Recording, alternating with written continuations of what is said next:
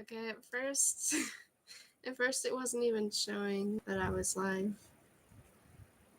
Um, I had to move the laptop because where I usually have it, I usually put it on top of something that my cat wanted removed so that he could get on there because he wanted to look out a window. And so he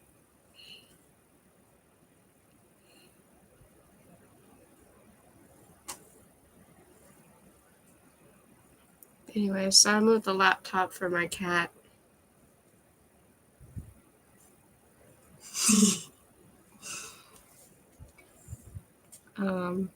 And my Nook is actually low on charge. So I will probably be plugging the Nook in. Okay, I'll just go ahead. Alright, so before I continue, at the end of part 1, Anouk was going over the coals, and then she had a bizarre vision of these figures, and they were praying something, and I think she looks over and Prince Renard is talking to somebody, like he's figured out that she got injured, and so he's saying that it's unfair for her to participate or something, and then it just ends in this really abrupt way. Okay, so chapter 18. This is part 2 now.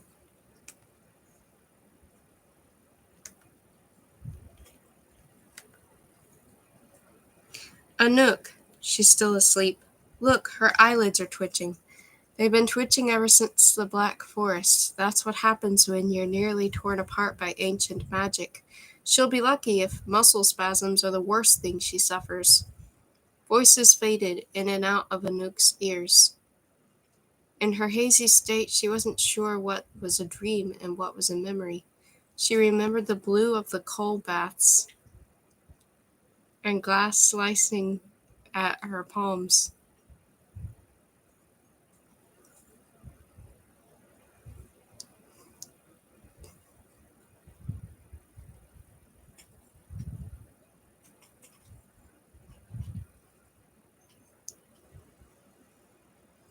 Sorry, I'm looking over at my cat.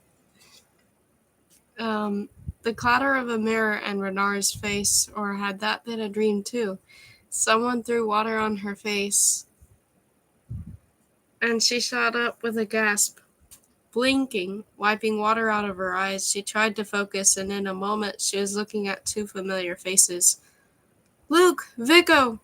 They stood at the end of the bed she was in. Vico's cane rested against the footboard, but he was standing without it, his arms crossed over his chest. There was a healthier color to his face. His dark eyes were bright and clear. Best of all, his slouchy hat was nowhere to be seen, replaced with a slick of hair gel and a trace of gold eyeliner.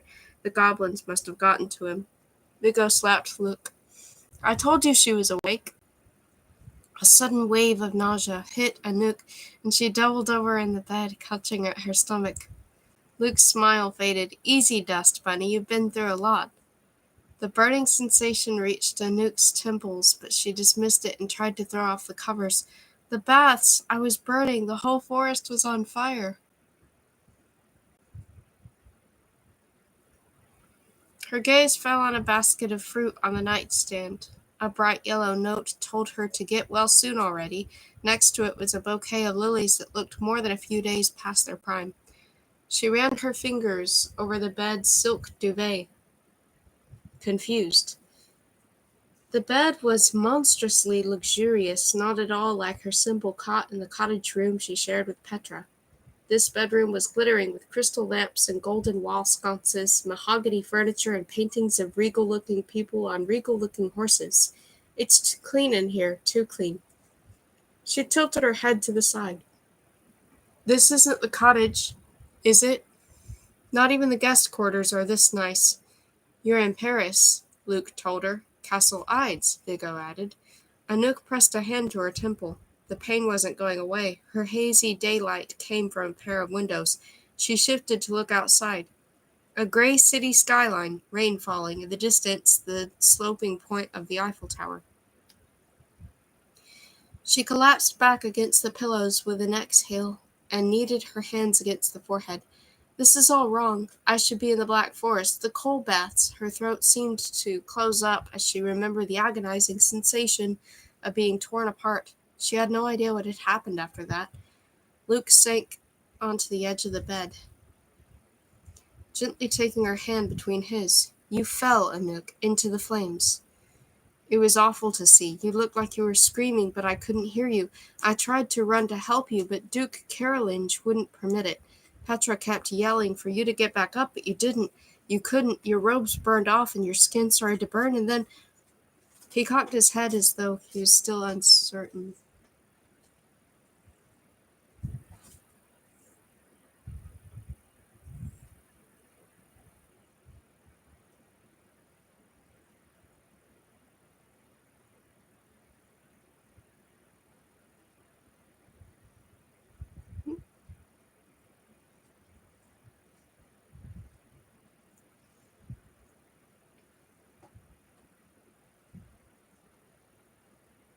Oh, battery is dead. Okay, so I'm going to I'm going to charge my nuke.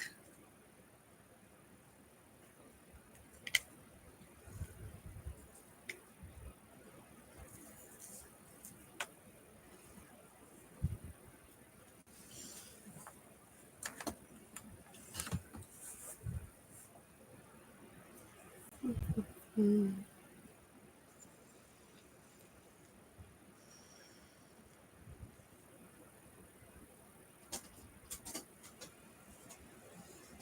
Okay, he's going back to look at this whatever is so important on the other side of the window.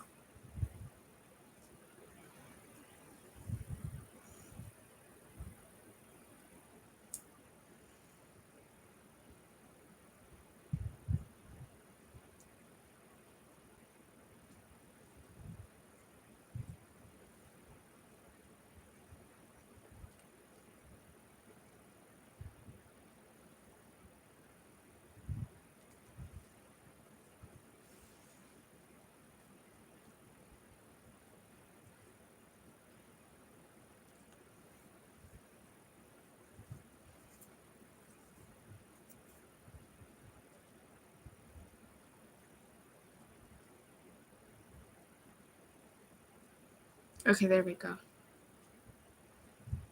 And it's still charging, but I'm going to see if I can read while it's charging.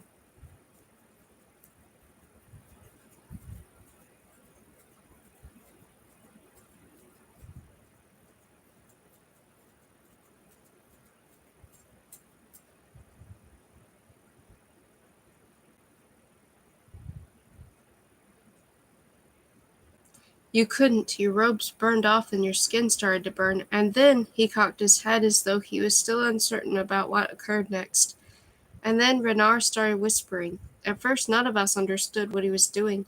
Once the royals realized what he was summoning, it was too late to stop him. She sucked in her breath.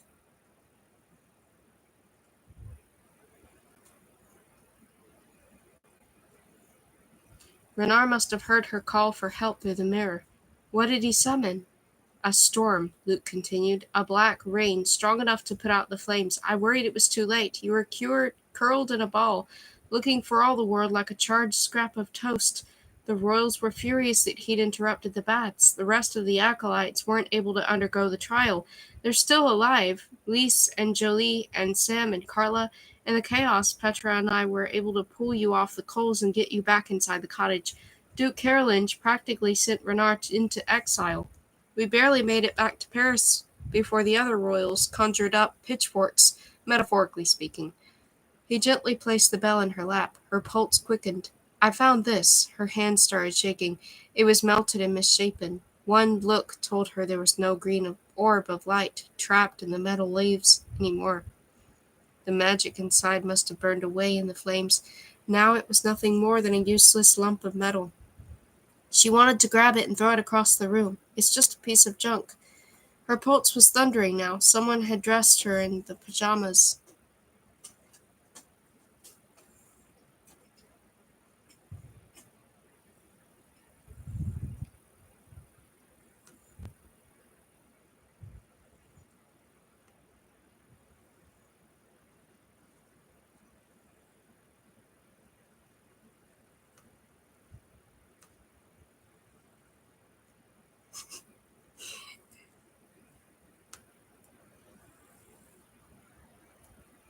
With long sleeves.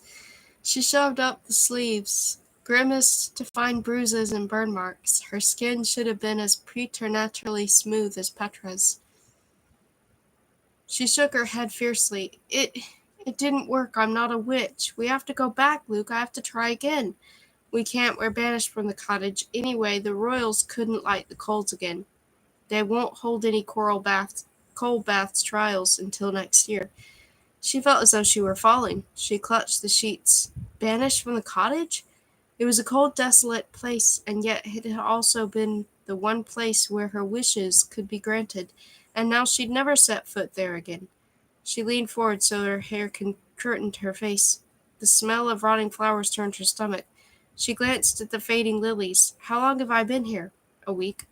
Her stomach twisted. Luke squeezed her hand. It's not all that bad. I found those books you told me about in the Duke's library. The reference plagues seem similar to what's happening in London, just like you said they would.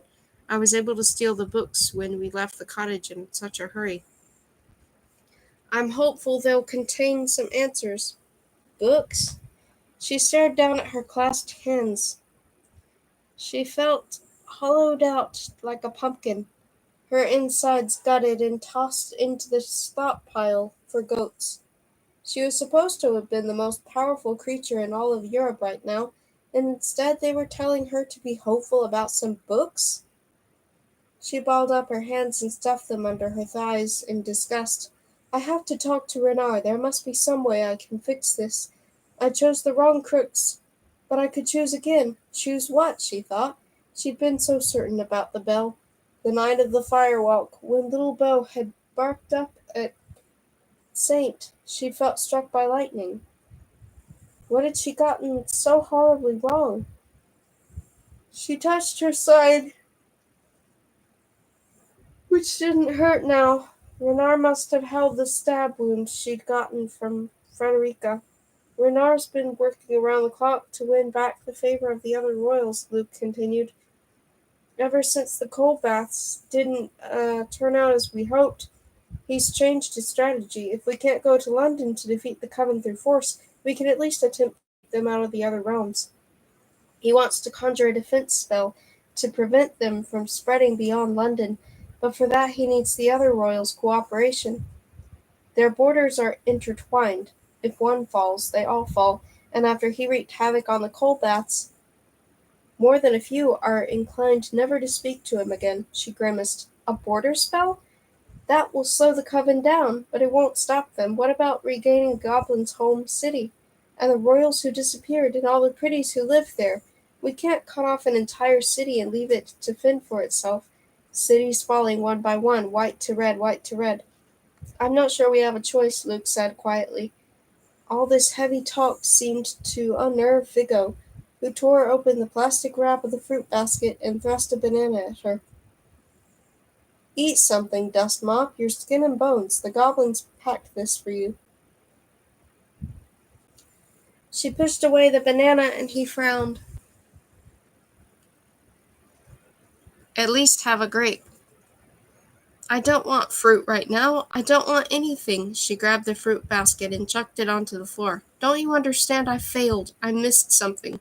I thought I knew myself and my connection to magic. I was so sure. But it turns out I don't know myself at all. All that time at the cottage studying spells and reading about other witches, and I still got it wrong. I had to beg Renar for help. She groaned and squeezed her eyes shut. I want to go home. Ah, yes, about the townhouse, Vigo started. Her eyes snapped open again. Vigo looked fairly sick. He turned to Luke for help, but Luke just stuffed a grape in his mouth, leaving Vigo to answer alone. Vigo grimaced. It's gone. Anouk blinked, thinking she couldn't have heard him correctly. What? Burned. Vigo clarified in a nervous rush. An awful accident, just a few days after we left. You'd already gone to the Black Forest, and the goblins and I packed up and moved to Castle Ides. December and I went back for my hat. The whole building was already on fire. Pretty fire trucks were on the scene, even some news reporters. But they couldn't put it out. You can imagine my horror. I nearly choked on my own tongue. December practically had to perform the Heimlich. Anouk was speechless. The townhouse was gone? It didn't feel possible that she would never again go back to her old turret bedroom, with the playbills pasted on the walls, and her collection of found objects from the pretty world that Beau had brought her. Baby shoes, toupees. She'd never again set foot in Madame Victoria's wondrous closet of shoes, never whip out buttercream frosting in the kitchen and smack Beau with a wooden spoon when he tried to lick the bowl, never curl up in a chair in the library to read tales of the world beyond the windows. There was no going back home. There was nothing to go back to. How? Her voice was hollow. Vigo looked away, ashamed. Turns out I'm not such a good goblin babysitter after all. One of them must have left some toast on the stove. She narrowed her eyes. There's something in Vigo wasn't telling her. He'd always been a terrible liar. There was no more bread left. The pantry was bare. She turned to Luke. What do you make of all this? Luke's face was as serene as always. If she hadn't known him so well, she would have missed the ripple of suspicion in his eyes. Seems like too strange of a coincidence for Renard not to be behind it. I think he wanted you to have no home except his. Her mood turned even nastier. Well, the joke is on him.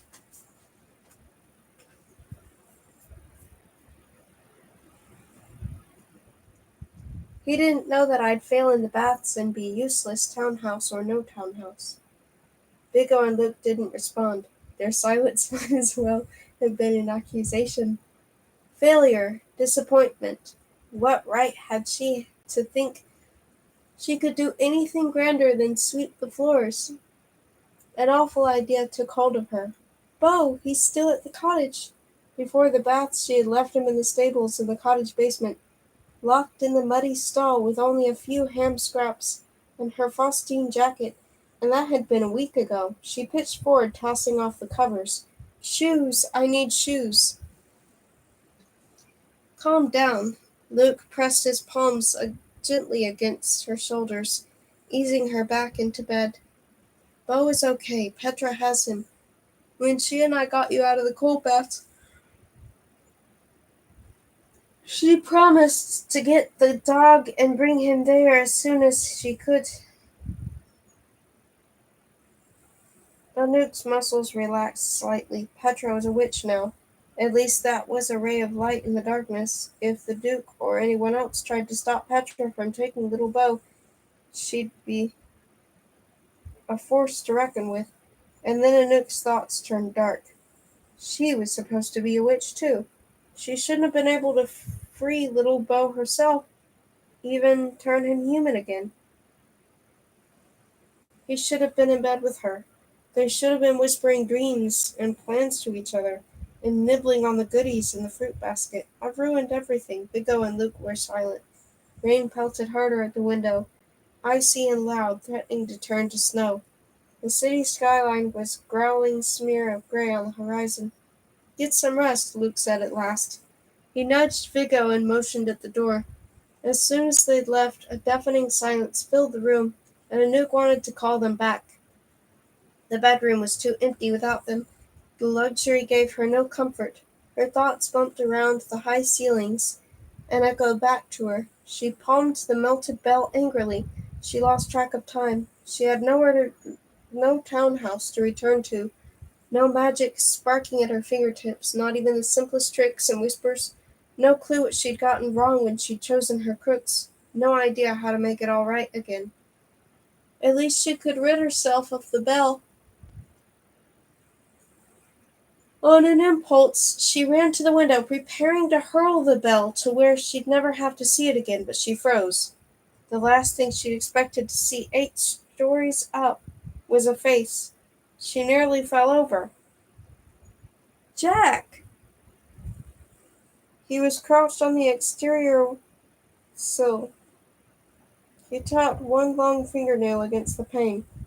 "Let me in, lovely?" She hesitated, then decided that things couldn't get much worse. She twisted the brass lock and opened the window. He unfolded his nimble limbs, climbed in, and took a look around the opulent decor, though his eyes glittered with curiosity. He didn't move more than a few feet from the window. He was bound to the cold. Frigid air gusted in, and she went back to the bed and tugged the blanket around her shoulders. "What on earth are you doing here?" "We snow children travel where the snow goes." "Yes, but why did you come here, and why now? It must be snowing in hundreds of other places at this exact moment." "Only Paris has you." She gave him a hard look. She wasn't in the mood for games. "Are you after more gin?" He laughed. "That's not why I'm here, though I wouldn't say no to a dram. I saw what happened at the coal baths." Of course. It had been snowing then, just a few flakes, but enough for Jack to spy on her. Her face warmed with shame, and she turned to a cabinet with glasses set out on the top. Sure enough, when she dug through it, she found a bottle of gin. She filled a tumbler and gave it to Jack. He drained the glass and wiped a finger along the rim for the last traces, and then said slyly, "Poor girl, not a pretty, not a witch, not a thing of witches, so not a thing of wings and feathers either." He popped his finger in his mouth. She stiffened. "How did you find out about that?" "The owl." She had no memories of that time when she'd been an owl. Nothing but a dim awareness of feeling hungry and frightened. The dark thing. The cold place. As far as riddles go, it was not overly difficult to solve, Jack said. "I told you, we snow children have been around since long before beasties or pretties or witches. We've seen it all." His black eyes glistened. She rolled the melted ball in her hand. Do you know what was wrong about my crooks?" "The crooks is merely a symbol. The other girl, the one who lived, chose the crooks that connected her to her past, to her tragedy, to other witches. Lavender ash. This spell contained my own magic. How could I have found a stronger connection?" "You weren't looking in the right place." She groaned and slumped into the window seat. "Fine. Speak in riddles, but tell me this. If you've existed so long, have you heard of a time called the Noir Cur?" Jack froze, then lowered the glass in his hand. His eyes were still playful, but there was a hint of danger in them, too. "What does a beastie know of the Noir Cur?"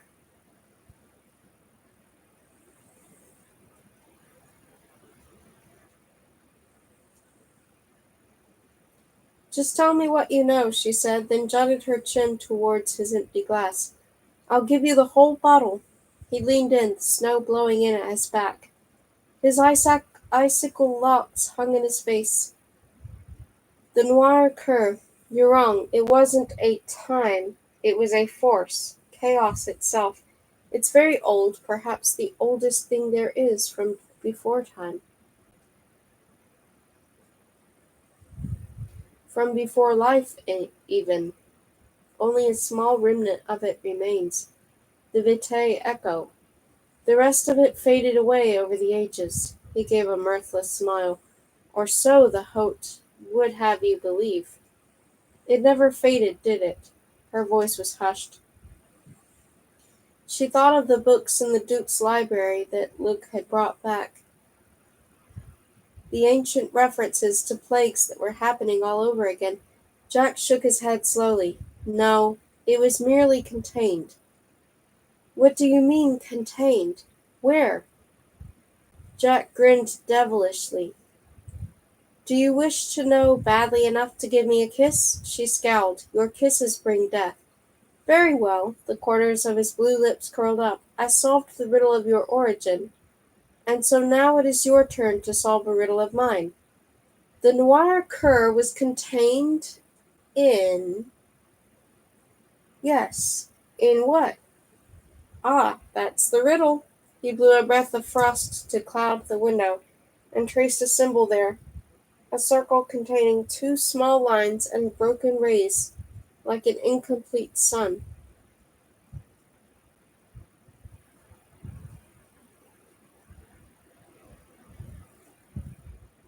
That isn't a riddle, she said. It's a picture.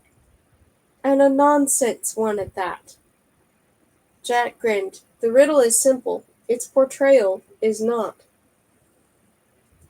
He began to fade away with the lessening snow, and she thrust her head out the window calling for him, but he didn't return.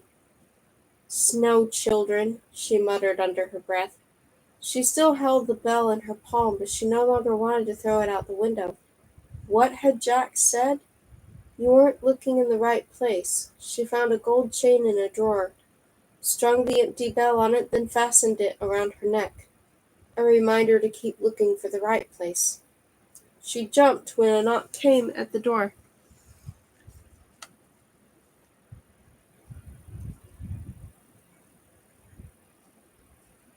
That's the drawing that her snow friend drew. It was Countess Quine's green-eyed daughter, carrying a large rectangular cardboard box. It's you, Anouk said in surprise. My name is Mia. Anouk's fingers plucked uselessly at the chain around her neck. Mia, listen. What happened to Montlamar, to your mother?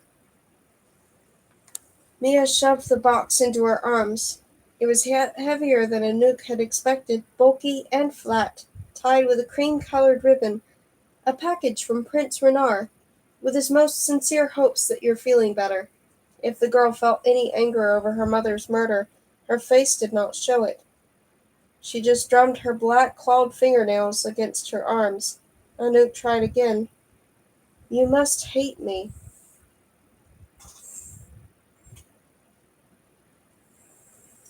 The girl gave a sigh that conveyed annoyance. Countess Quine wasn't my mother. She was my twin sister.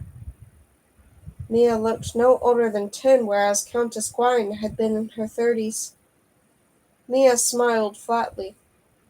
I took herbs to age more slowly. It was always a point of vicious jealousy for her. I'm not sorry she's gone. One of these centuries, one of us would have killed the other. You just beat me to it, she shrugged.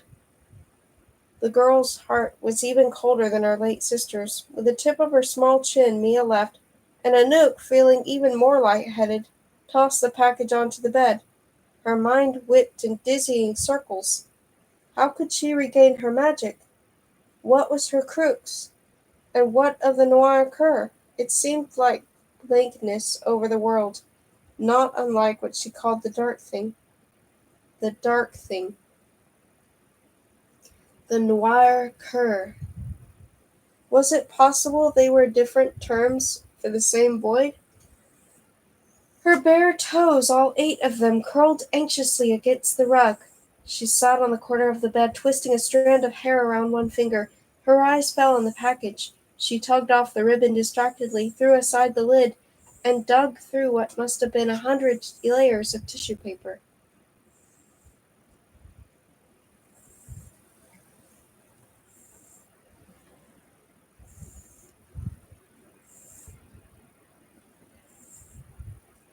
Yeah? You okay? Are you okay?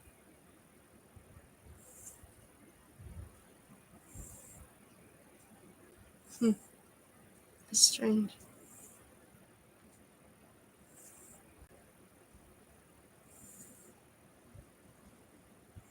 Hey! Hey! His eyes are so big.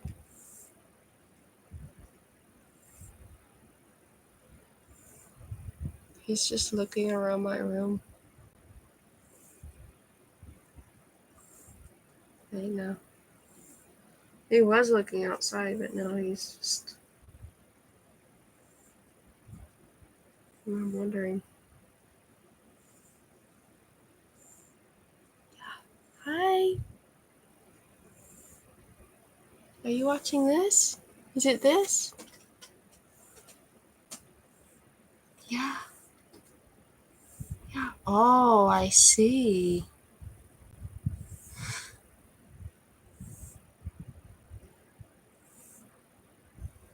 Yeah.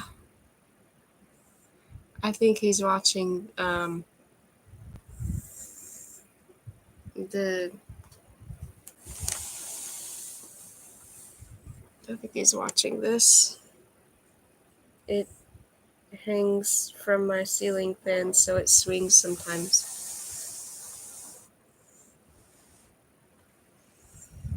I think that's what he's watching.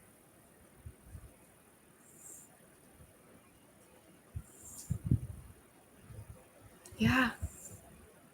Hey. You wanna come here? No? You can? Yeah.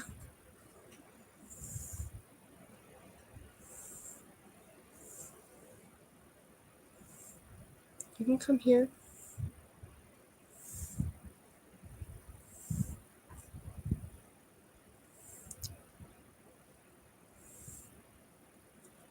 Okay, sorry. I'll go back to reading.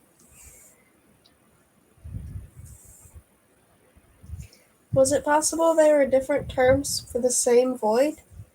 Her bare toes, all 8 of them, curled anxiously against the rug. She sat on the corner of the bed, twisting a strand of hair around one finger. Her eyes fell on the package. She tugged off the ribbon distractedly, threw aside the lid, and dug through what must have been 100 layers of tissue paper. Oh! She covered her mouth with one palm, but a small gasp escaped anyway. Merde. Chapter 19. A wedding dress.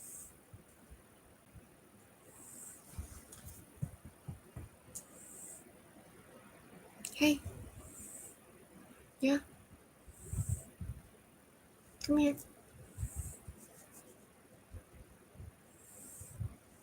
Baby. Yeah. Hey. Yeah. Aw. I don't know why he's. If I can show you.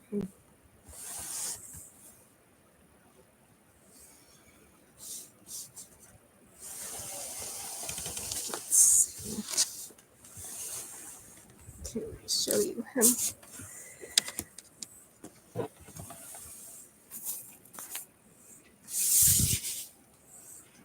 see. Me. There we go.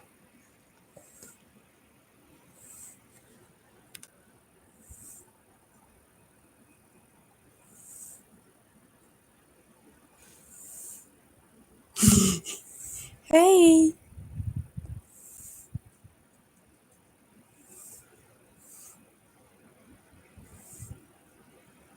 Okay.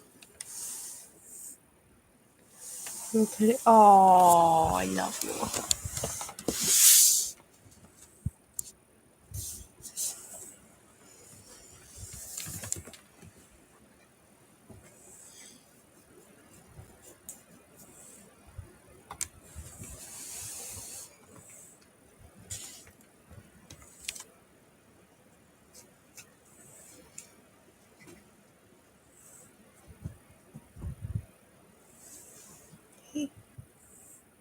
Rascal. Let me go. Quick. Hey, what is it?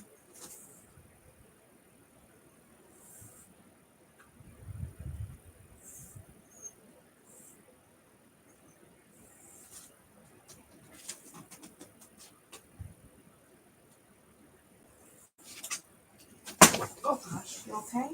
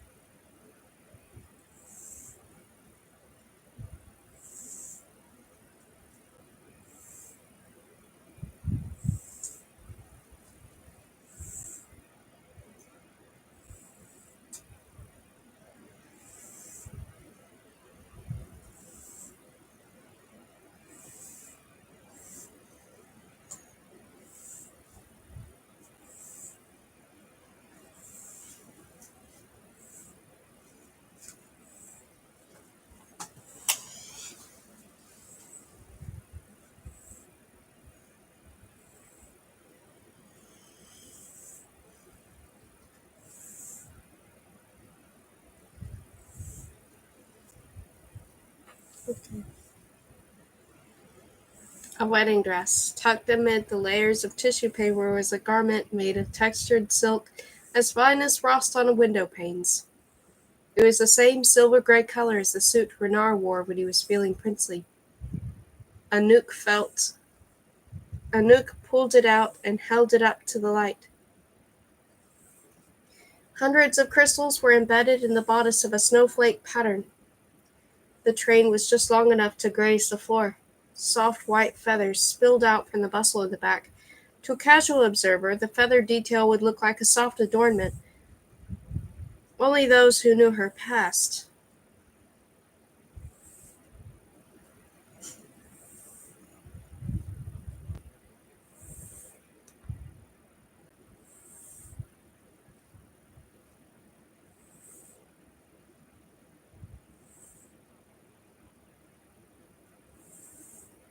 Like Renard, would recognize the subtle pattern as wings and understand its significance. Two glass shoes were also tucked in the box, clear as crystal and molded to fit perfectly around her missing toes. Angry and a little embarrassed, she crammed the dress back into the box.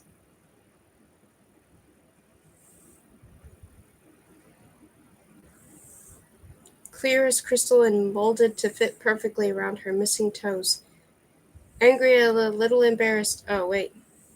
Sorry. She crammed the dress back into the box, fighting the sea of tissue paper. She paused before tossing in the shoes. They were lovely, but no. Into the box they went. She slammed the lid shut, picked up the box, and threw open the bedroom door. Mia was still in the hallway, pretending to admire a portrait. A snicker on her face as Anouk strode by. Anouk's cheeks burned.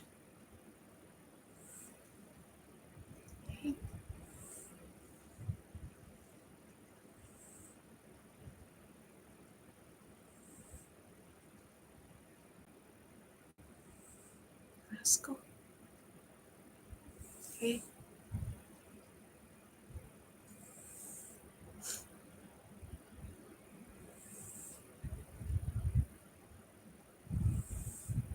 I don't know what he's looking at. Hey.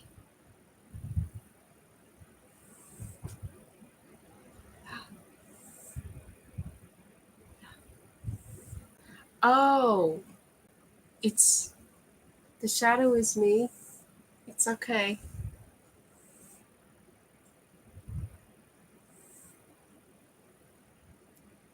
Hey, hey.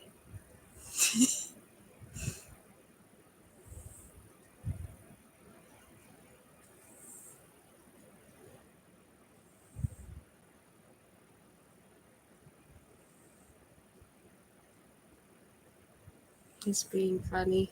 I don't know. Anyway, Rascal. I'm talking to Rascal.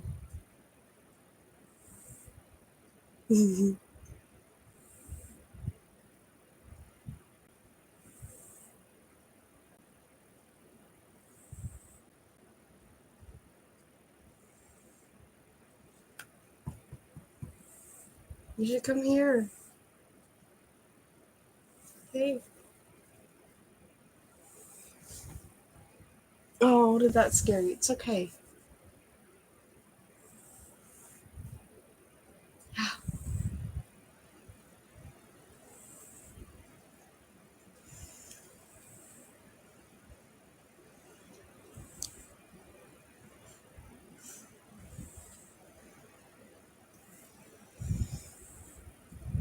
What Joe is referring to, Mario, is that my cat wanted to sit at the window, so I moved my laptop from my cat,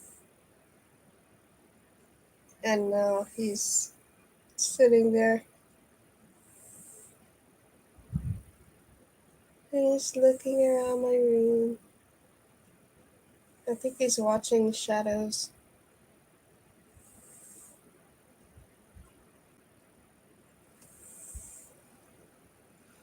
Hey.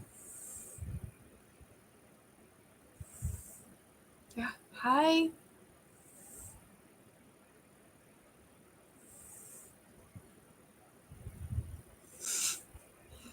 He's so cute.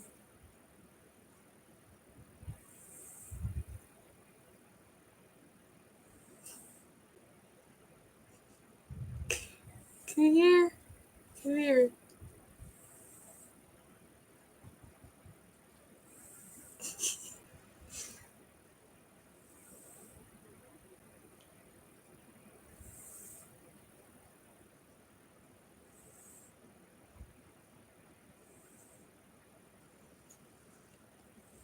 Okay.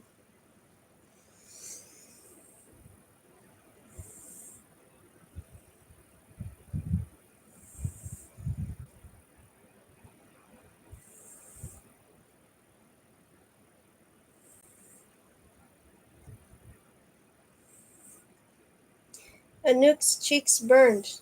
Did everyone in Castle Ides know what was in the box? She stumped down the maze of hallways, muttering under her breath.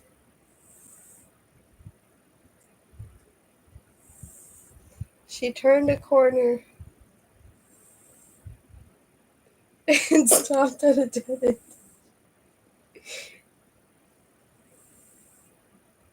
A grandfather clock ticked tauntingly before her.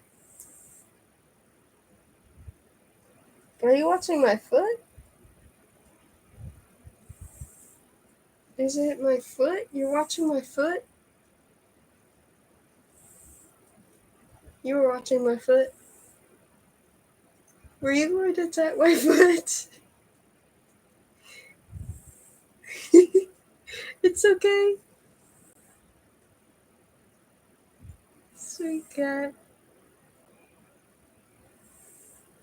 Hey.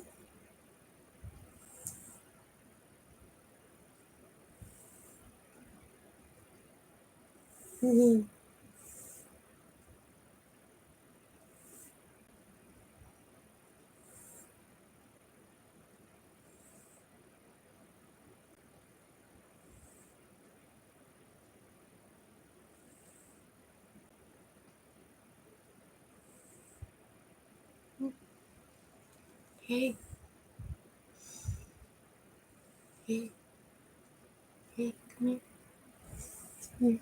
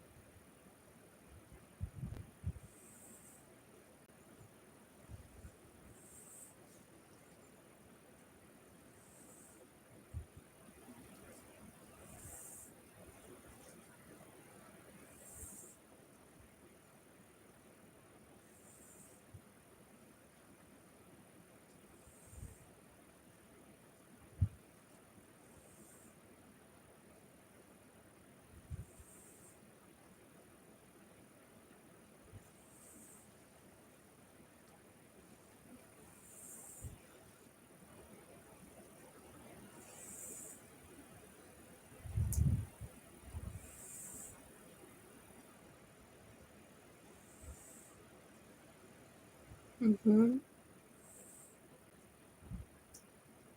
Mm-hmm. Oh.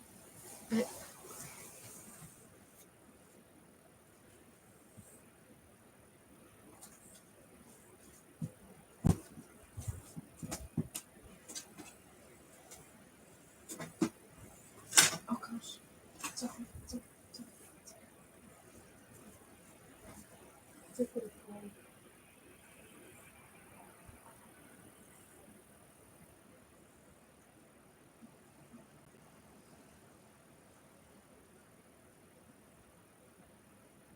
It's okay.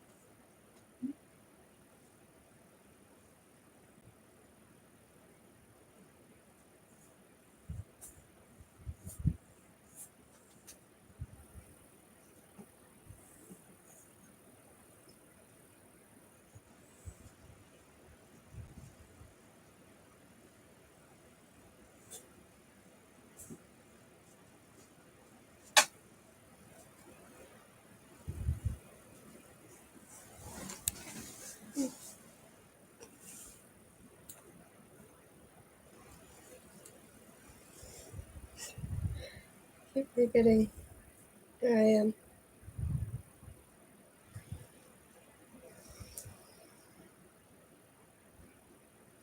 A grandfather clock ticked tauntingly before her, reminding her that every hour on the hour the floor plan changed.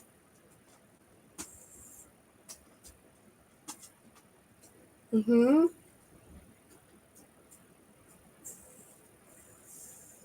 Mm-hmm. Yeah? You want to come over here? You can come here. You can do it.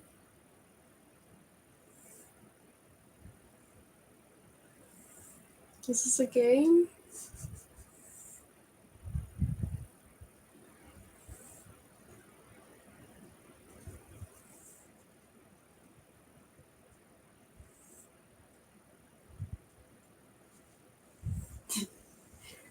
Okay. You're so cute.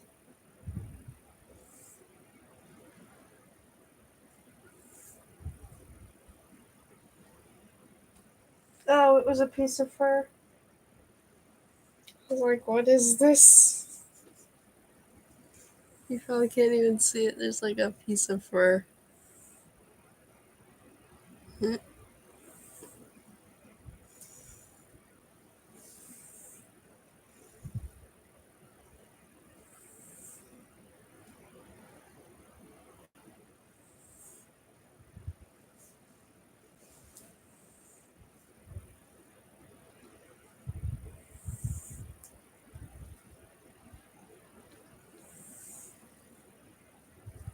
She tried a different hallway. Cricket had been the one to memorize each of the changing blueprints. Not her. Two pretty maids were sweeping the hallways, but she didn't bother to ask them for directions. Their eyes were glazed over with enchantment. They'd be no help.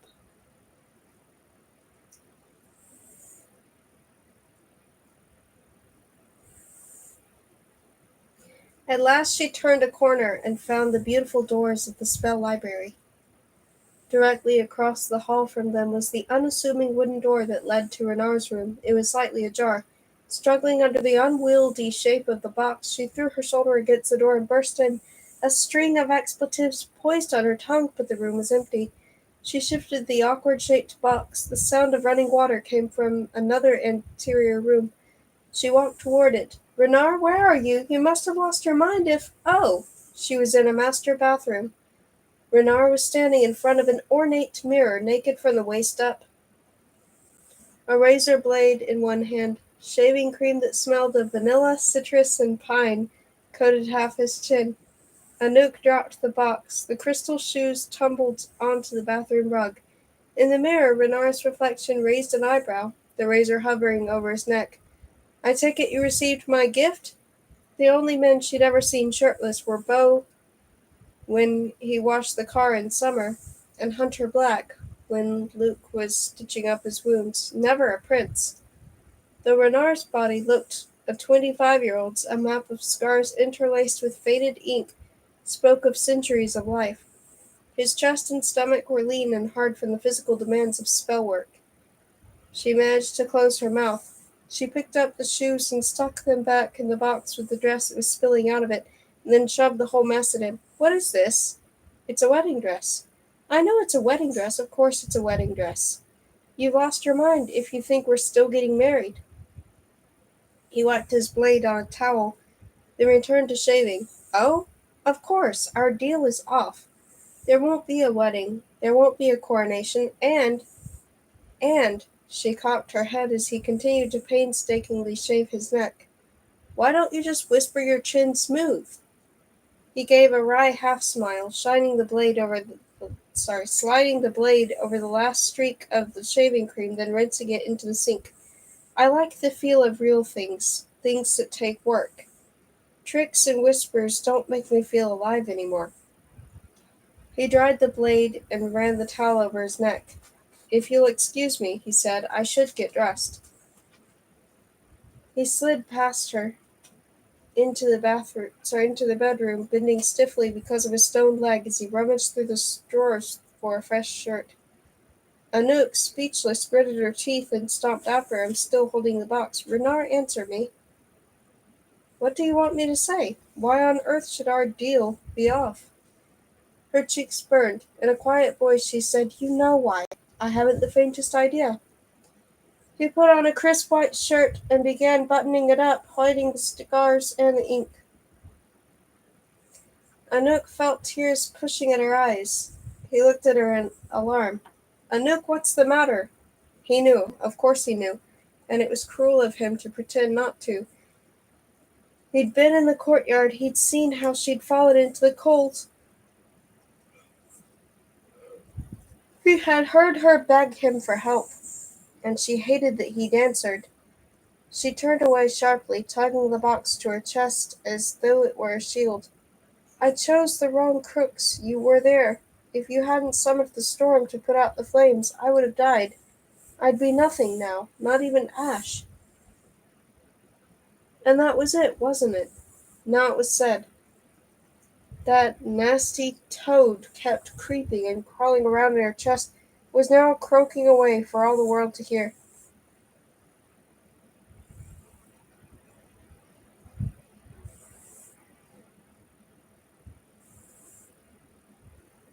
"I failed."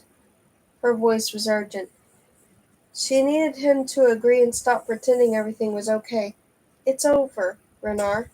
Why can't you admit that?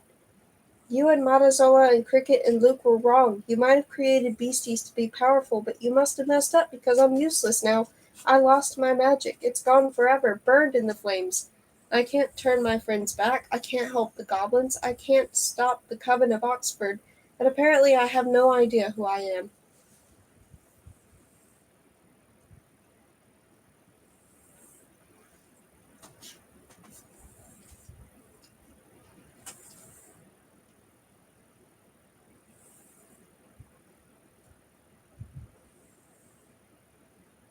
She was hugging the box to her chest so hard that it dug painfully into her ribs. She frowned grimly. Pain was what she deserved. Renard finished buttoning his shirt very calmly, infuriatingly calmly, as though she'd confessed to stealing a sip of his gin, not destroying the future of the near realms, and maybe even the entire world. Say something, Renard, the truth. It's over.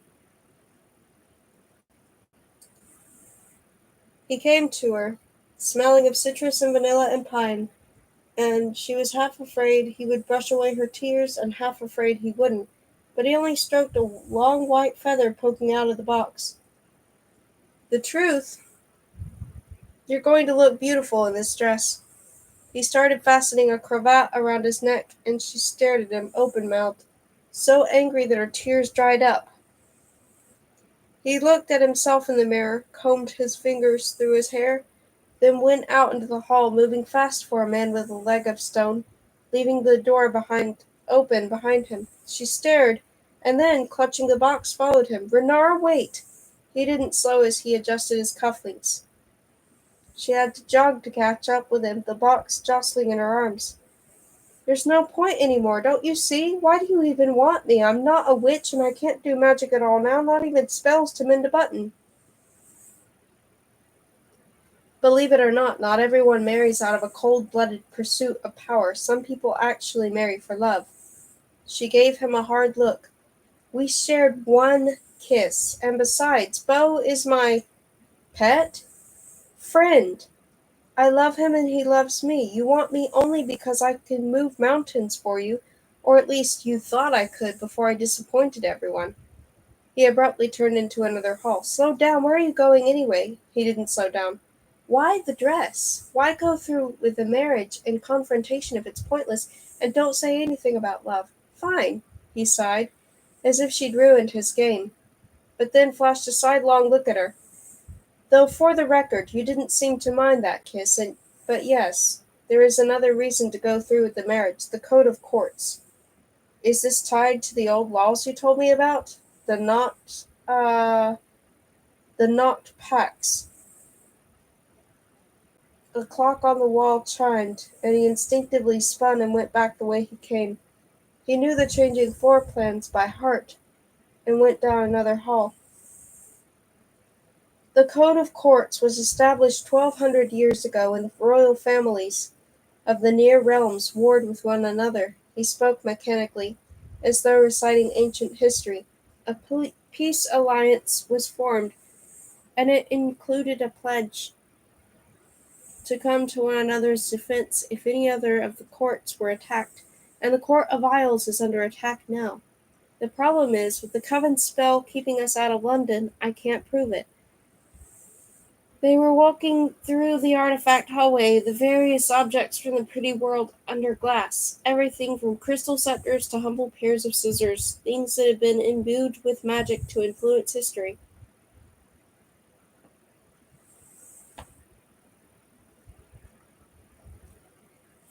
That is a problem, he continued.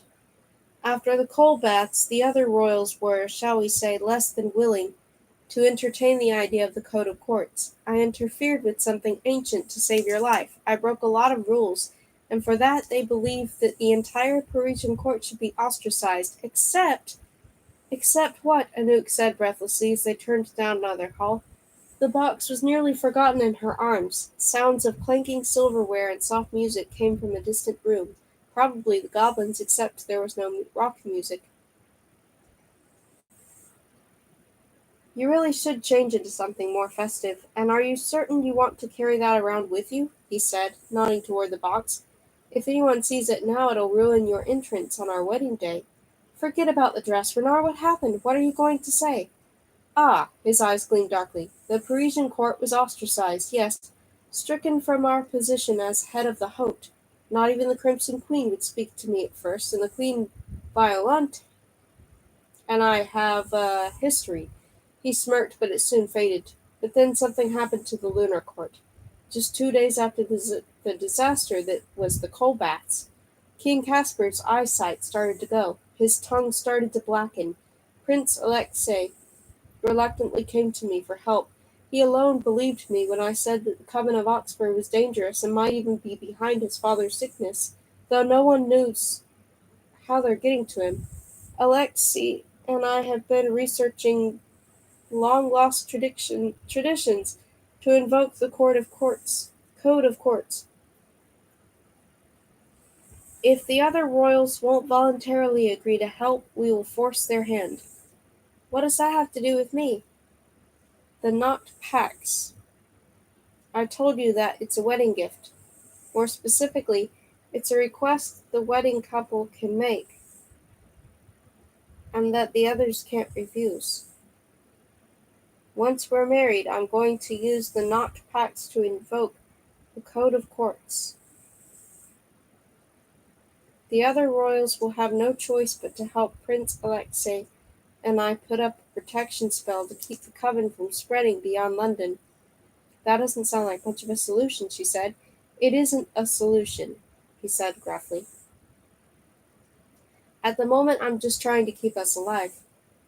His hand went instinctively to the glossy mark on his neck where the border spell had nearly split him down the middle. His expression soured. The rumors coming out of London are bleak. The smoke has filled the catacombs and the subterranean tunnels. Whoever breathes it in chokes. The artifact's hallway ended in a set of double doors, but instead of opening them, he turned to a plain door in the corner that looked like a closet. It had a knob like an old man's bulbous nose. He opened the door and she stopped behind him abruptly. Hey.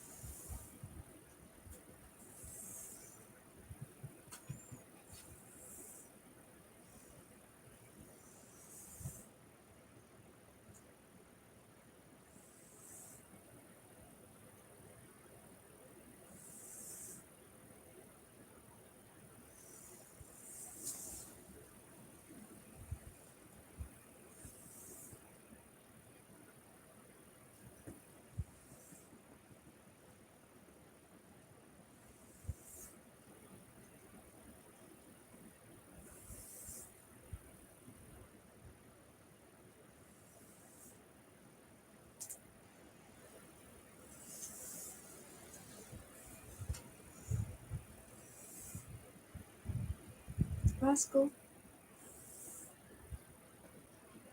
Hmm?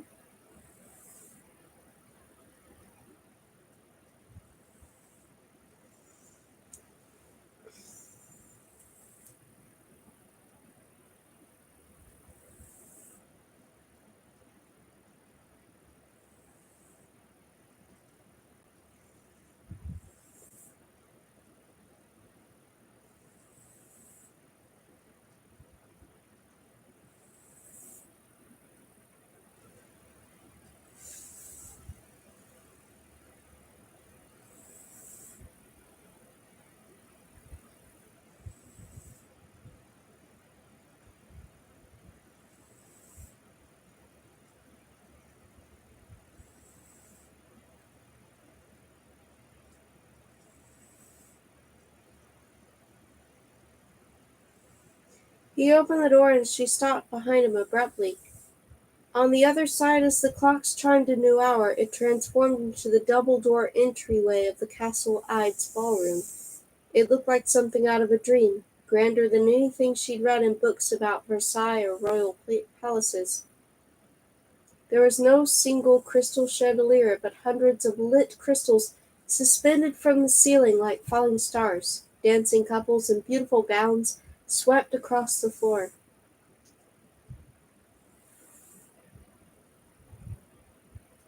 Anouk saw the few remaining Parisian royals,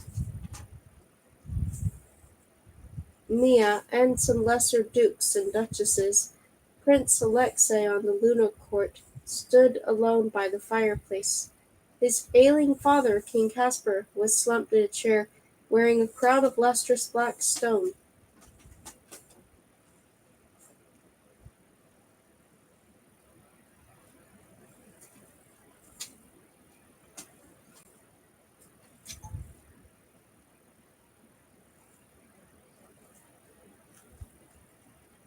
The beautiful Crimson Queen, Violante, and her two sisters were there. Goblins had taken over the balconies of the ballroom, and were drinking and eating and dancing jigs. Vico was chastising one who'd climbed on a table. Luke was there, still disguised as a royal in his baron's crest, at a table set with fine china.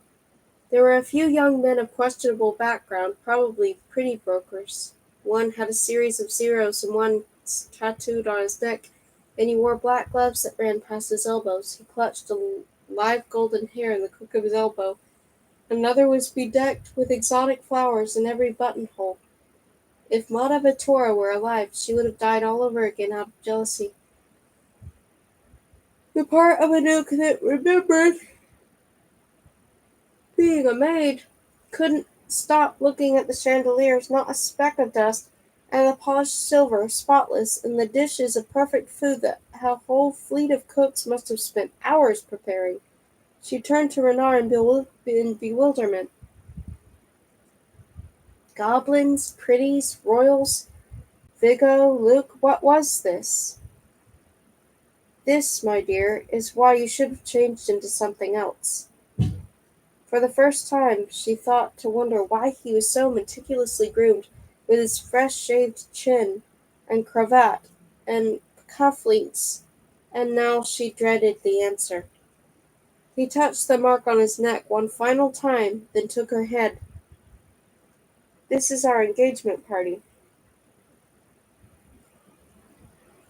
Chapter 20.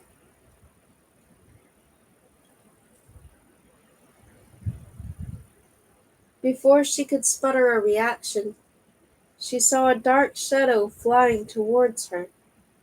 She dropped the box and ducked, and it narrowly missed her head before sweeping out into the hallway. "Saints!" she whispered, her eyes following the falcon. Prince Renard motioned to Duke Carolinge, who was somberly eating sugared plums at a table by himself, but Luke signaled her to catch her attention, then surreptitiously pointed to a cage sitting on a chair 2 tables away. It held a small white cat that was hissing at anyone who dared come close. Not far from the table was another cage that held a muzzled wolf. "Cricket!" Anouk gasped. "And Hunter Black!" She pushed her way through the crowd. Music and laughter deafened her. Women wore gowns of gold and silk that fanned out wide, blocking her path. She bumped into a pretty servant carrying a tray of champagne. She pushed her way between the 2 princesses of the Crimson Court, only to find herself stumbling into a clear area surrounded by the crowd. In the middle of it were 2 acrobats suspended by silken ropes that hung in midair, not attached to anything. One of them gracefully slid down the rope and threw his weight backward, which made the rope arch toward Anouk. He grinned and reached out for her. She shrieked and dived back into the crowd. After a few minutes of fighting her way through dancing couples, she managed to get to the banquet table. She grabbed the cage and dragged it close.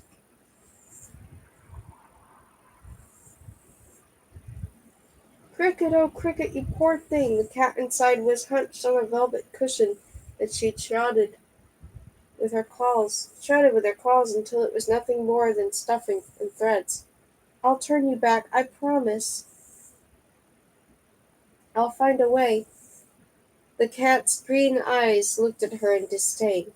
Just a cat, not her friend. Though the flick of the cat's tail did remind her a little of Cricket when she was PO'd.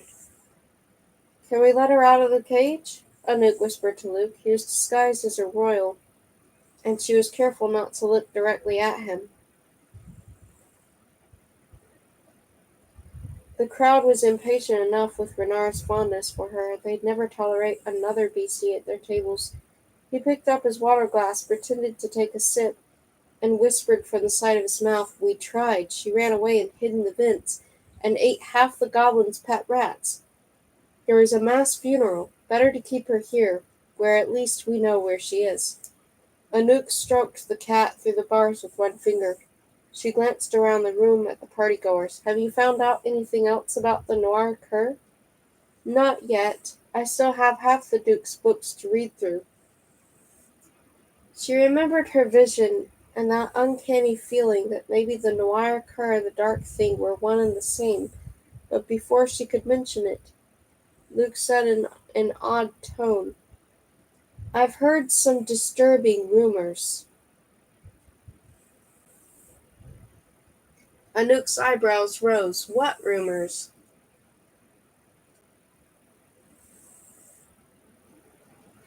His eyes skimmed over the room, his expression hooded.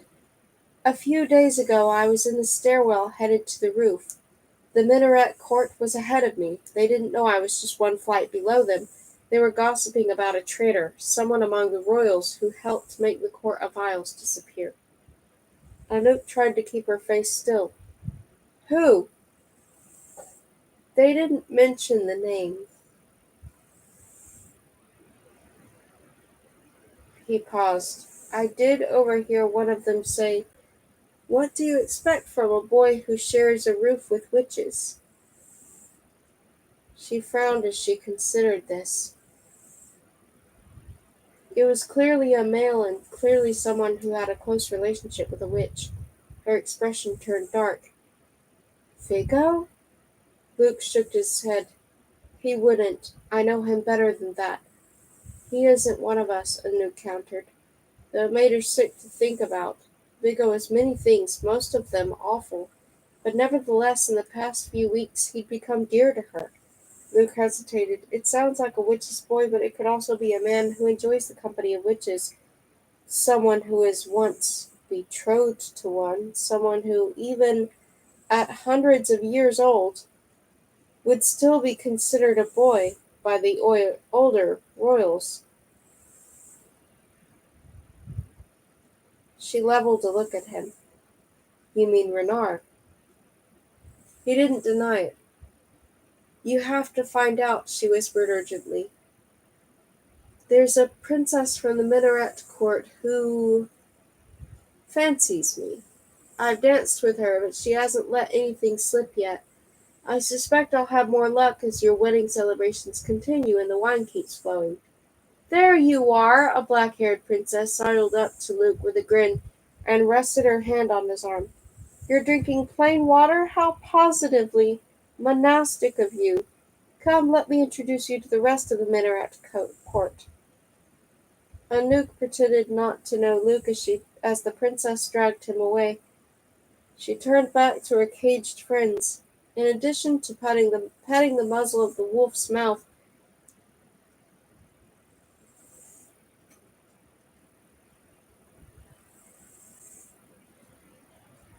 in addition to putting the muzzle on the wolf's mouth, someone had fastened iron chains to his feet. "Oh, Hunter Black, poor thing. I take it from those chains that you've been a handful." Vigo caught her words as he sauntered over. "Wolf or human, it's still Hunter Black. Still an irritable." He patted the top of the cage affectionately. "Renard insists on keeping him muzzled. There were some accidents." He trailed off. "But naturally he's tame with me." Vigo reached through the bars, unbuckled the muzzle, and offered the wolf a turkey leg, but the wolf snapped at his fingers. "Ow!" He clutched his thumb. "Yes, he obviously adores you," Anouk said dryly. She wondered how much Vigo knew about Hunter Black's true feelings. After the siege of Montelimar, Hunter Black had confessed to Anouk that he was in love with Vigo, and Anouk felt certain Vigo knew it, even if it had never been spoken of between them. Saint flew overhead, and her thoughts circled back to the coal baths. Her heart faltered, and she was overcome by the memory of flames and failure. Her legs went weak, and she collapsed in a chair. She touched the melted bell around her neck. What a fool! Her mood turned bleak until she felt a presence at her back and turned. Renard stood with that arrogant expression on his face. He set the box she had dropped on the table.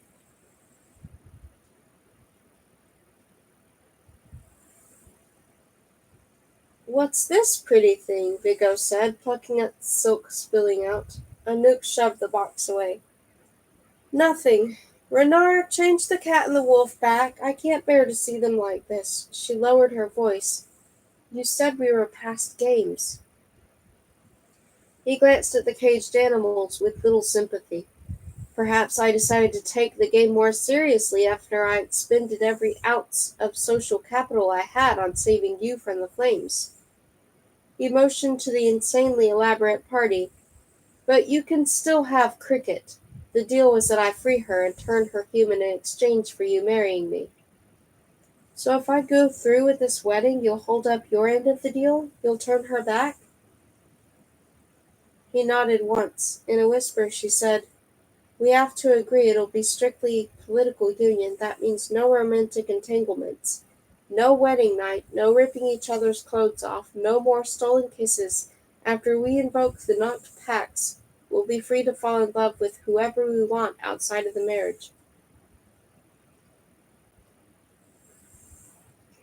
"Those are rather chaste rules.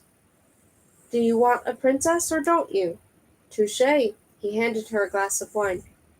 "I don't like it, but I'll agree to your terms." He poured a glass for Vigo too and then motioned with his own glass across the ballroom to the tables where Lunar and Crimson Court sat. Prince Alexei was leaning over his father, a hand on his shoulder as he coughed. Like all the royals, King Caspar must have been hundreds of years old, but unlike the others he actually looked his age. He coughed harder. Renard said, "Prince Alexei and Queen Violante are the only ones at our side, at least for the time being. The Lunar Prince and I have never gotten along, but his father's illness has put our feud on hold." Hey,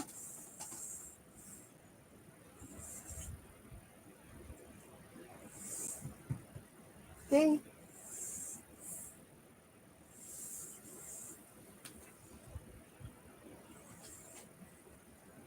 Oh, never mind.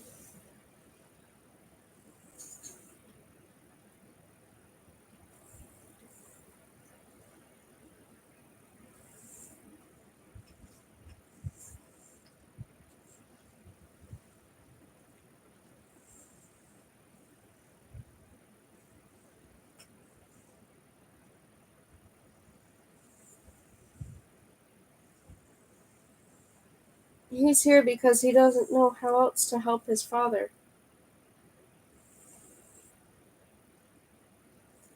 And the Crimson Queen, well, as I said, we have a history.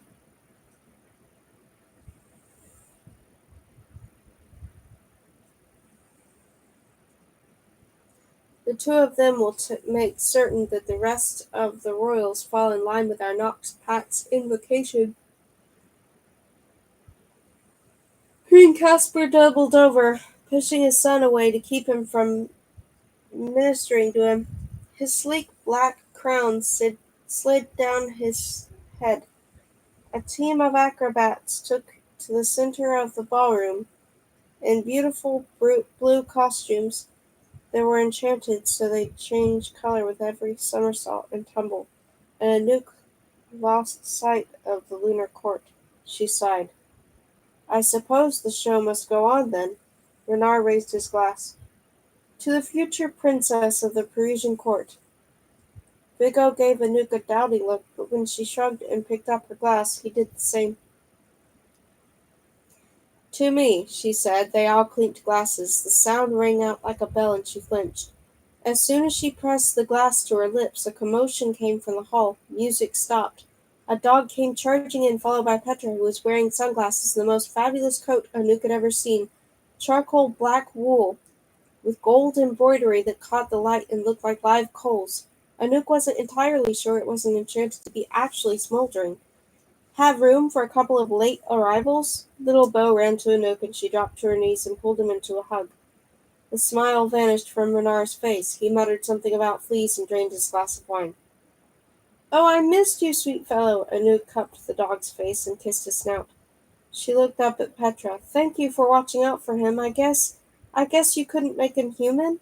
"Sorry, that spell is beyond my ability." Petra was already pouring herself some wine. She looked different. It wasn't just the beautiful coat. Once she'd made it through the blue flames, it had been impossible not to notice her smooth skin and her lustrous red hair, and even though she'd been naked and dusted in soot. Anouk touched the gold studs on the coat's shoulders, and gave Petra a questioning look. "It's a Faustine original," Petra said. "I wondered." Anouk felt a stab of loss at the thought of her own Faustine jacket, which she'd left at the cottage. Speaking of which, Petra reached into a black leather handbag draped over one arm. Though it was a small bag, she whispered and drew out of it a silk jacket.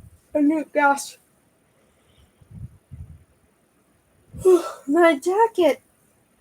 It was in Little Bow's stall. He clawed up some of the embroidery. "I can whisper it fixed for you, but personally I like the distressed effect." Anouk ran her hand down the jacket lovingly. Bow had clawed through the creature's widespread wings. Multicolored threads hung loose and dangled like fringe. She pressed her face into it, breathing deep. For a second she felt hopeful. She'd gotten her jacket back. Maybe there was some way she could regain magic, too. Petra's long lashes blinked lazily behind champagne-colored sunglasses. "You missed the witchery feast. Jolie and Sam and Carla and Lise were there. Since Renard put the coals out, we couldn't continue with the trials. I think the girls were secretly relieved. The Minaret Court and the Baron Court both wanted me in their region. You should have seen them clamor. The things they offered me: estates, cars, servants, horses." She tossed back some wine and sighed contentedly. "Naturally, I told them to go stuff themselves. My loyalty's with Paris. Montelimar is the closest thing I have to a home, so I cast a whisper, took Little Beau, and stole one of the Crimson Court's cars." "I suppose congratulations are in order," Vigo said, tossing back his black hair. "It doesn't feel like so long ago that you and I were playing chase in the lavender fields, and now look at you, so different, so—" "Not a little boy any more?" Petra gave him a droll look. "I was going to say how powerful you look." "Sure you were. Now, are we ignoring the fact that a coven of insane witches have awoken an ancient dark magic, or are we coming up with a plan?" "Wedding first," Renard said. "Plan after." Petra raised her glass again. "So we have a few final days of revelry before we're all destroyed. Great." Her eyes fell on Anouk, and she got up and pulled her by the wrist to the privacy of the next table, where she leaned in close. "Are you okay?" Anouk squeezed her jacket and looked away. You saw what happened at the baths. You're alive, that's all that matters." She saw the melted bell around Anouk's neck and grimaced. "You really want to hold on to a fabled crux? I didn't think you were that morbid." Anouk gave a bitter laugh, clutching the bell. "If I ever get a second chance, I have to start by understanding where I went wrong before." Then she dropped her hand and peered closely at Petra. "How did you know what your crux was? What did you do differently?" Petra held out her hands and shrugged. "I haven't a clue. 10 girls who were all clever and deserving. 10 girls who all wanted it as bad as I did. You all seemed somehow complete to me. I don't know if that makes sense. Even Frederica, crazy as she was, seemed true to herself. It was like you all belonged there, at the cottage. I always felt like an imposter in a way, like I never belonged anywhere. Maybe that's what happens when you're abducted by a witch as a baby. It didn't really bother me. I accepted that feeling a long time ago. But I'd have thought one of you would have chosen the right crooks, not me." Petra pressed a quick kiss onto the top of Anouk's head. "For what it's worth, you would have made a great witch. Maybe you'll get a second chance." And then she grabbed Vigo's hands and pulled him toward the dance floor. Anouk sank back into her chair and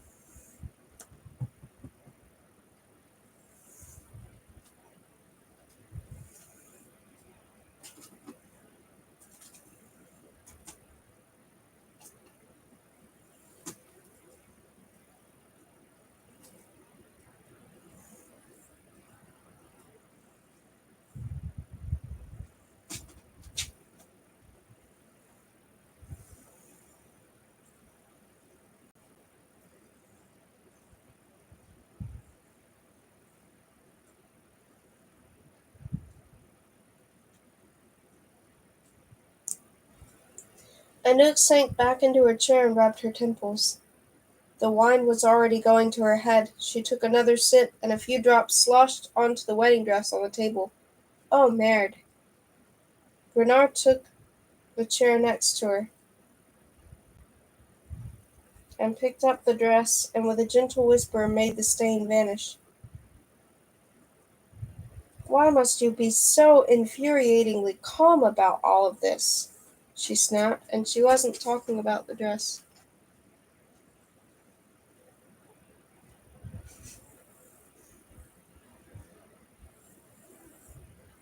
Mm.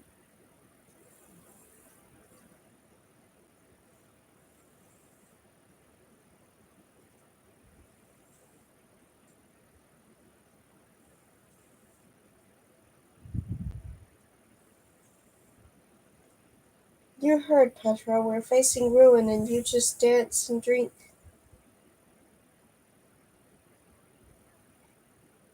He swirled the wine in his glass and looked moodily into the liquid. I've been alive 500 years, Anouk.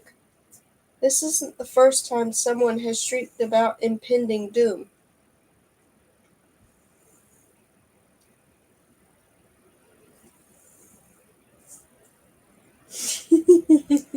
I just realized that.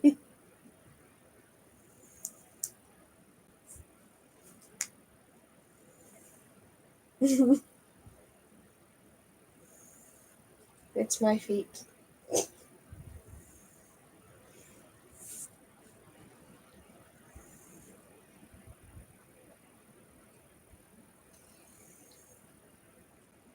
It's the first time someone cut you in half. Her eyes fell on the glossy mark where he'd repaired himself after being cut in two. I don't buy this nonchalant act of yours. You're frightened. You've just never learned how to look afraid. He flinched. He set down the glass and took her hands in his. For once the arrogance was gone from his face and his blue eyes searched hers. Very well, you want me to tell that for the first time I'm uncertain about the future? I am, but I'm certain about you. He kissed her knuckles. She bristled at the intimate gesture, then relaxed. Maybe they were in this together. Maybe his centuries of experience did count for something. He let go of her hands, but on impulse she grabbed his hands and pulled him even closer. He looked surprised. She whispered, Renard, turn them back, please. His hands tightened in hers. His features were just as tense. You'll get cricket in a few days after the wedding. What about Hunter Black and Beau? Forget the deal. It was just a game like you said. I failed the bats. That doesn't mean Hunter Black should be doomed to a lifetime of being muzzled. And Beau is always supposed to stay human, not me. Beau, he said slowly, is in love with you, and I am marrying you. Only a fool would bring him back. At a minimum, he'd stop the wedding. He'd probably try to poison me. She couldn't argue with that. But Renard had been grumbling with the reluctance of someone who hated to concede but knew he was going to. He filled her glass with champagne. You're impossible. Drink this. She looked at him in surprise. Why? Because I'm going to turn Hunter Black back for you purely out of the goodness of my heart, and the least you can do is make a toast to my honor. A smile crept onto her face. It felt good to smile again. She clinked her glass against his. Need to check.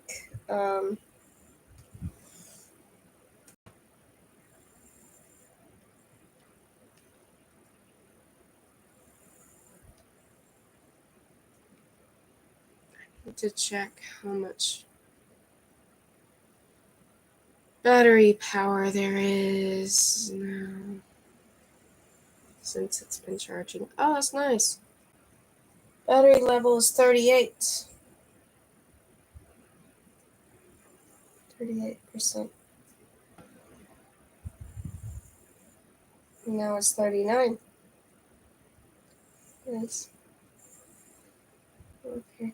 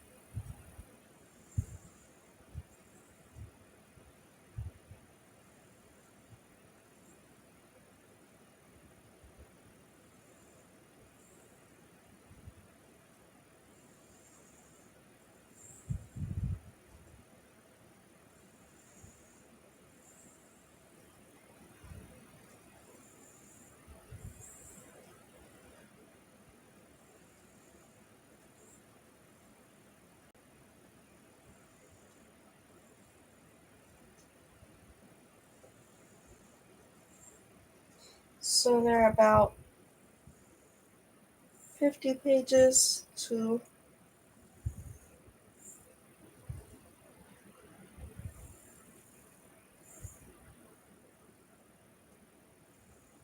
the end of part 2. And we've read about 20.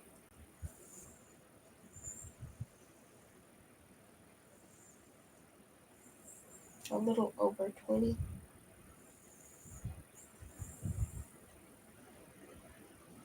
We read 27 pages, so it's about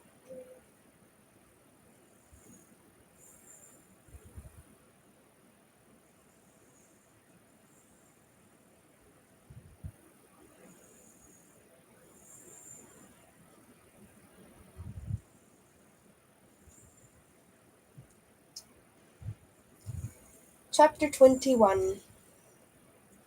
Anouk's kiss left a drop of champagne on Renard's cheek. He wiped it away as flustered as she'd been by the kiss in the desert in the dessert pantry. He drained his own glass and then stood, snatched up a fork, and tapped it loudly enough against the crystal to silence the surrounding chatter. The goblin drummer, oblivious in his headphones, still pounded away. Renard cast a quick whisper to silence his instrument. The goblin's eyes shot open in surprise when his drumsticks turned to putty. All eyes were fixed on Renard. Queen Violante gave him an unabashedly flirtatious look, and Prince Alexei listened respectfully, but most of the royals watched with stiff faces of guests who are forced to listen to something they'd rather not hear. A speech? Now? Luke whispered as he surreptitiously came to stand behind Anouk. Not a speech.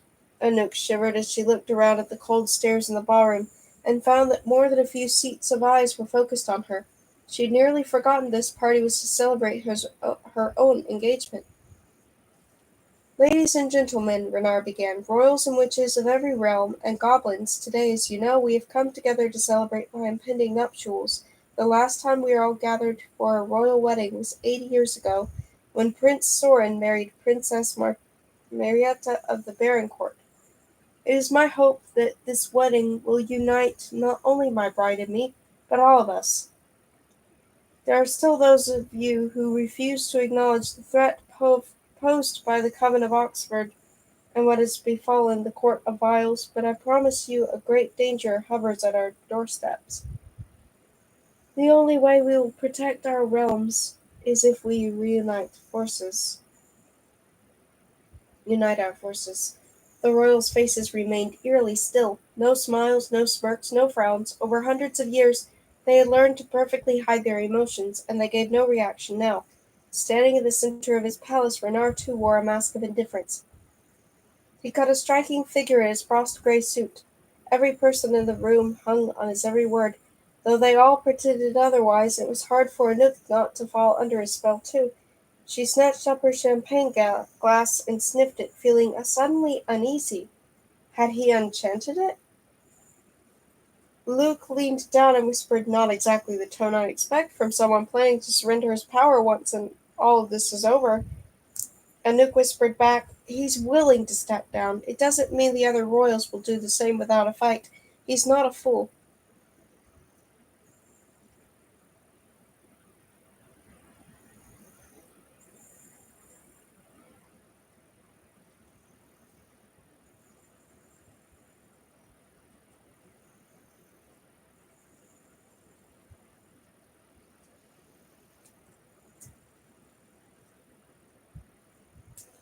Luke gave a non-committal snort. But let us not dwell on such troubles tonight, Renard continued.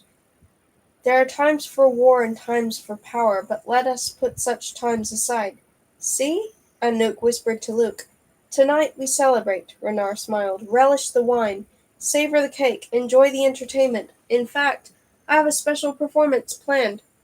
I am rarely one for spectacle, but this is to oblige my bride. All eyes shifted to Anouk.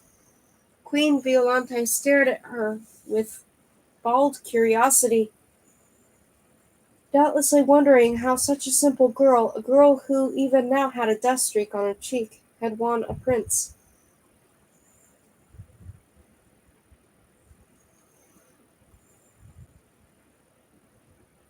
Anouk's face warmed under the scrutiny.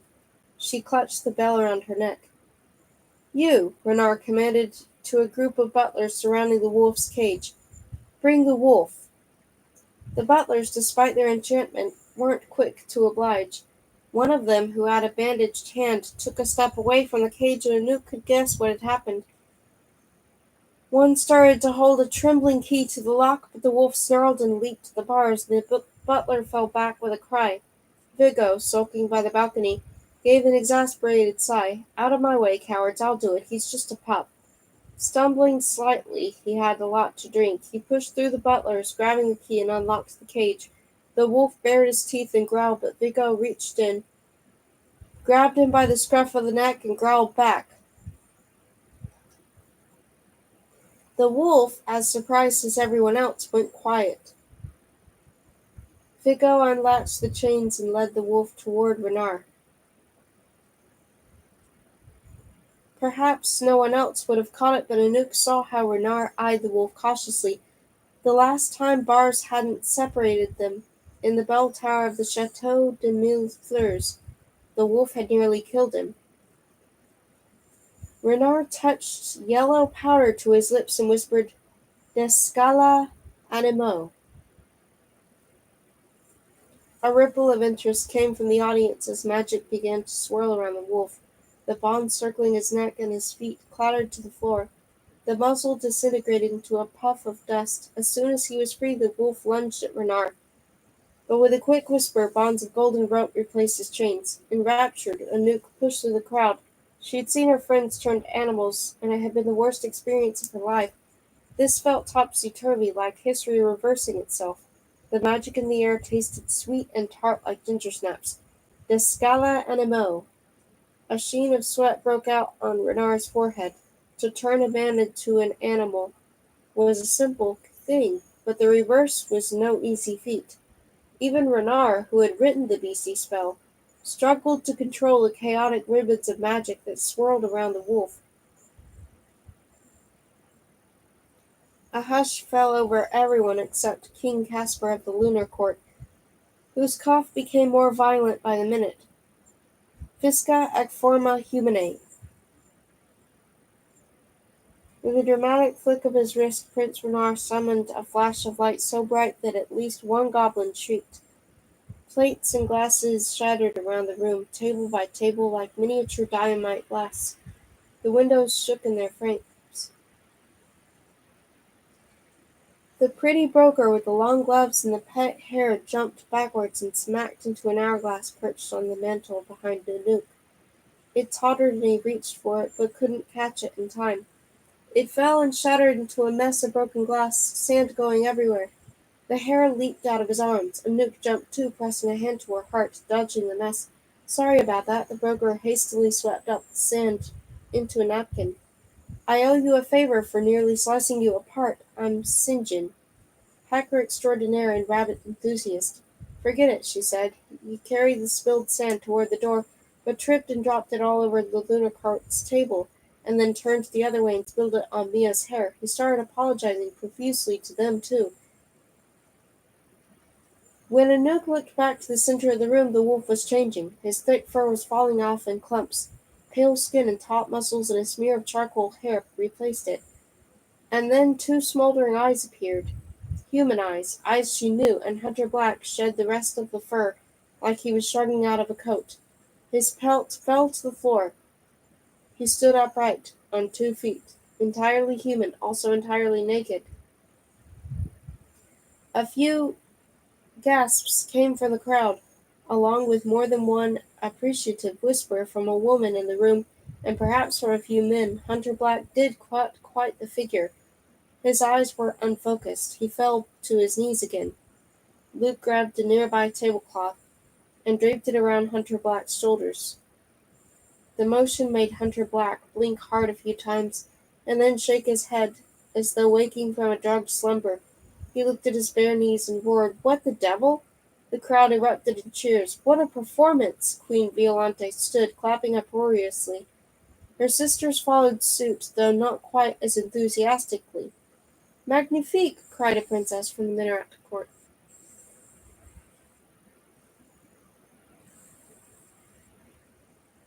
"I thought it was only a rumor," said the hacker St. John, who'd come back from the lunar court's table and had managed to catch his pet harrigan. Renard ignored the crowd. He held himself wearily, especially the leg that had turned to stone, as though the magic had exhausted every bone in his body. He searched the crowd until his eyes fell on a nook. She rested her fingers on the table to steady herself. What had she just witnessed? A miracle. The opposite of the cruel magic that had reduced her friends into the things with tails. Renard's spell had taken an animal and evolved it into something that could rationalize, feel complex emotions, dance a jig, bang a drum, kiss. A grin stretched across her face, and she felt like that dreamy, hopeful girl she'd once been. This was the kind of magic she wanted, the kind she'd been so close to winning. And maybe it was what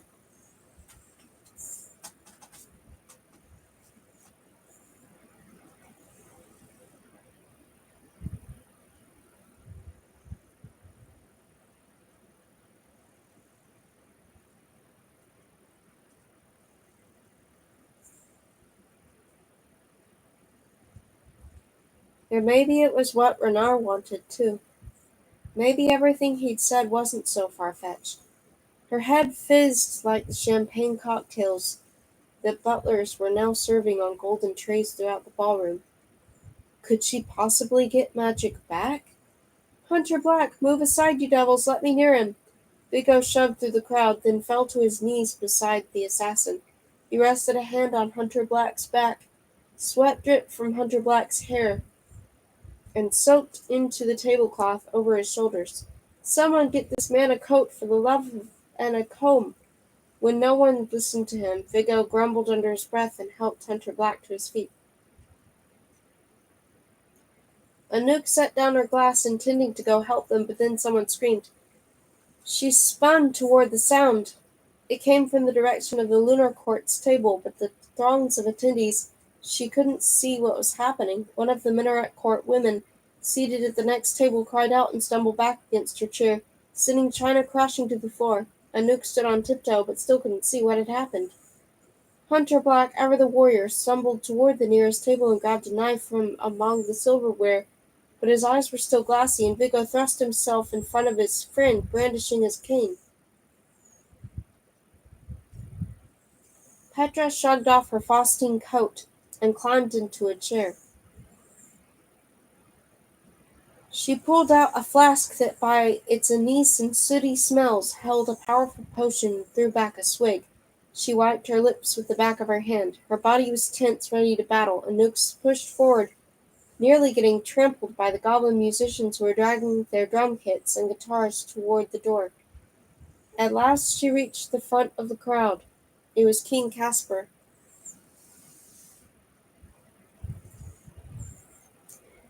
Only moments ago, during Renard's performance, his hacking cough had been impossible to ignore. He was a hunched old man, whom she'd barely have noticed if it hadn't been for Prince Alexei's concern. Now the king's normally curved back was ramrod straight, grotesquely so, as though someone had thrust a metal pole through his spine. He must have stood over 7 feet tall, towering over even the tallest partygoers. His head was tilted toward the ceiling, as though he'd been suspended on invisible wires from his eyes. His crown slid backward, and his arms contorted behind his back.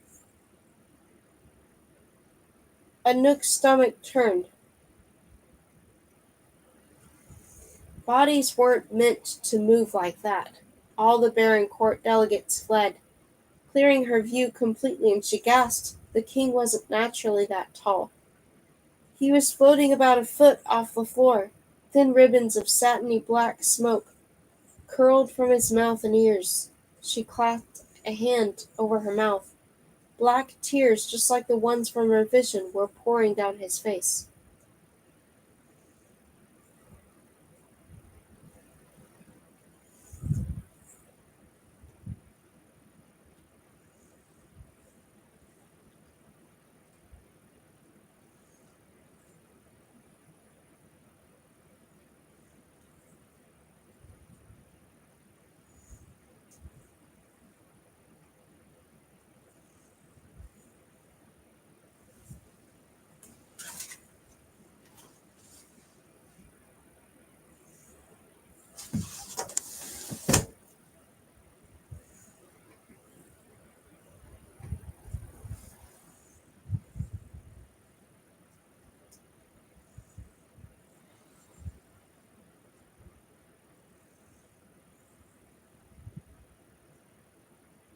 Okay, that's strange. Um, I just lost my place.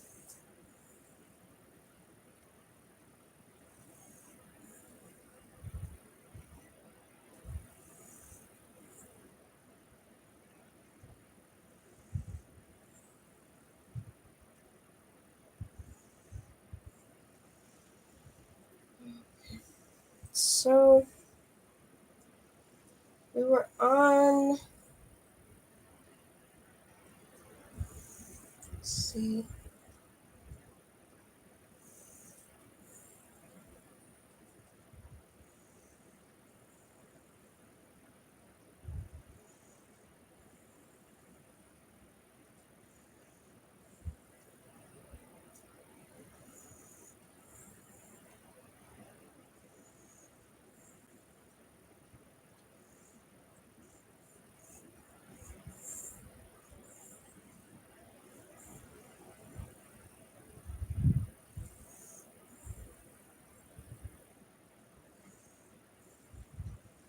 Okay, so chapter 22. Eh,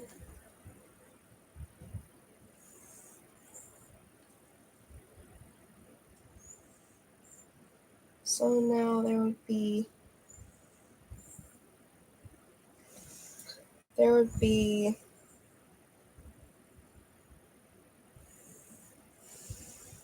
40 pages left of part 2.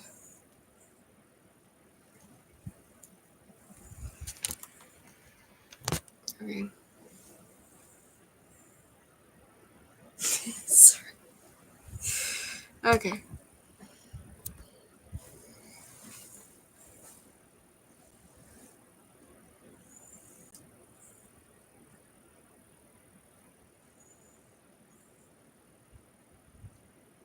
Chapter 22. He's possessed.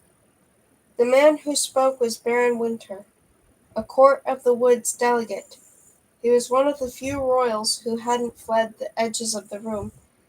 It's witch magic, Marquesa Anna spat.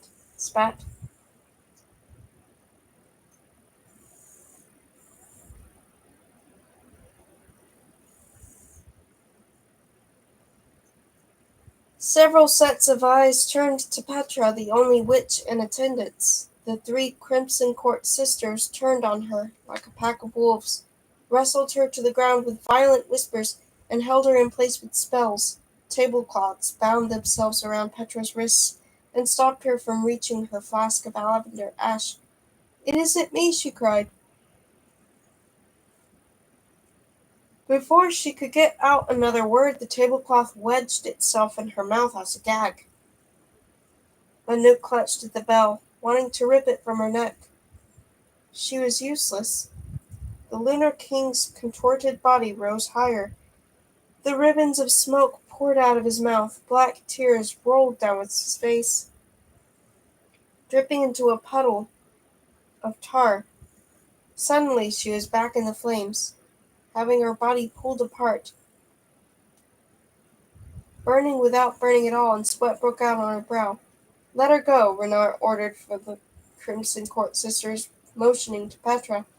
"She wouldn't do this. She's a new witch. Anyway, it takes decades to master a possession trick."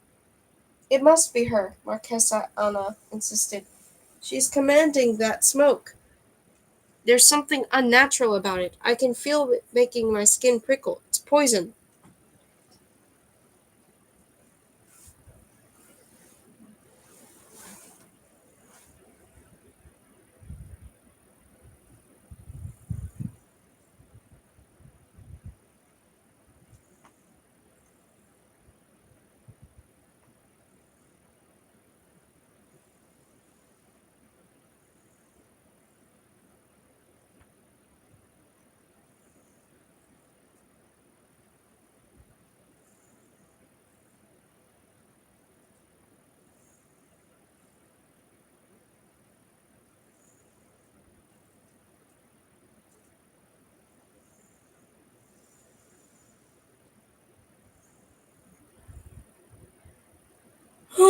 The smoke twisted toward the Marquesa. As though drawn to her voice, the Marquesa recoiled. A chill ran up Anouk's back. She grabbed Renard's arm and dragged him a few feet away. He frowned when he saw how her hands were shaking. Anouk, what is it? Concern laced his voice. It's the coven. She gestured toward her puddle of black tears. I saw all of this in a vision during the coal baths. I thought it was just illusions, but the Oxford witches were there, somehow, in the flames. A group of them were summoning smoke that curled just like this. It rose so high that I couldn't see them anymore. She shivered. They were crying black tears, too. He pursed his lips. You're certain? I know I disappointed everyone before, but I'm positive they're here. Although she sounded crazy, he didn't argue. Before he could act, Prince Alexei shoved to the front of the crowd and touched silver powder from the vial around his neck to his lips. He began to whisper. Threads of magic wove themselves together into golden ropes that wound around his father's limbs and tried to pull him back to the floor. The king's head twisted unnaturally to observe him. Blankness filled his eyes. Something was looking through them, but not King Caspar. The threads of gold magic pulled the king back, but each inch was a battle. The lunar prince was straining under the pressure. Renard reached for his own powder vial, but then the king's eyes began bubbling with tar. His mouth hinged open and a blast of bright light bolted out. Prince Alexei was struck. He fell back into a chair, clutching at his chest. Words began pouring out of the king's mouth along with more ribbons of smoke. They grew from low, unintelligible box. Previso rivet morphin. What's that? Vigo grabbed her shoulder. What's he saying? I don't speak that language. Get back, Vigo, Luke snapped. Don't breathe in the smoke. The royals and goblins, who hadn't yet fled the room, all listened uneasily. Anouk translated for Vigo in a hushed voice. It's strange, he's speaking as we, not as I. Like the witches are a collective voice speaking through him. His words are broken. He's threatening an impending darkness, a deathless death. Renard lowered himself to one knee beside Prince Alexei, who still clutched his chest. Queen Violante knelt at the other side. They helped Alexei stand. You see, Renard yelled to the crowd. The Coven of Oxford is upon us. They've even found their way into our midst. There can be no more doubt about the threat they represent. His face grew serious as he looked to Alexei and Violante. We must cast them out, them and their poison smoke, a kindred spell. They nodded. The three of them began whispering in unison. Anouk had heard of kindred spells, the kind that shook two or more magic handlers working in unison, though Maravitora had always preferred to work alone. As they cast the spell, the smoke seemed to tremble and flow toward their voices. The possessed king shot out more light from his mouth, but the Crimson Queen cast a spell to cloud the light, while Renard and Alexei worked spells to cast out the few remaining dishes shatter. The Marquesa from the minaret court stepped forward and joined the kindred spell. Baron Winter joined next. The king's body began to jerk and twist in midair. The ribbons of smoke curled tightly, constricting around his body. It's working, Petra said, as she finally managed to shimmy out of her tablecloth bindings.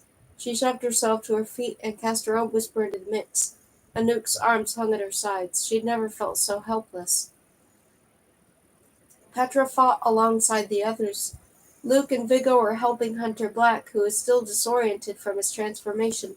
Even the goblins were spitting whispers to keep the witch's magic at bay. But Anouk could do nothing. She felt hollow inside. She turned her hands palms up and then curled them into fists. Her nails dug painfully into her palms. "Useless!" someone cried out behind her. She spun around. The royals had managed to surround the possessed king with a sphere of glass cobbled together from broken pieces of crystal and stemware. It trapped the bursts of light, but then a thin thread of smoke still snaked out and oozed around the room in the direction of the goblins. The king continued to cry black tears, which now pooled in the bottom of the glass sphere. Renard, Violante, and Alexei redoubled their efforts, but their brows were heavy with sweat.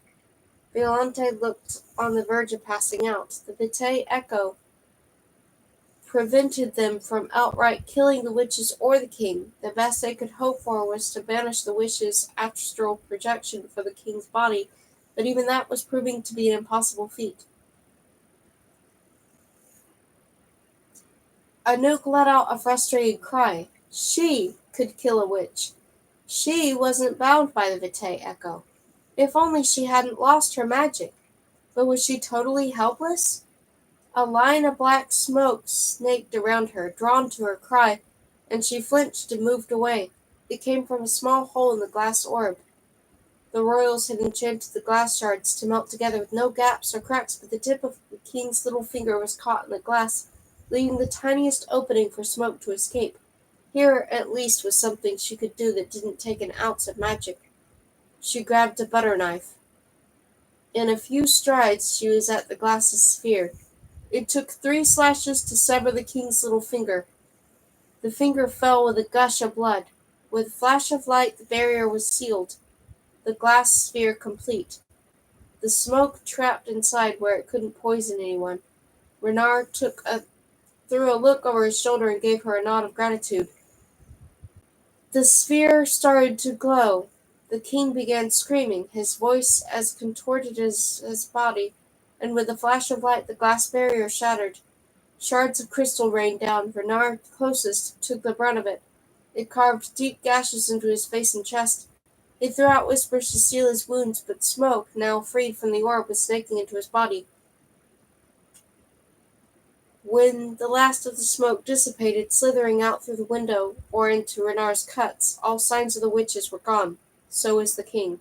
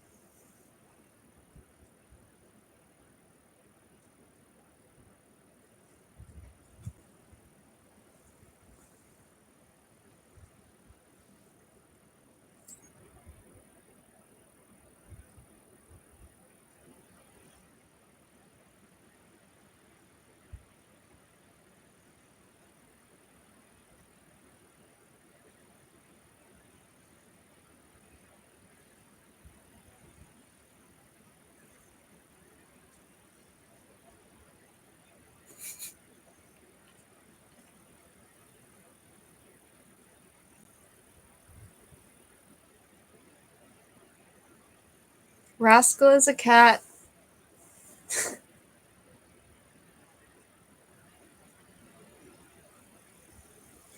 So, I don't know.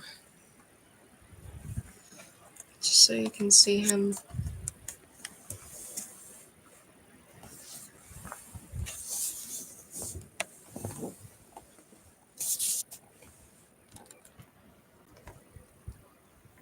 Well, you can see his feet, kind of, but...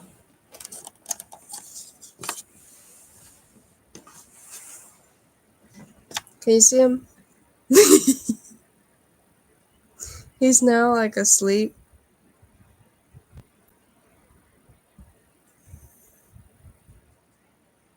But yeah, that's where my laptop usually goes. But he but he wanted to be there so he could look out the window. So that's where he is. So I had to change where I have my camera.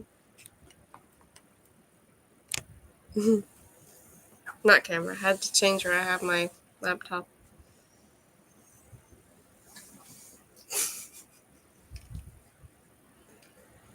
Yeah, that's Rascal.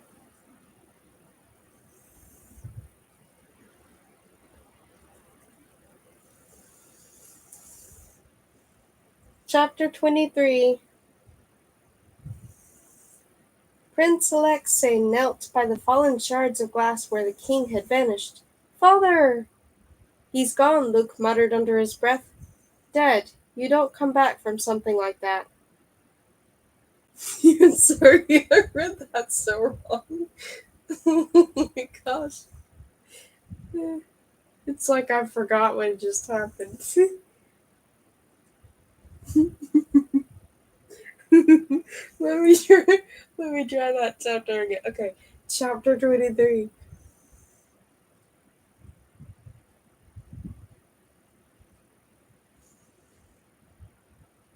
Prince Alexei knelt by the fallen shards of glass where the king had vanished. Father! He's gone, Luke muttered under his breath. Dead. You don't come back from something like that. I guess we know what happened. Sorry. I guess we know what happened to the Court of Isles, Big O murmured. I think that sentence kind of doesn't make sense to me because it's like,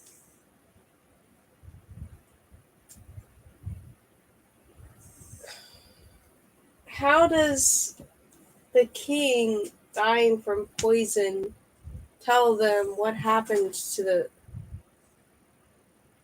Okay, whatever. I'll just keep reading. Renard remained on the ground. Okay, he's now going to the window. Again.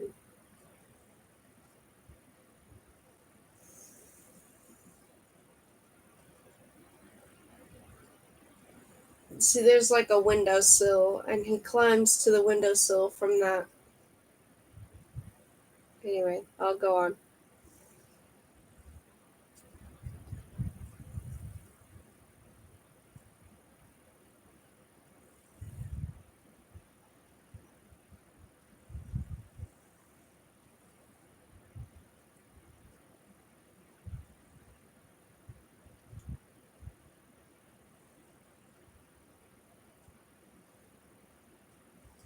Renard remained on the ground, groaning as his body convulsed. The ballroom was in terrible shape. Shards of crystal and broken plates littered the place.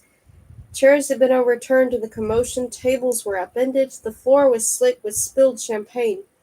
You see? Queen Riolante twisted toward the other royals. There is no denying now that we are under attack. Anxious grumbles came from the few remaining royals. Alexei, eyes rimmed in angry red, pushed himself to his feet. It's true, he spat. This is the Coven of Oxford's work. This is why we must come together. Only then can we protect our borders and ensure what happened to my father doesn't happen to any of you.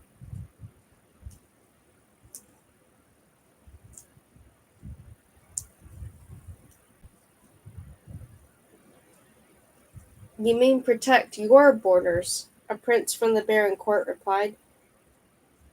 Your borders are closest to the Court of Isles. If the witches spread, they'll spread to your territories first. They'll be your problem soon enough, Soren, Violante hissed. Anouk leaned close to Luke. Did you learn anything else from the minaret court, princess? He shook his head. We were interrupted. I'll try again. I know she's frightened by this King Caspar business. She was sobbing on my shoulder. I'll see if I can take advantage of that. Anouk nodded. Find out what you can, then meet us. We need someplace safe, someplace private. There's a billiard room down the hall, Vigo offered in a whisper, overhearing them. I've never seen it used. The royals hate games. Oh, come here. You can come here. Come here. Sweet cat.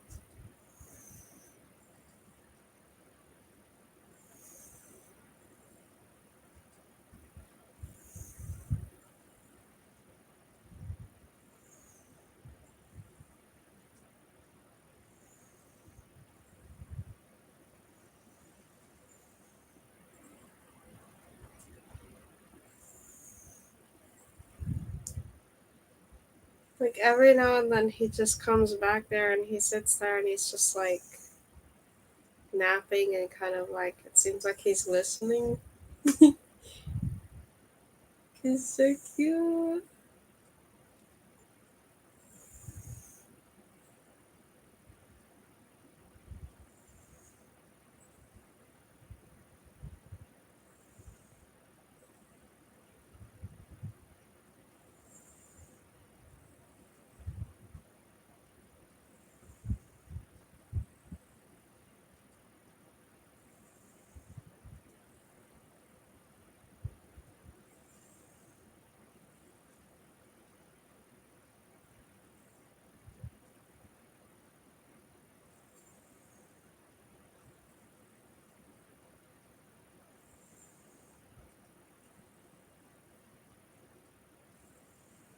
The royals hate games. They find them utterly dull. Meet us there as soon as you can, Luke, Anouk said.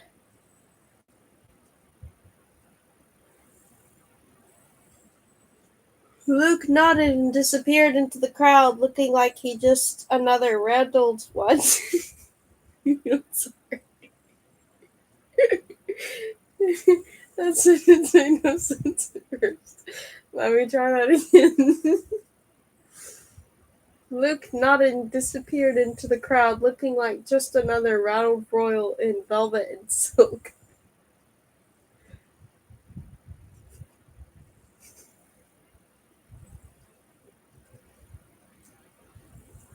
Anouk knelt by Renard's side.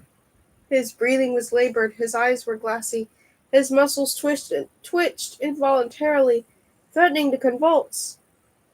Anouk touched a shard of glass that was buried deep in his chest. Black blood pooled over his skin, and she hissed and pulled her hand back. If she tried to remove the glass, he might bleed to death. Petra, she whispered loudly, motioning her over.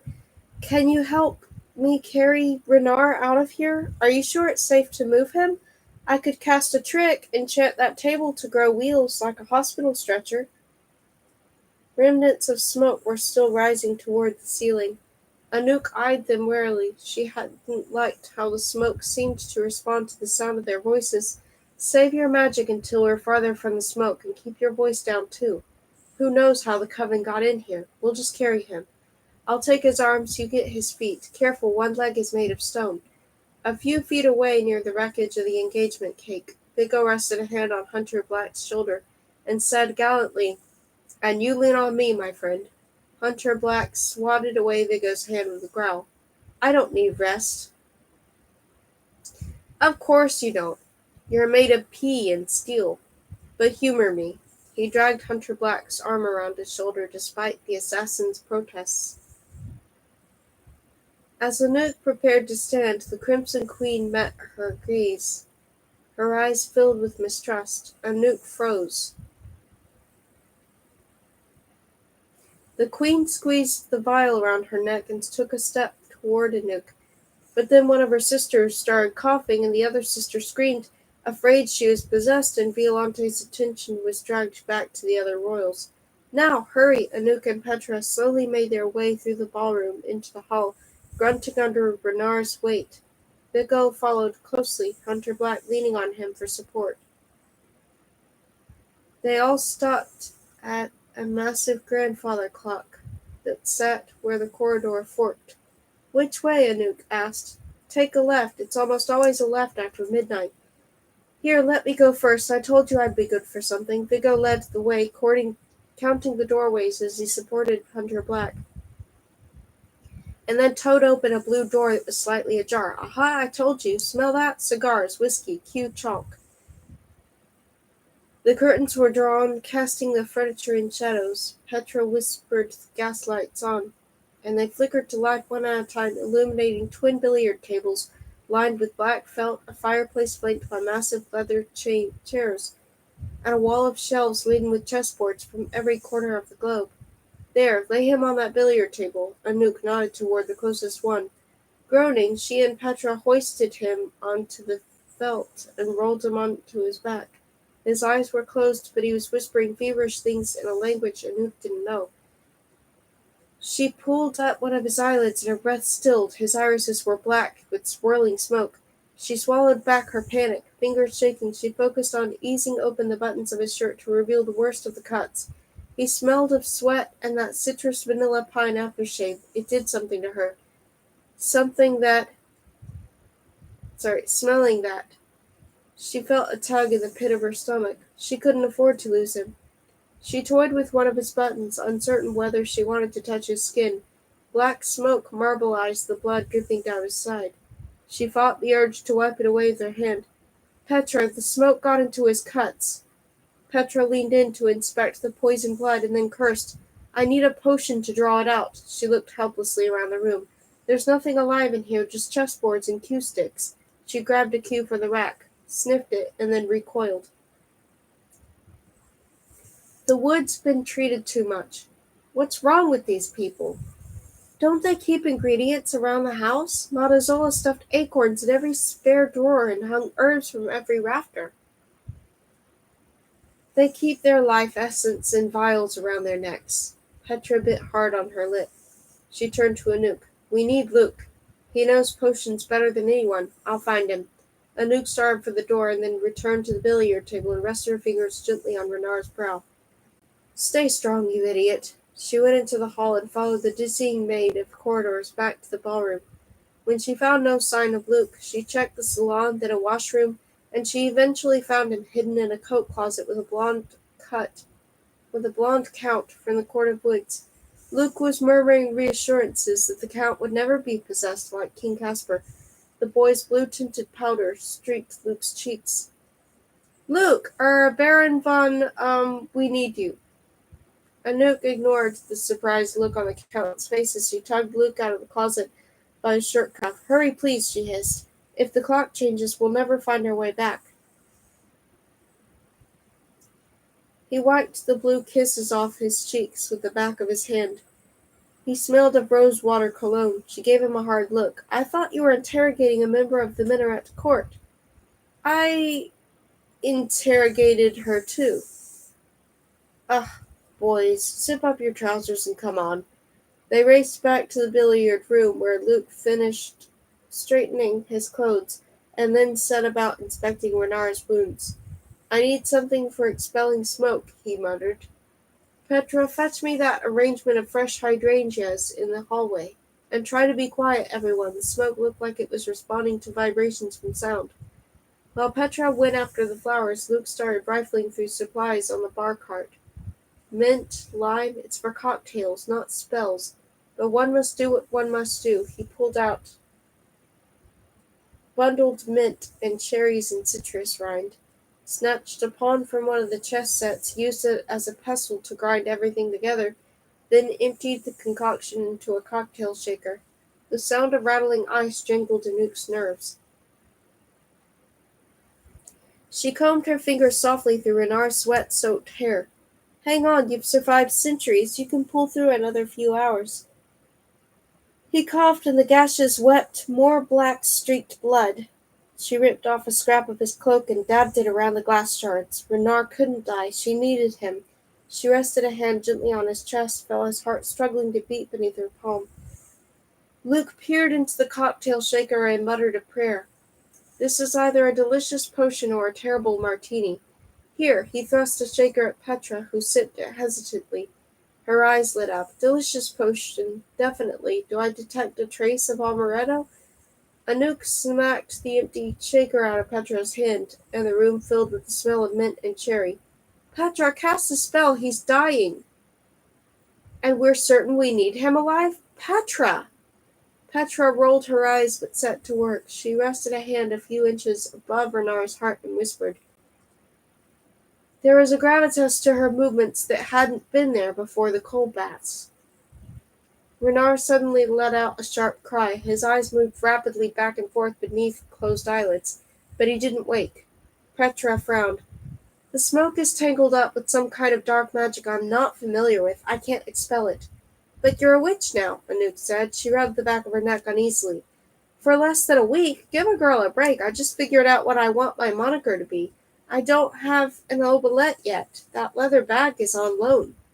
Anouk tried to not let her frustration show. It wasn't Petra's fault that Renard was dying of the billiard balls. And yet, if Renard died, she'd never be able to keep her promise to the goblins, and the coven would spread.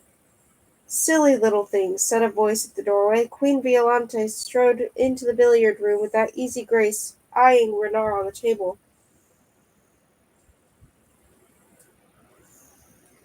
Violante, Anouk exclaimed. The smoke! It's in his body! It's poisoning him! Can you— Of course I can, the queen gave a pensive frown. There was no arrogance there, as Anouk was used to from the royals, but also a wrinkle of concern. Renard had alluded to a history between them. Anouk could only imagine decades traveling the world together, enchanting waves to rise and fall at their beckoning. Anouk ran her finger over her lips. She still tasted the champagne Renard had served her. Move aside, the queen said emphatically. Anouk, Luke, and Petra took several steps backward. From the leather seats Hunter Black and Vigo watched. Anouk tossed a billiard ball from one hand to the other anxiously. Violante picked up the spilled cocktail shaker and sniffed it. Who made this? Luke's hand snaked toward the ceiling. It's good, she said begrudgingly. She eyed his baron's crest and then let out a harsh laugh. For a beastie, you pass well as a royal. Was that you who absconded to the coat closet with the minaret girl? Luke thrust his thumbs through his belt loops, turning a little red. Queen Violante tipped up the glass to drain the remnants. She considered the taste, supplemented Luke's elixir with her own powder, then began to whisper. She sang more than spoke, the Silentian vox. The billiard ball went still in Anouk's hand. She'd never heard anyone pronounce the silent tongue like that. She knew what an opera was, but had never heard one. Beau sometimes sang show tunes while he washed cars, but angelic wasn't exactly the word to describe his voice. The smoke began to work itself out of Renard. His skin rippled and his body buckled, convulsing until Anouk was afraid he'd break the table, and then he suddenly eased back with a strange sigh as ribbons of smoke curled from his ears and mouth.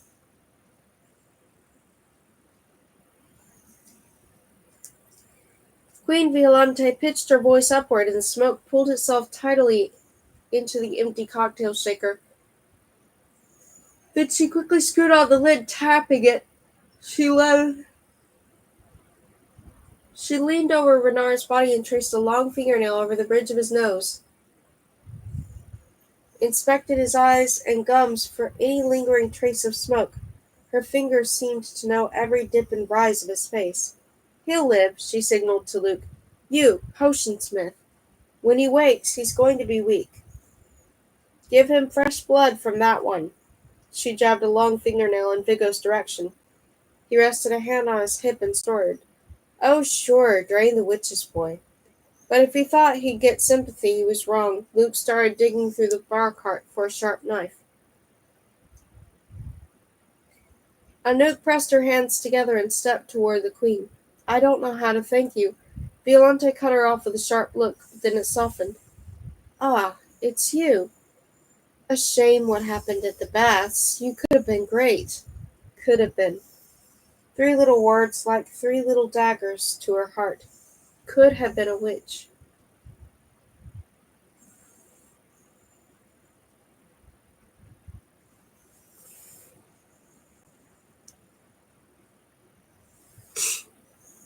Look at him! Oh my gosh, you have to see him. Look at that cat. Do you see that? You see him?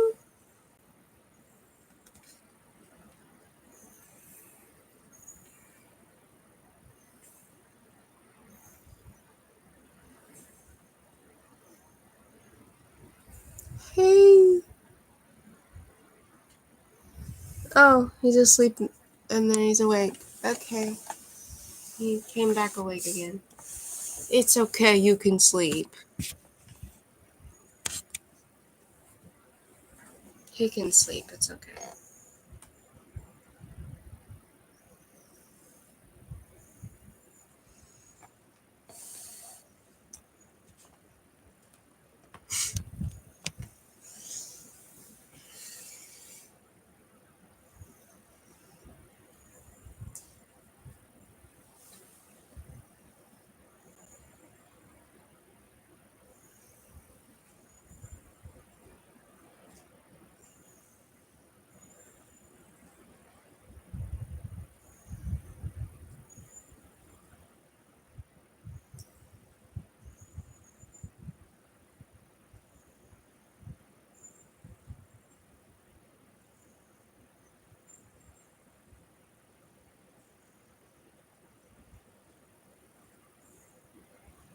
Could have been a witch. Could have been strong.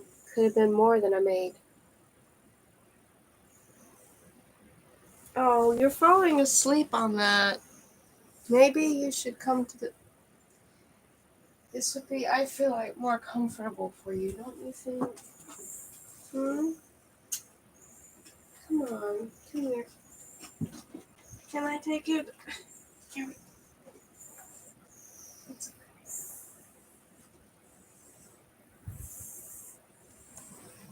How about you come here? Oh, come on. Where are you going? That's not comfortable.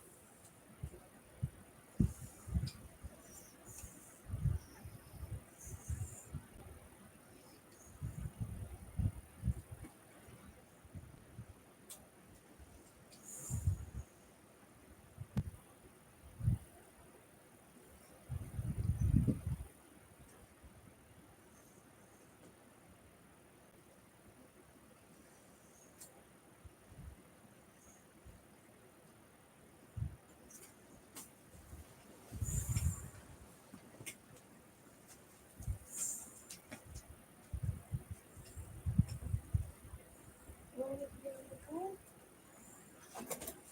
Right here. Here. You can be on my bed if you want. Okay. Isn't this nice? Hmm?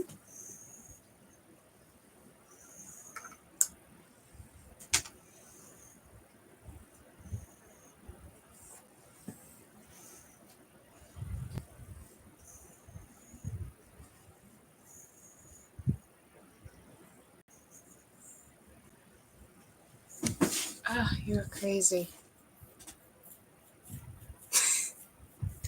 Why?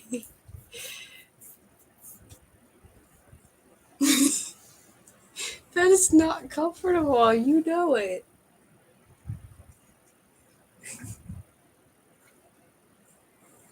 He wants to sleep on a printer.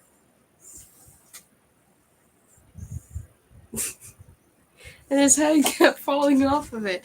He was like this, and then his head would like slip off.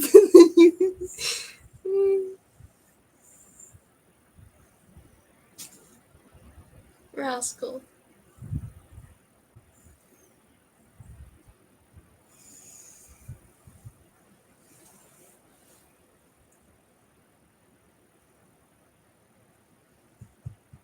Okay.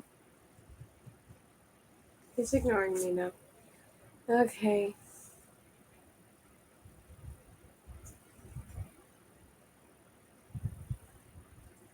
He's just being silly.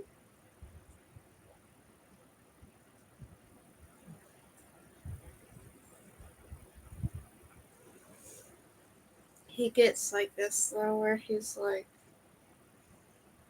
he doesn't like to sleep in comfortable places. Like, I don't know why he's like that. Like, if it's not some really hard surface or something, he's like, no.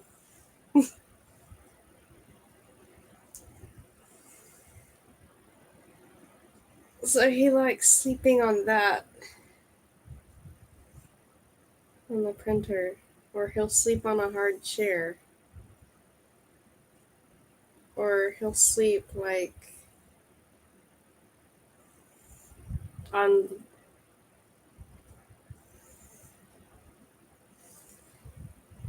I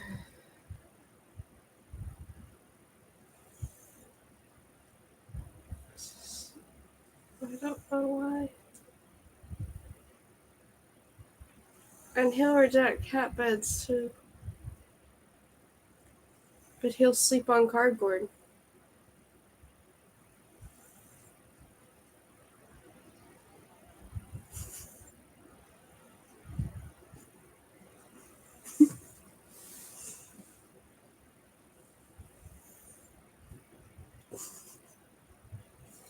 Okay. Where were we? Her cheeks flushed with shame. She cleared her throat. Now that the other royals saw what happened, will they help us? The queen sneered. You are a hopeful thing, aren't you? No, little beastie.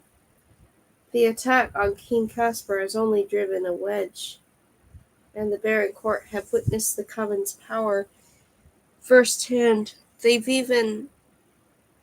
even less inclined to risk their lives to protect other realms, but I suppose they won't have the choice.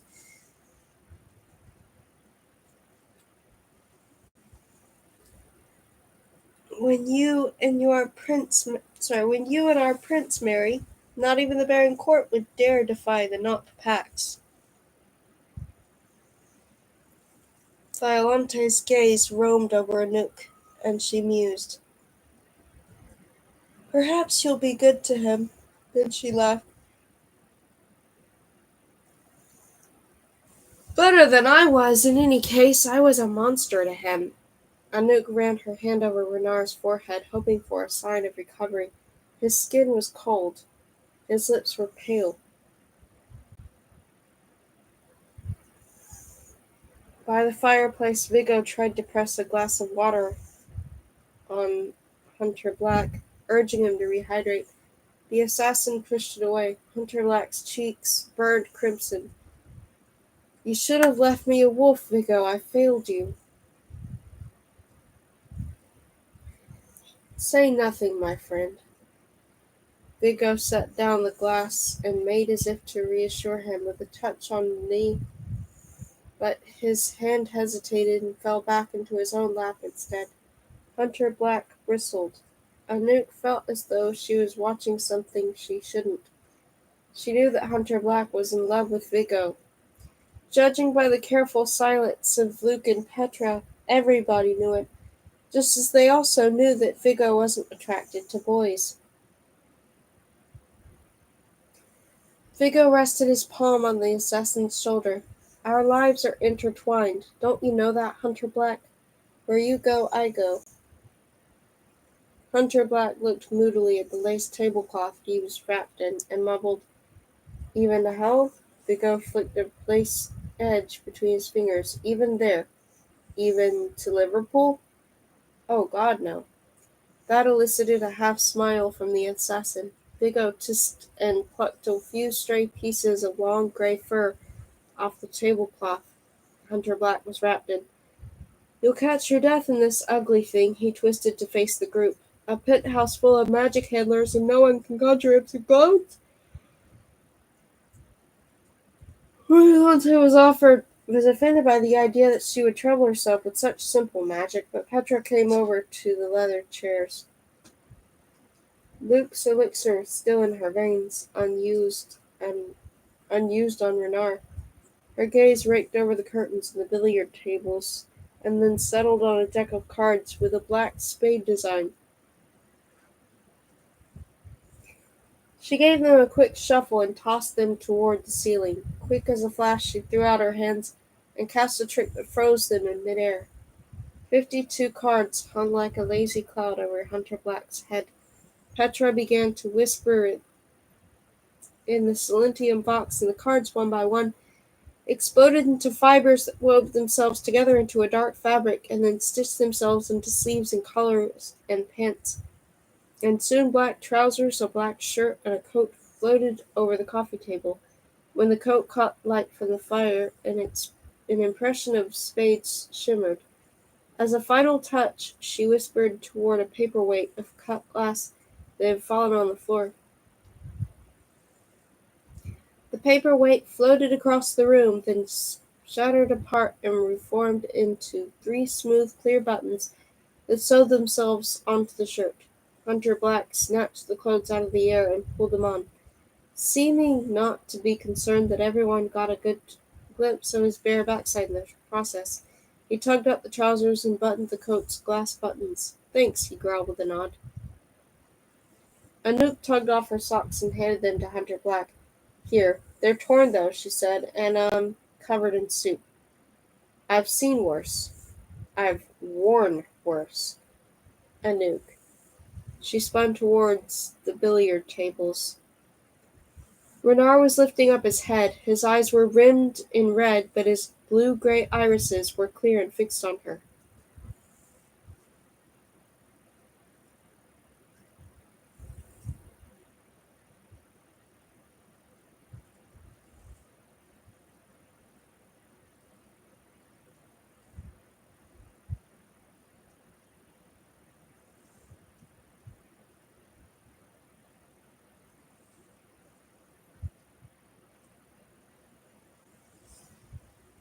So, 30 pages left.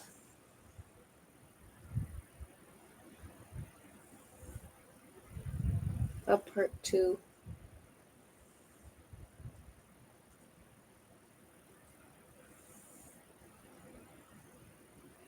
No.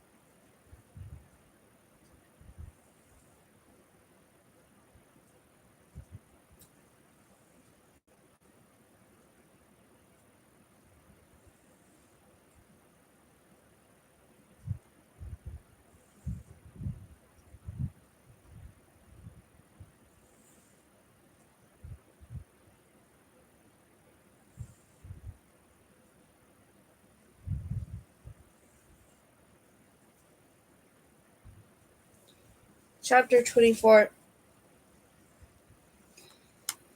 At the raspy sound of Renard's voice, Queen Violante turned too, but Anouk climbed over an ottoman and beat the queen to the prince's side. She touched his forehead. "Renard, are you all right?" "Of course he is," Violante declared. "I cured him."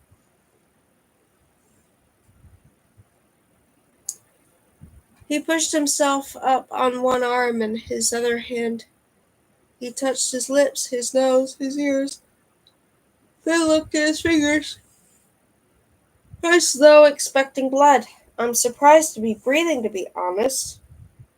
Anouk sat on the edge of the table. "Whatever that smoke was the coven used to possess King Caspar, it nearly got you. The king's gone, vanished just like the entire court of Isles. The other royals are nearly at war with one another, arguing over what to do next." He sat up halfway, shaking his head. "Never mind them at the moment," he coughed, his whole body trembling with the effort. He ran a shaky hand over his face. Where are the animals? The cat and the dog. His voice was hoarse. Still in the ballroom. Get them.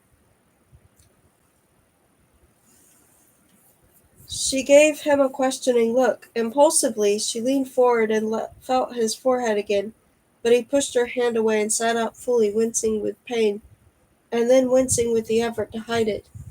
He had to use both hands to swing his stone leg down from the table. What are you doing? You nearly died. Sit! She gently tried to push him back down. I'm fine. He was clearly not fine, but the look in his eye dared anyone to contradict him. You saved my life. Now do you want me to turn your friends back or not? She stared at him as though he were muttering in a fever dream. You said you wouldn't turn them back until our wedding night, she said. It was our deal. He coughed a mirthless laugh. A nuke, forget our deal. It was all just a stupid game, like you said. He swept a weak hand toward the collection of chessboards lining the shelves. You can't possibly be strong enough. She instantly regretted her words when he bristled. She let out a puff of air. Don't growl at me like that. It's the hardest spell there is. It would be challenging even if you were well. He thrust his hand toward Violante and beckoned for the vial around her neck, which she handed over after a long moment of reluctance. He uncorked it and poured the entire contents down his throat, then followed it with the contents of his own vial. Anouk gasped. That much powder would have taken the powdersmiths in the basement half a century to produce.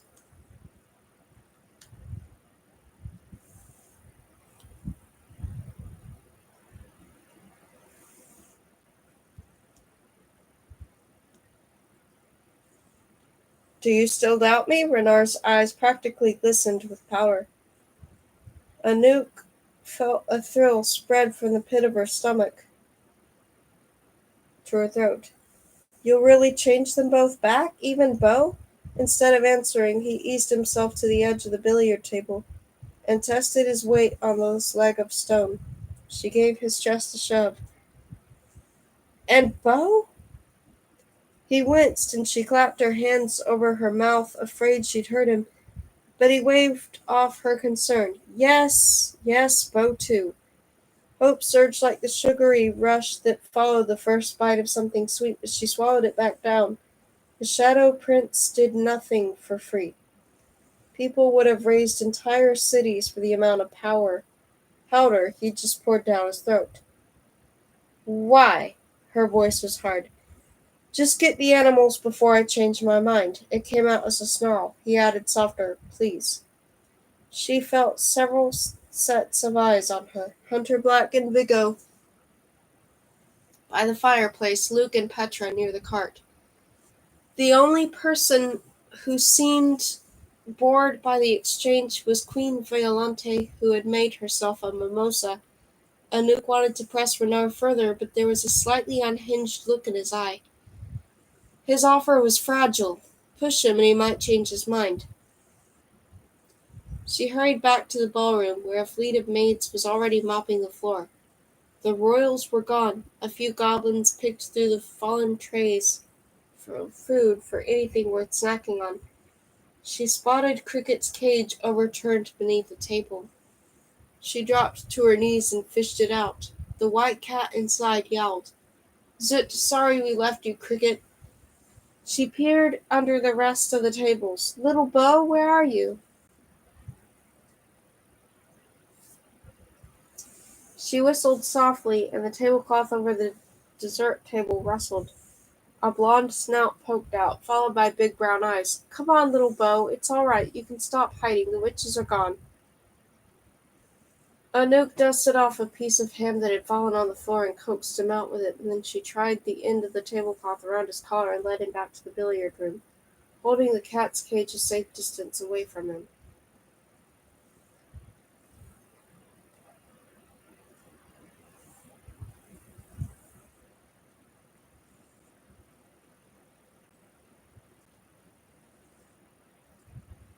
Renard was standing, though he looked unsteady. When he saw her, he motioned to the animals. Take the cat out of the cage. Put her there, in the center of the rug. Hold her so she doesn't run away. Anouk gingerly reached into the cage and grabbed the cat by the scruff of her neck. Here, give her to me. Cats love me. Luke took her. He sat cross-legged on the rug with the cat struggling in his lap. Anouk, take the dog, Renard commanded. The dog sniffed at the magic still sparkling in the air from Renard's healed body and Hunter Black's playing card coat. Then he licked Anouk's nose. Just wait, Beau, she whispered into his floppy ear. The dog couldn't know why her hands were shaking. That this was what she'd worked so hard for. The hush over the billiard room felt sacred. As Renard began to whisper, something tugged inside Anouk. She knew the words like she knew her own name. Descala animo fisca ag forma humanae. She closed her eyes. Her lips moved silently in unison with Renard's voice. The pit of her stomach ached with longing. It should have been turning them back to human, like a rush. The shame of failure spread up her neck. She opened her eyes. The air began to swirl around the cat and the dog. White fur floated off the cat like dandelion fluff.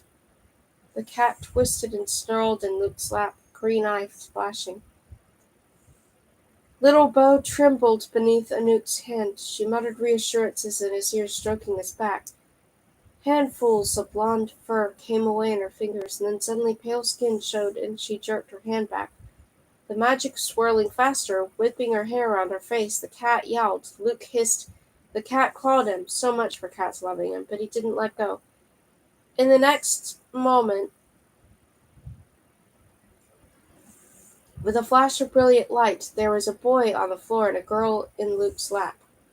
Two pelts fell to the rug like fur coats sliding off hangers.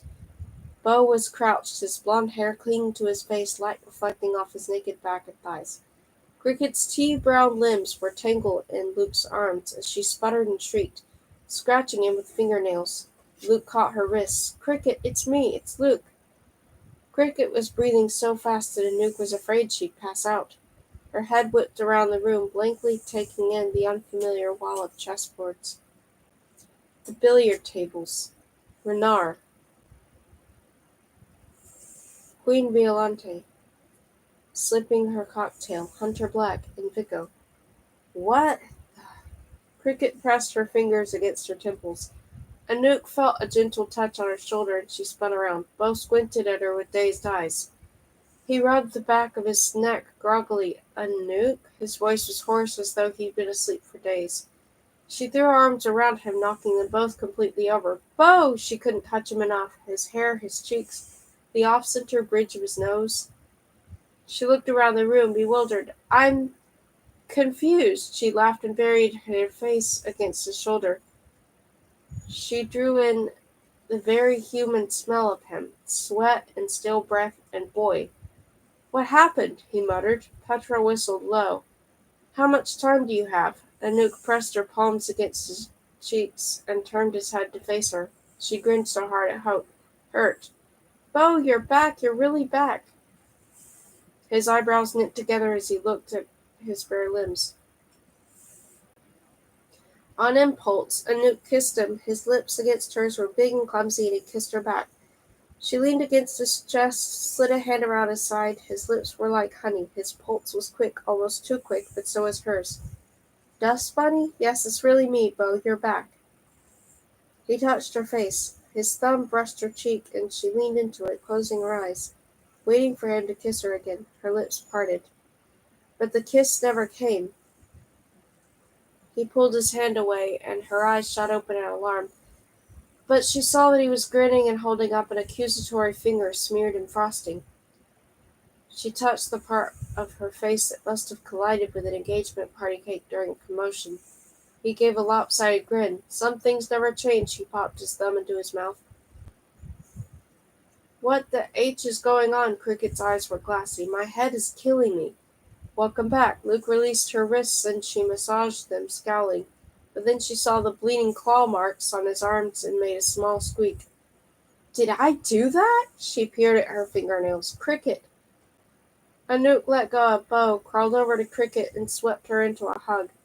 She smelled like cherry pop rocks. Her hair tickled Anouk's cheeks. Luke wrapped his arms around them both, and then pulled Bo into the embrace as well. Anouk wasn't sure where she ended and they started. She only felt marvelously warm in her heart. They were together again. Well, except Hunter Black, still weak, leaned back in the armchair and scowled at their public display of affection. Anouk rolled her eyes. But even Hunter Black couldn't keep up his moody pretense for long, and his scowl, despite his best efforts, changed into a smile as Cricket and Bo both stretched out their arms and tested their fingers. "How did this happen?" Bo asked. Anouk twisted around to point to Renard, whom she'd halfway forgotten about in her excitement. Her grin vanished. He was slumped against the billiard table. His face had lost its color. Queen Violante was dabbing a silk handkerchief against his brow. Anouk shoved herself up from the rug. "Renard, are you okay?" He mumbled something that sounded like the opposite of okay. "It's a difficult spell, that one," Violante said. Even with all that powder, he was already weak. She went to the bar cart and rummaged around for something to strengthen him. Anouk fought the urge to comb back the hair falling in his eyes. "Renard," she said softly, shaking his shoulder gently. She kept her voice low, only for the two of them. "Tell me why you did this. Why were you so kind?" His blue eyes were piercing. He licked some moisture back into his lips as he rasped, "Call it a sign that we can trust each other. I don't want you to marry me because I'm holding your friends hostage. We enter into it freely or not at all. No more games, no more bargains." She gave him a slow nod. Luke handed Cricket and Bo blankets to use until they could conjure them up some clothes. "A lot has happened," Luke explained to them. "I'm afraid we haven't brought you back with good news." "That's okay." Bo caught Anouk's gaze from across the room and smiled, though his eyes flashed briefly to Renard. "We're back. That's good enough news for one lifetime."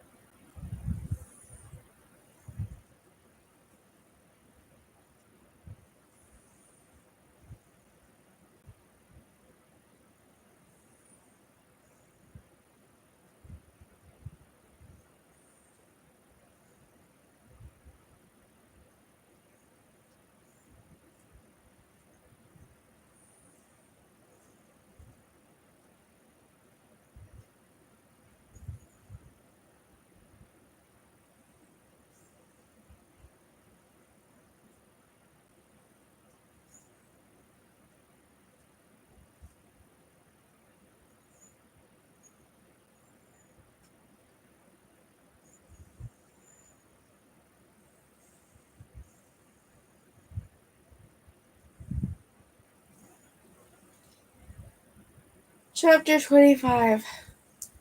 The beastly spell was taxing not only for the caster, but also for Bo, Cricket, and Hunter Black.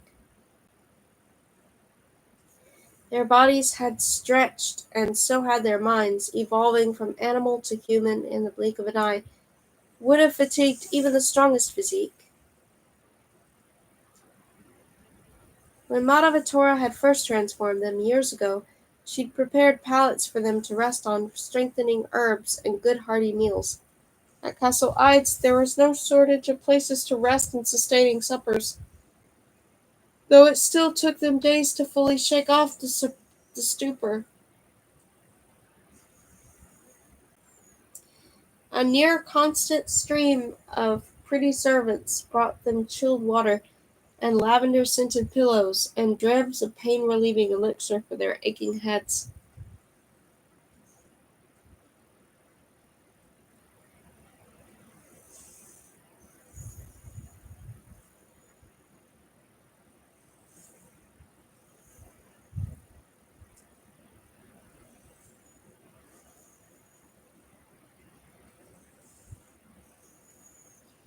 Vigo oversaw their recovery with all the confidence of a boy who'd more or less successfully babysat a house full of goblins. Anouk, meanwhile, ate cake. Red velvet cake and raspberry cheesecake and tiramisu paired with champagnes and rosé wines and chocolate-infused merlot. She sampled roasted venison, baked camembert, mousse marinière, moules. I don't know. Renard kept her so busy rushing from one wedding preparation to the next that she barely had time to pop in and check on her friends before it was time to taste test more entrees.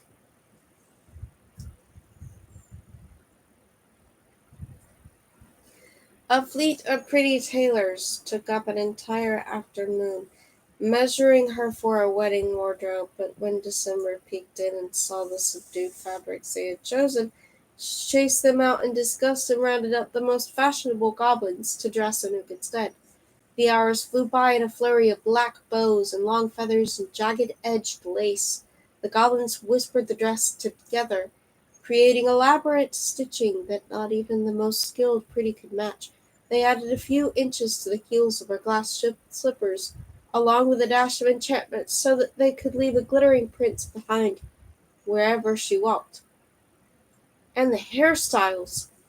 Elaborate braids plaited with magic, and updos that took the goblins' punk styles to a sophisticated polish.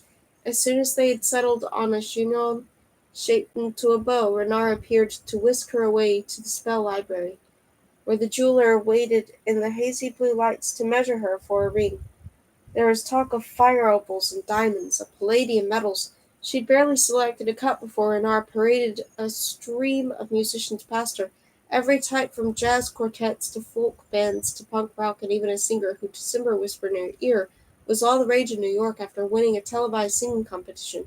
By the time she selected flowers, her mind was spinning.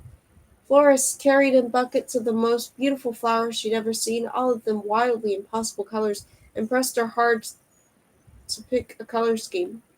She finally cried out, "Blush!" in a panic, and then everything from flowers to dresses to cakes were delicate shades of rose, pink, red, crimson. The cake was red velvet, the flowers were pink dahlias, even her dress had pale roses woven in with the feathers. "Please tell me this is the last of it." She was seated on a throne by Renard's side, posing for a portrait by a Muscovite artist. An arrogant smile flickered over Renard's face. "Come now, you'll enjoy it. You are drooling over the cakes." Her stomach growled, betraying her. "I'm just saying that it's an awful lot of work for a sham marriage." "My dear, all marriages within the courts are shams. In the history of near realms, I don't think a single marriage has been a love match. That doesn't mean they're spared from tradition. In fact, some would argue that tradition is all the more important when the royal courts are nearly at war with one another, not to mention when the bride can't stand the groom. You do still loathe me, don't you?" His eyes dared her to contradict him. "You're fortunate that I'm good at pretending," she said noncommittally. And she was good at pretending to enjoy his company, pretending her smiles were real, pretending to savor the luxury of royal life. She'd spent her life as a maid, so what was the harm of letting others wait on her for once, of being the princess of her own fairy tale? Pretending, it turned out, wasn't difficult at all. The night before the wedding, exhausted from dancing lessons and stuffed full of vignettes, she dragged herself into the billiard room, which the other VCs had staked out as their own space, and flopped down on the long leather sofa. She gave a tired but satisfied sigh, and took the last of the vignettes out of her pocket. Music still chimed in her ears. Bo and Cricket and Hunter Black had recovered enough to spend the evening poring over the Duke's books from the cottage, judging from the small piles of moth wings on the table. Cricket had been practicing spell casting, and judging from the single marks on the carpet, Anouk wasn't sure if it had been successful. Singe marks on the carpet. Vigo sent her a wry glance over the top of his book. Nice of you to spare a moment from being pampered to come see us. We're only staying up all night trying to figure out a plan for saving the world here. Anouk was poised to shove the last of the vignette out of her mouth. She paused and guiltily wiped her hand on the sofa. Renard says I have to make it look convincing. Yeah, Bo mumbled, not taking his eyes off his book. You could have fooled me. Bo's face was still winter pale, but his glassy sheen was gone from his eyes. He was himself again, minus the memories from the past few weeks. Yesterday morning she'd brought him fresh coffee in bed and crawled beneath the covers and told him about traveling to the Black Forest and about him being locked in the stables. He'd gone moody and quiet until she'd mentioned how she'd sneaked him ham scraps, and that had mollified him. She moved to perch on the armrest of his chair and ran a hand through his messy hair, but he bristled. She stopped and turned to the stack of books instead. Have you found anything? Petra slammed a book closed. Black Tears. Anouk raised an eyebrow. You mean a reference to them? No. Real black tears. This morning while you were trouching around sniffing bridal bouquets, Quine's sister started crying black tears. Anouk's face went slack. Mia? Yes, and it gets worse. Petra went to the window, leaning on the sill. Sleet pounded against the glass. Duke Caroline sent Saint into London this afternoon on a reconnaissance mission. I didn't think birds could get through the border spell. The spell prevents anything enchanted from crossing into London. That includes Renard's crows and the castle's messenger doves. But Saint isn't enchanted. He's a regular falcon. The Duke used pretty falconry methods to train him, not magic. Saint made it across the border and brought back a message for the contacts there. The plagues in London are getting worse. There are reports of time slips, pockets of the city getting trapped in 30-second loops. Men and women walk into a time slip and repeat the same gestures again and again until their bones wear out and they die of exhaustion. The pretties are starting to realize this is more than just atmospheric irregularities caused by pollution excess. Luke suddenly sat upright, eyes wide at the book in his lap. Look at this. Here it mentions something called the Dark Chaos, but I think that's a mistranslation. I think they mean noir cur. Anyway, it says it originated with the formation of the earth. It came about from natural elements, fire and water. Fire and water don't go together, Vigo said. Yes, they do, Luke said, eyes dancing. In a sense, they make smoke. Anouk raised an eyebrow. That still doesn't help us with Jack's riddle, Bo said. One of the first things Anouk had told him about once they were human again was her talk with Jack. Luke sank back in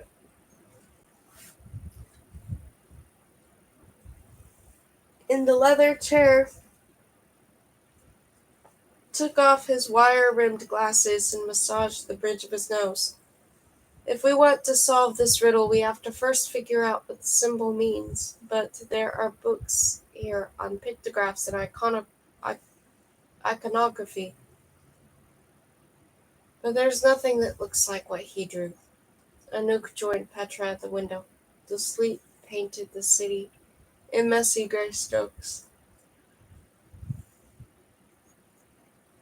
If only it would snow, maybe Jack would come and give her another clue. You never said what it was, Anouk said quietly. Petra raised a questioning eyebrow. What was? You said you decided what your moniker will be, but you didn't say what it was. A coy smile flickered over Petra's face. Didn't I?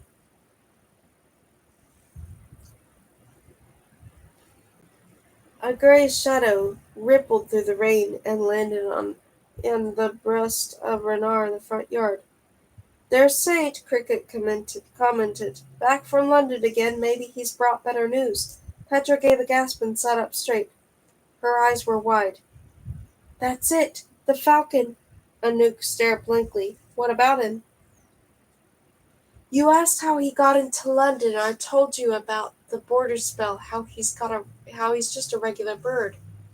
"And?" Bo said. "And that means the Coven's border spell doesn't block animals. Regular, unenchanted animals."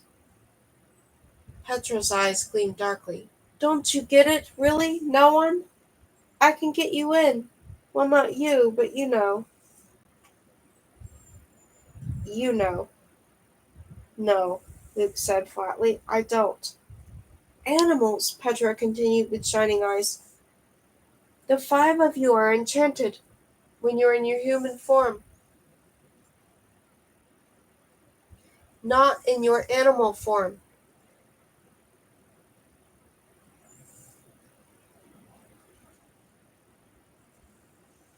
The cat and dog and such were just plain animals. The Matavatora found around the city. If I turn you back into your original selves, you'd be just as unmagical as you were then. You could get through the border and into Britain. I can do it. The Contra Beastie spell isn't as difficult as the Beastie spell." She tapped a jagged fingernail over her lips. "Let's see. A boat won't take wolves or owls, and neither will an airplane. Ah, there's a service tunnel that runs alongside the channel, but the tunnel that runs beneath the English Channel. It's only ever used in emergencies." Whoa. I have to check what that was. Hey, sweet boy. Let me check. Was it's weird, I don't even see anything. Do you know what fell? Hmm? Do you know what fell below?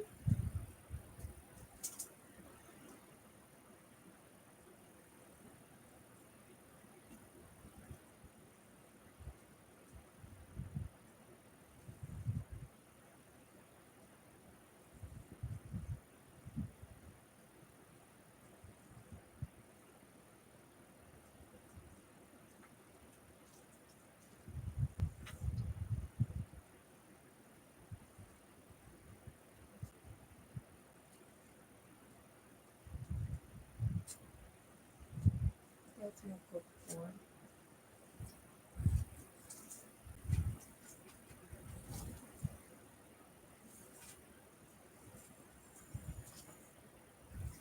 Okay, I think what fell down was that right here. This is probably what fell down. Am I correct? Yes. You probably wouldn't have meant to do that, would you? Right? I can just move it now.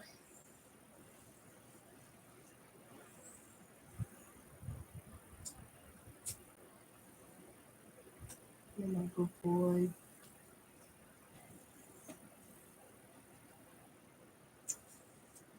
You should go there. It would be more comfortable for you. You don't have to sleep on a printer.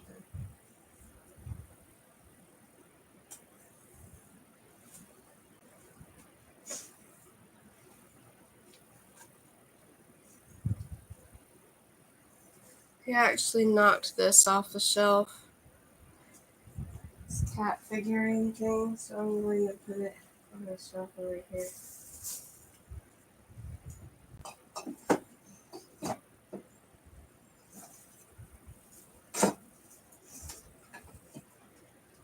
There we go. Now it's safe. Okay.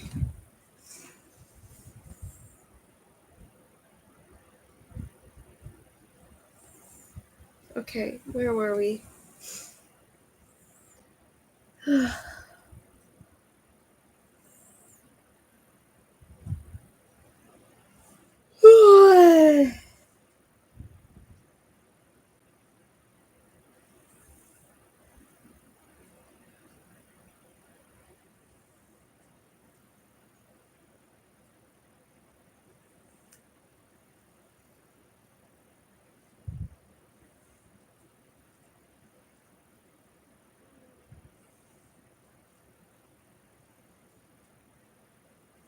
It's only ever used in emergencies. You can travel through it into Britain and hop a commuter train the rest of the way to London. The room was quiet, but Petra was so electrified that she didn't seem to notice.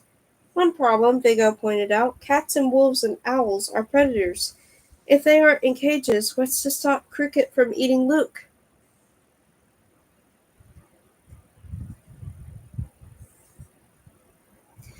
Petra's face fell momentarily, but then a grin spread across her face. You'll stop her, Vigo. You're just a plain, boring pretty, which means you can cross into Britain too. You'll lead the animals through the tunnel and make sure no one eats anyone else. Vigo glowered. I wouldn't say boring. Anouk turned away from the gleam in Petra's eyes. Petra was so proud of herself for the plan, and it was a decent one, but Petra thought changing from human to animal was like changing into a new set of clothes. She never experienced the cold place, the dark thing. Petra had always been human, so she'd taken for granted her ability to reason, to laugh, to feel, and to cry. The other BCs were silent, too. Then Luke shifted and said patiently, You don't know what you're asking, Petra. Petra's face scrunched up. This will work. Maybe. Luke pressed his hands together. But it's no small thing giving up our humanity. After everything we've fought for, the idea of returning to our origins, even temporarily, feels like defeat. Petra's lowered her eyelids slightly. She was beginning to understand, but she still frowned. She spun on Anouk.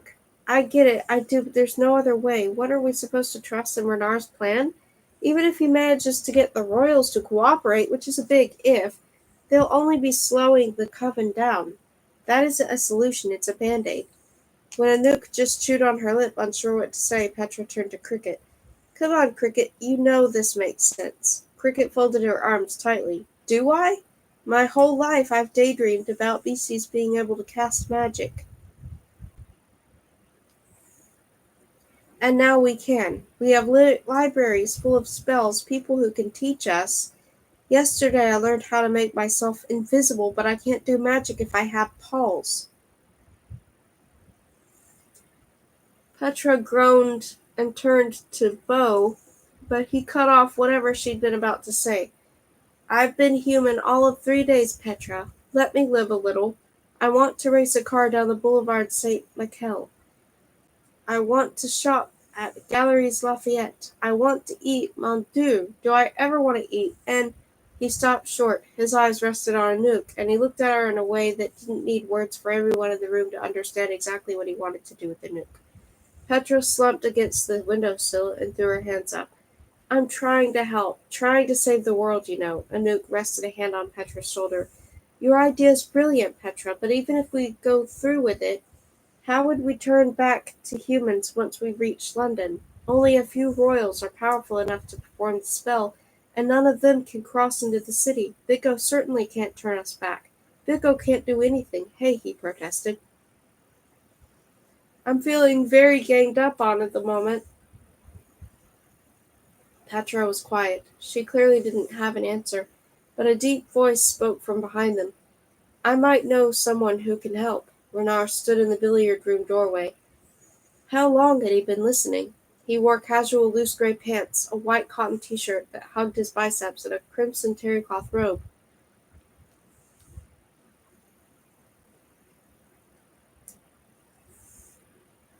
Anouk glanced at the grandfather clock. It was nearly dawn. Despite the pajamas, he strode in with a princely air. St. John. St. John? Oh, from the party? Black gloves, tattoos around the back of his neck, a golden hair? Renard nodded. He deals information. He was a hacker before the Court of Isles got their hands on him.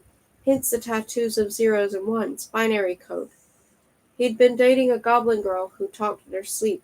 He found out about the Hote and went to Lady Imogen, begged to be let into our world. Normally, she'd have wiped his mind, but hacking skills are useful to people like us, people who can use advanced forms of technology like the internet without losing our magic. He's a pretty, so the border spell has no effect on him. He can come and go freely in London. I sent him back to the city a few days ago to do more reconnaissance. He's there now, based in Oman House in Piccadilly. But if he's a pretty, Cricket countered, he can't change us back. He can't, no, but I can. There is a way we could arrange to have you turned back. He went to the wall of chess pieces, selected one hewn from purple amethyst, and waved it enticingly in the air. Cricket groaned. He's talking in riddles again. Dear Cricket, sometimes riddles are preferable in reality. Did you know that the Hote can store magic in certain gemstones? Emeralds for beauty, amber for love, blue diamonds for transformation. With the proper tools, a skilled pretty can release spells they hold. Amethyst, he mused, toying with the chess piece, has always been one of my favorites. Give it a few days, it'll take time. Bo grumbled again about wanting to use his thumbs for a while longer. Cricket had drawn out one of her knives and was twirling it absently, a scowl on her face. It's an awful plan, Hunter Black said gruffly, breaking the silence, but it's the only one we have. Petra raised a glass to that.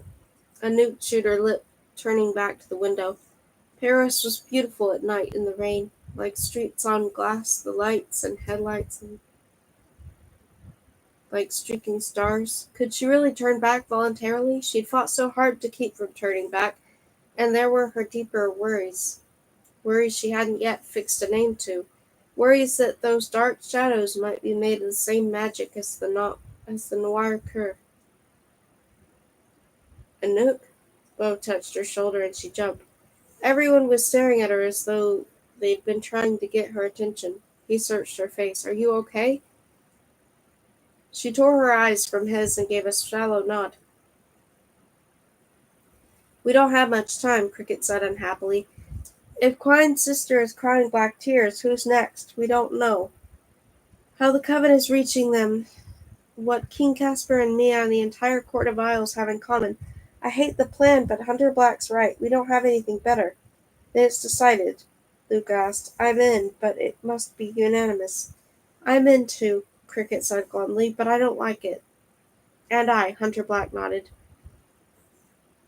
No one asked me, but I'm in too, Vigo interjected.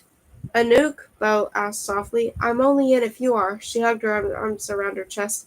If we're going to do it, we do it tomorrow after the wedding and coronation, as soon as the royals swear fealty to the Noct Pax. That way, even if we fail, the royals still stand a chance of protecting the rest of Europe.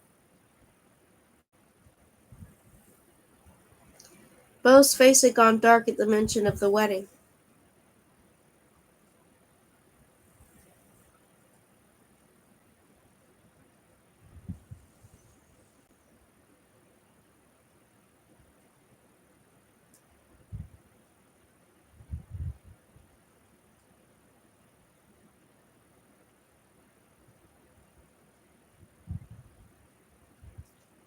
Anouk placed a hand on his cheek and smoothed out his worried wrinkles with her thumb. I told you, she said quietly, it's only a marriage in name. After we stop the Coven, I don't have to be faithful to him. You and I will be together. I'm not sure your fiancé knows that, he grumbled, sliding a look at Renard. Speaking of fiancé, Renard interjected. He sauntered over and took one of Anouk's hands. If you haven't forgotten, we have a wedding to prepare for, our own. He glanced at the clock. It'll be daylight in an hour, and you're in desperate need of a bath. You can't show up at your own wedding with ink stains on your fingers and crumbs on your chin. He wiped at her mouth guiltily, then turned back to Bo. She wiped at her mouth guiltily and turned back to Bo. The wedding will be over in a day. We'll have the support of the royals, and then you and I will stuff our faces with fistfuls of that cape, okay? Rose still looked glum. Before rushing to our dark fates? Yes, before that. She placed a soft kiss on his cheek. He reluctantly smiled.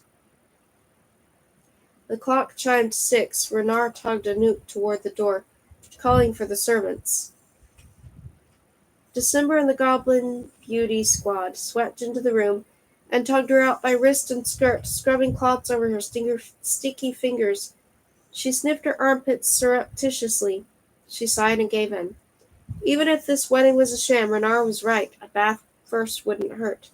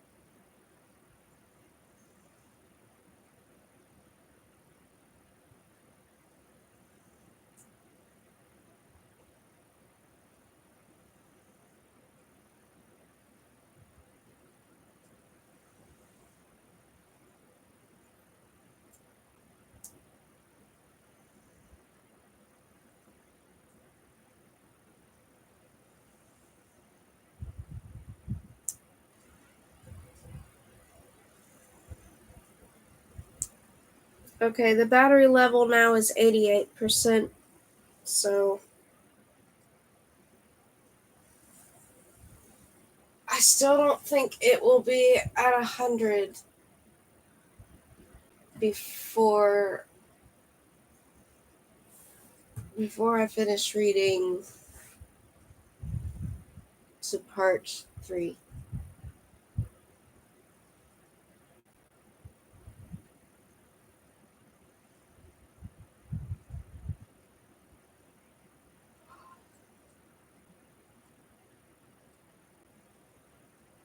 But yeah, that's why I'm not reading while walking around in my room, considering that I don't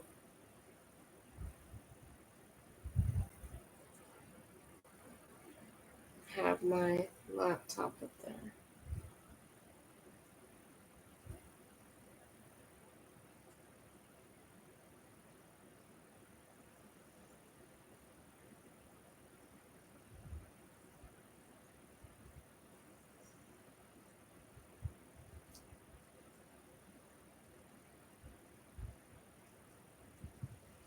Like, because it's charging, I can't just be walking around my room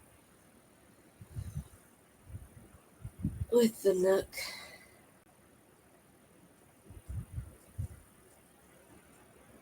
My laptop isn't, um, it doesn't have updates that allow it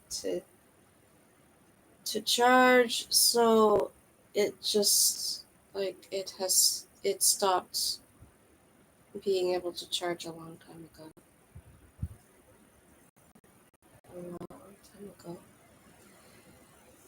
Chapter 26.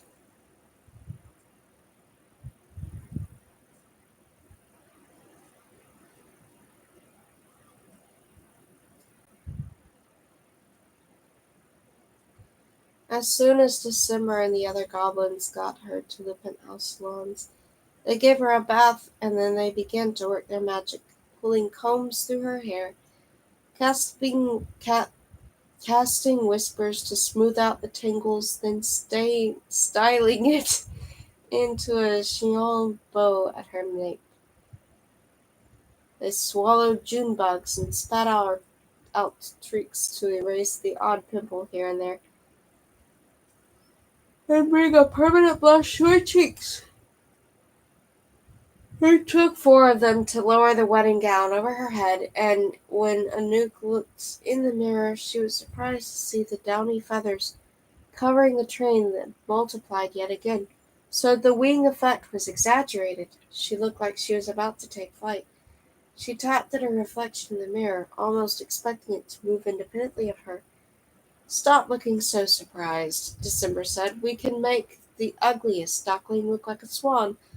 Of course, you were a nice-looking duck to begin with, pretty even for a duck." She grabbed Anouk's arm in an attempt to change the subject. "Are you sure you don't want me to ink some tentacles on your arms?"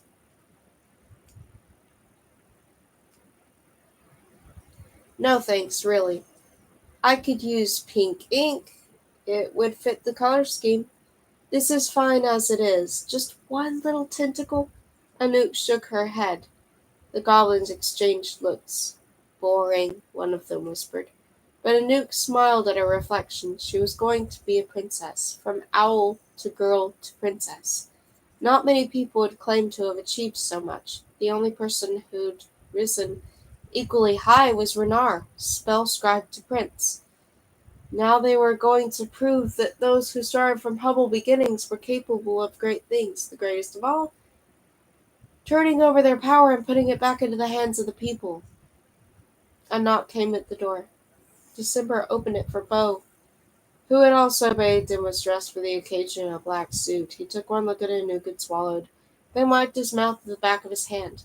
He started to loosen his tie. "Are you sure you don't want to run off together? We could go back to the Black Forest, find that castle full of candy, and grow fat together." She lifted the heavy train of the dress and wadded over to him. In a pool of feathers and silk, she placed a hand on his cheek. "First we save the world, then candy." His soft eyes practically consumed her whole. "What about a kiss? When does that come in?" She grinned. "Right now." She touched her lips to his. He smelled like fresh soap, and his skin was smooth and clean. He slid a hand around her back, crushing the feathers, and December gasped in horror and slapped his hand away. "You beast!" December cried. "No touching the dress!" His mouth curled into a grin over Anouk's. He picked her up by the waist and swung her around in a swirl of feathers out of range from December's slaps and kissed her again. She leaned into him, laughing, resting a hand on his chest. His heart was beating steadily. The smell of him was driving her wild. She ripped at his bottom lip. He captured her own and leaned her back into a dip, one hand behind her head to keep her from falling. Several goblin stylists gasped. "Not the hair!" December wailed. She smacked Beau's broad shoulders with a hairbrush. He put Anouk down and held up his hands in mock surrender. "I'm going, I'm going." He gave Anouk one final look. A corner of his mouth turned up, but something about it didn't quite reach his eyes. "You won't kiss him like that, will you?" "Impossible," Anouk said honestly. December started smacking him again with the brush until he fled. The goblins frantically fixed her fallen hair and smoothed the wrinkles from her dress, and when the clock chimed noon, they opened the same door that Beau had walked out of, but the hallway beyond that had vanished with the changing of the hour. Instead, a set of frosted glass doors with a white ironwork stood before them, the entrance to the rooftop garden. Anouk twisted her hands into the folds of her dress, hoping the goblins couldn't see how they were shaking. With a grin, December threw open the doors.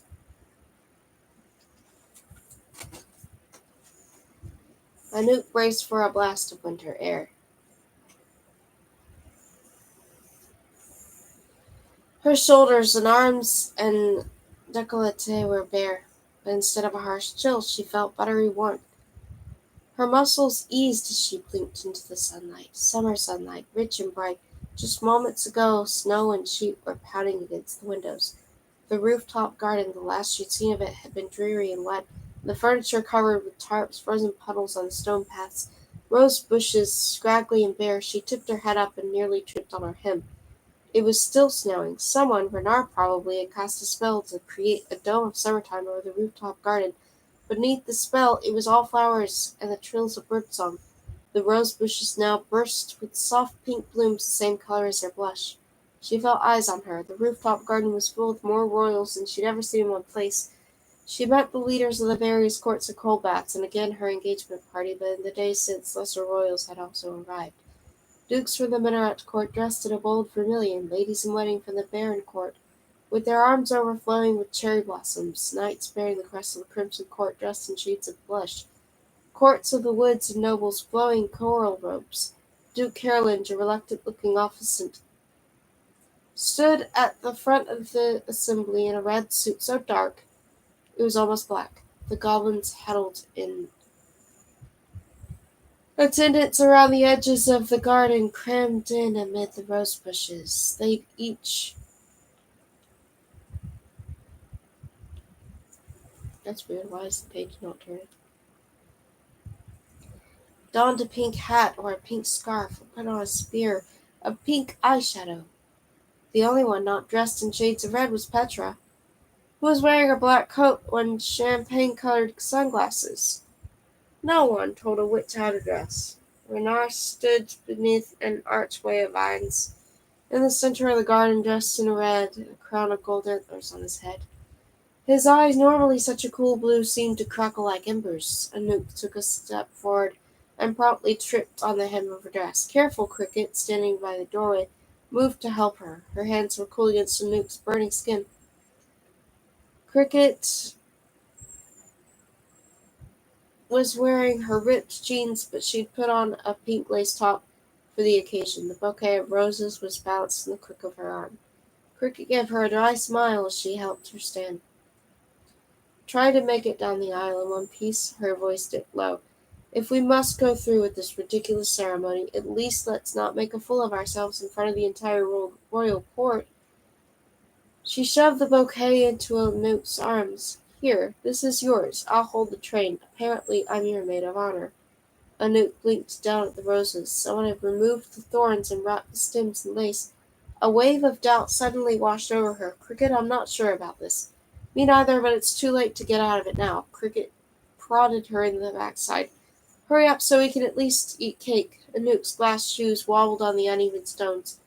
On either side of her the royals observed her with cool indifference. She wondered what going through their heads. Just months ago she'd been sweeping floors. What did they think of the leader of the Parisian court marrying a maid, a beastie, not the most likely individual to button up in a feather dress, march down the aisle, not the kind to lead a realm? She could feel their judgment beating down on her. She swallowed, swaying slightly, then gripped the rose bouquet in determination. Well, she never asked to join their wreaths. She was going to save their necks, ungrateful though they were, but she was doing it to save her own. None of them were risking their lives to set foot in London and face the coven. They'd be here, in their protected penthouse palace, drinking rare wines and bemoaning the decline of the Haute. She tipped her chin up. Renard watched her with an unreadable expression as she approached and took her place beneath the arch. Duke Carolinge loomed over them, looking uncomfortable in his suit instead of his robes. He adjusted his wire-rimmed glasses. Renard leaned forward to whisper, "You have grass stains on your hem." She looked down. Zoodalors, if anyone could manage to ruin a magic-infused couture dress in 30 steps, it was her. Cricket artlessly arranged her dress around her, kicking at the lace train to make it cooperate, and then joined Beau, Hunter Black, Luke, and Vigo, who made up the motley wedding party. Beau took down his tight collar. His eyes flicked to Anouk, but he didn't seem to make himself hold her gaze. Cricket gave him a sideways hug. Duke Carolinge slammed his staff against the ground and Anouk jumped. "Let's begin." Those were the only words spoken in an earthly language. He switched the Silentian box, rattling off a litany of oaths from a dusty volume he cradled in one hand. He seemed to be the only one interested in the ceremony. The other royals looked bored. One of the Minaret royals stifled a yawn. Queen Violante didn't even bother to hide hers.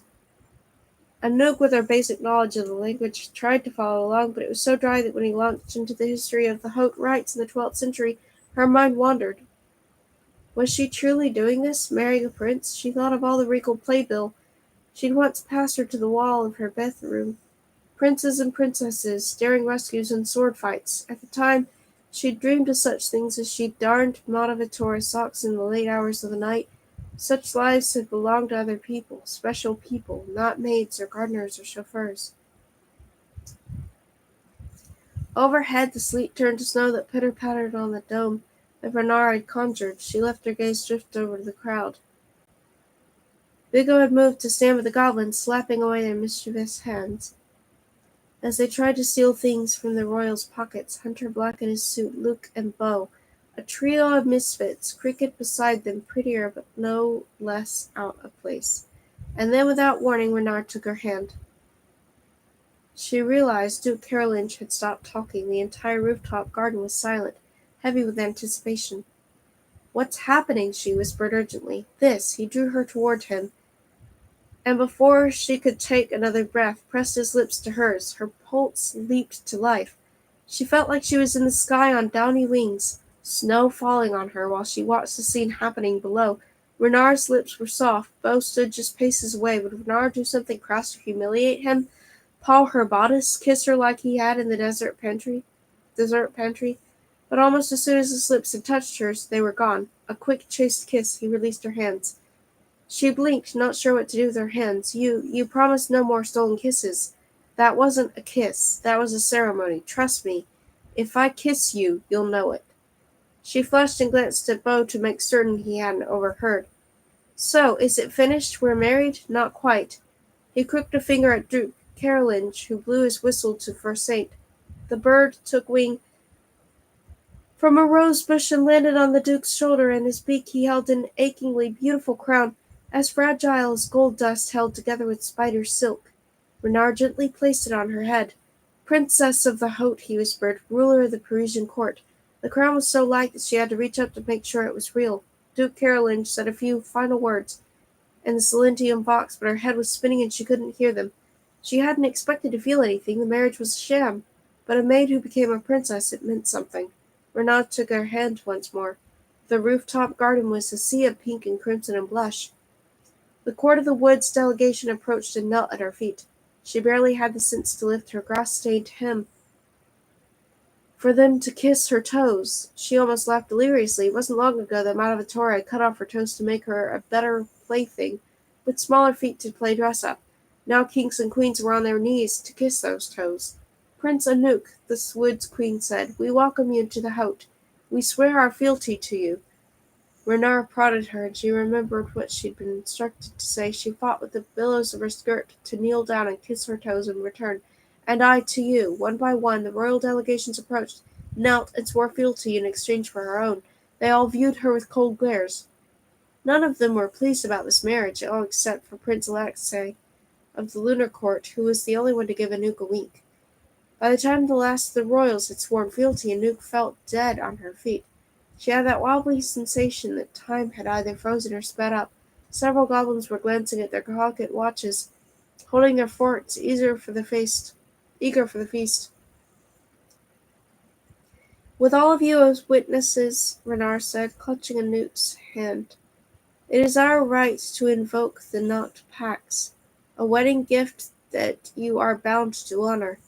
Our wish is to activate the Code of Courts, which states that if any of us is under attack by an outside force, the others must come to that party's aid. Few of you are willing to admit the Court of Isles was under attack, even after you witnessed the Coven of Oxford possess King Caspar.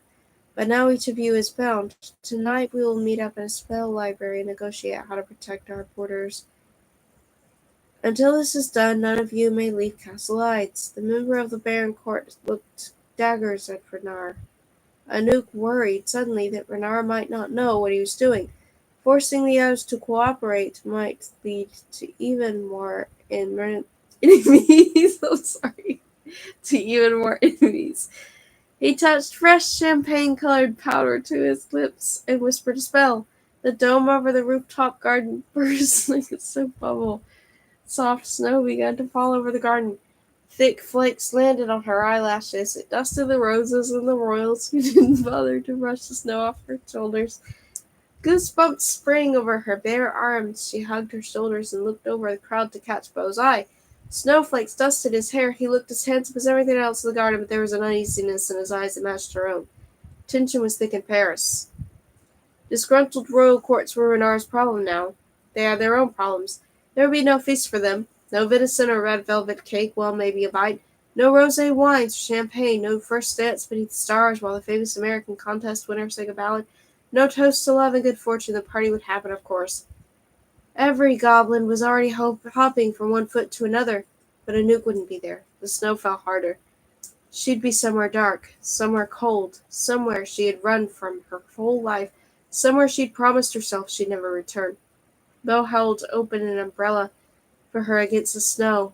He didn't need to remind her of what came next. Beastie spells, the dark thing, tunnels into an unfamiliar city, a coven they didn't know how to defeat. For now he needed only to hold the umbrella over their heads. She rested her cheek against his chest and felt the beating of his heart match her own.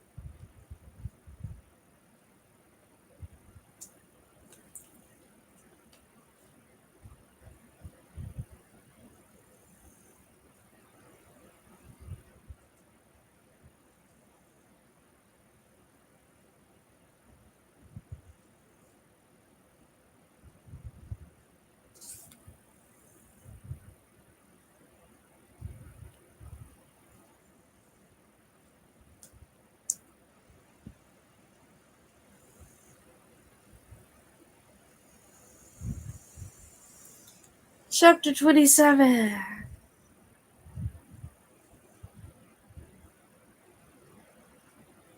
As soon as they could, Anouk, Beau, Cricket, and the rest of their troop stole away for the rooftop garden. The sounds of their feasting were audible through the castle lags.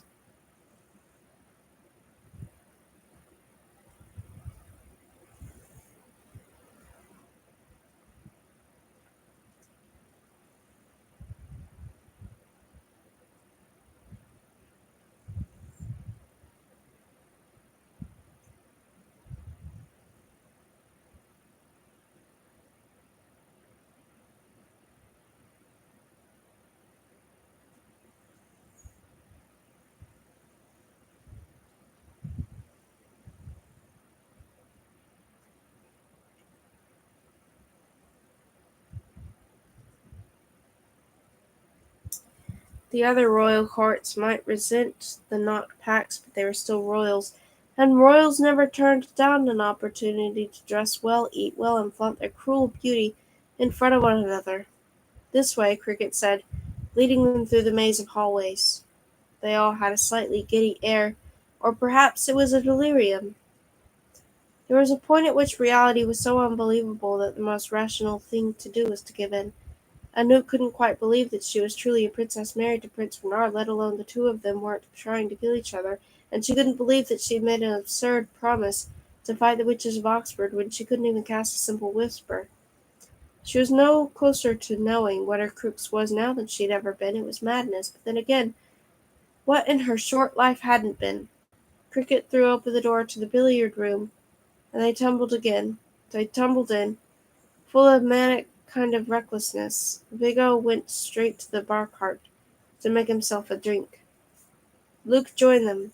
Hunter Black paced before the empty fireplace with tight, silent steps, his fingers toying with the glass buttons in his shirt. Petra shook the snow from her hair, and with a whisper enchanted the fire in the hearth to warm her hands. Anouk pulled the crown from her head, though entangled in her hair, and she had to tug it free with a squeak. She tossed it onto the coffee table. They all stared at it. Hunter Black stopped pacing.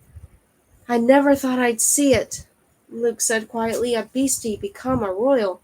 And here I was, proud just to have my own apartment, Cricket said.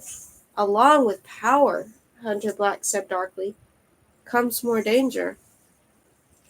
And there it is.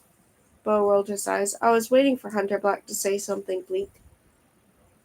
He came up behind Anouk and circled his arms around her waist. He whispered in her ear, don't listen to them. You did what you had to.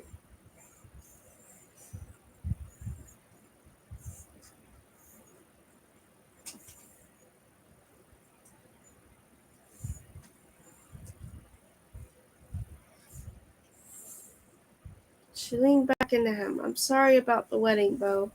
I'm not. She raised her eyebrows in surprise and twisted around to face him. To see all those queens kissing your feet, I'd have paid any price for that. He ran a hand gently through her hair. She'd undone the elaborate chignon.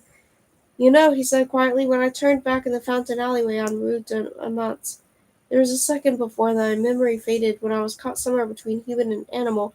I can't quite describe it. It was like being in a dream, like I could sense things I couldn't when I was human, but I was still human enough to think. And do you know what I thought? What? If I was cursed to spend life as an animal, at least I'd known you. She smiled so wide she thought her heart might break. Cricket started pulling out her knives and arranging them on the billiard table. Then she went around the room plucking various blunt artifacts off the walls and adding them to the pile. Vigo, drink in hand, watched her with a bemused look. How exactly are you going to carry all those weapons? He said. Tied to your tail, hidden in your fur? You're going to carry them for me. Her sharp grin bared her teeth. She checked her watch. We need to leave within the hour. The entrance to the tunnel Sous la Manche is at the Coquelles terminal. It's a 2-hour drive from Paris. We need to arrive when the tunnel shifts change over. With a few tricks, we can get past the guards. Beau looked wary until Cricket tossed him a set of keys. Perk up, Beau. Renard agreed to lend us his car for the drive. His jaw dropped. The Centurio's Roadster? With alligator interior. His hands closed around the keys and pumped his fist in the air. Anouk shook her head as she smiled. We need to make a potion for the contra-beastie spell, Luke said. Petra, what do you need? She rattled off a list of herbs, and then she slid a look to Vigo. And blood. Vigo sighed as he rolled back his sleeve. Leave me enough so I don't pass out while I'm dragging these animals from France to England. While Luke, Petra, and Vigo worked on a potion, Anouk fought with the billows of her dress. I'm going to change out of this parachute. I'll meet you all in the lobby in 15 minutes. She gave Beau a peck on the cheek, kicked her glass slippers off, lifted her skirts to her knees, and made her way to the bedroom she'd been sharing with Beau. She wondered if, assuming they got back from London one piece, she and Beau would move into a different room. The terms of the marriage allowed her to love someone else, and they didn't forbid her to share a room with someone else either. Renard had his own apartment, a master bedroom fit for a prince, and it wasn't as though there was any space limitation in Castle Heights. Renard could take an old broom closet and enchant it into a sprawling master suite for her and Beau. She'd paint the walls a midnight blue, with stars on the ceiling, a giant bed big enough for them both to stretch out on and never reach the edges.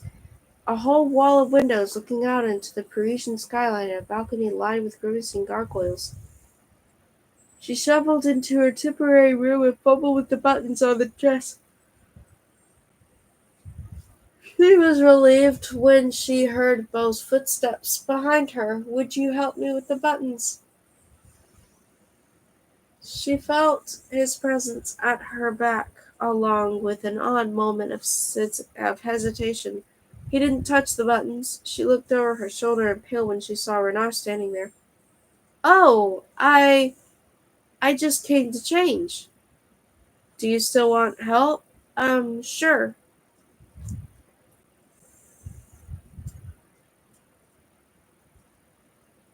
She turned around and lifted her hair for him to unfasten the row of pearl buttons. Then she dragged the heavy dress behind the privacy of a dressing screen. Through the lattice work, she could barely make out his shape. She struggled to get the dress over her head. You're leaving, he said as a statement, not a question. Yes, they'd already been through this. He knew their plan. Uncertain though it was, she bent over trying to shimmy out of the dress. The others aren't waiting for me downstairs. Saint can get through the border spell, so once we've left, have Duke Caroline send him into London. If we have any messages to convey, we'll send them back through him.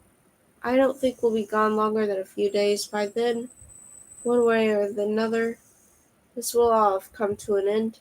We'll either find a way to defeat the Coven, or she needn't finish the thought. Prince Alexei and I are getting the senior royals at midnight to begin drafting the protection spells. Good luck. If we fail, your spell will be all that protects the near realms.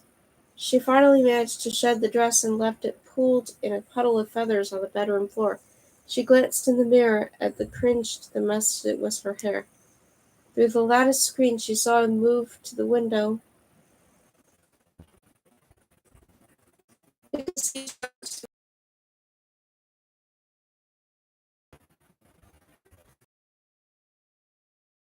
His tone changed. Don't have to what?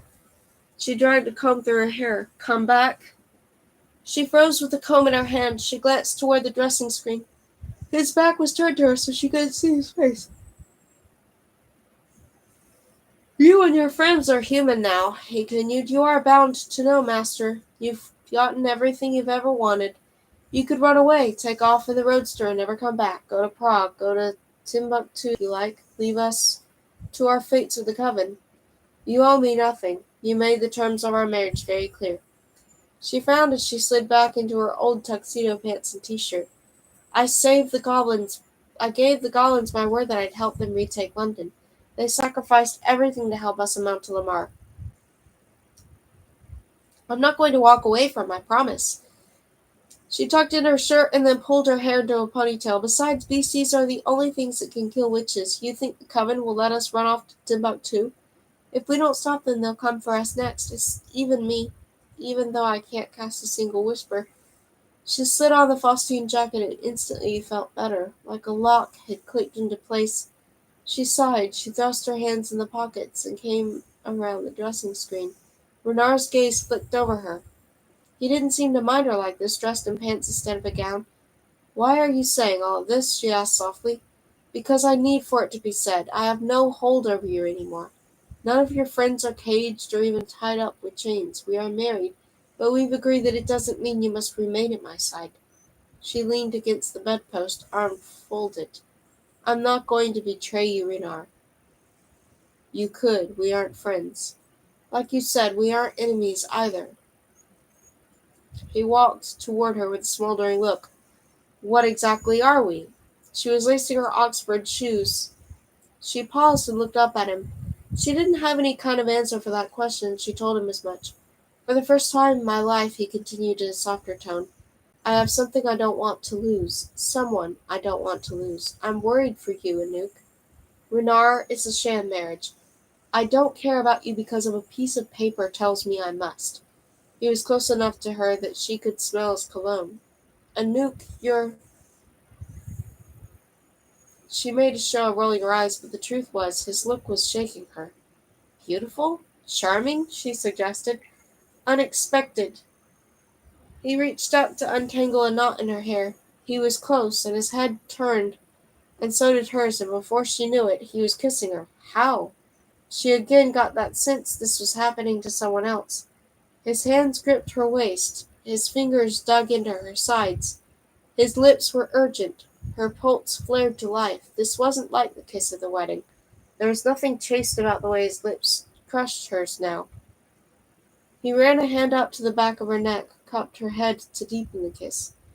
The other hand fumbled with her jacket for a moment, then found her hand and wove it into his own hair, as though he were silently begging her to touch him. She pushed away, took a step back, and wiped her mouth with her hand. She was breathing hard. Don't do that again, Renard. He stared at her. His hair was mussed from where he'd run her fingers through it. His lips were parted, and she thought he was going to do something stupid like try to kiss her again or even say that he loved her, but then his lips twisted into that arrogant smile. I won't. Not until you come to me.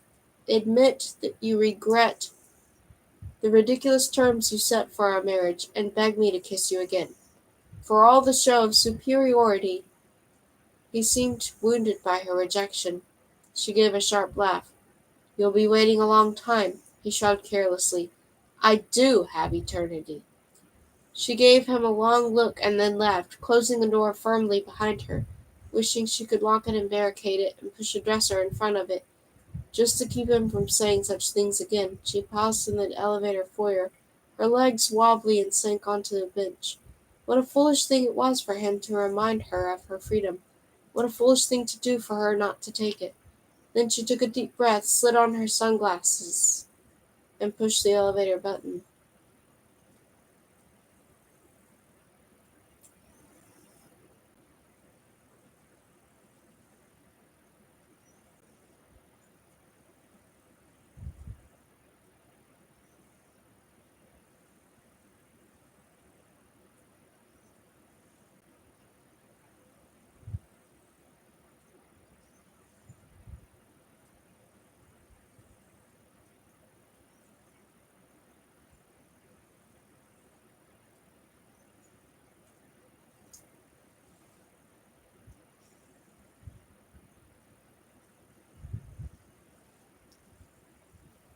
Okay, so that's about 8 pages left of part 2, I think. Yeah, 8 pages left of part 2.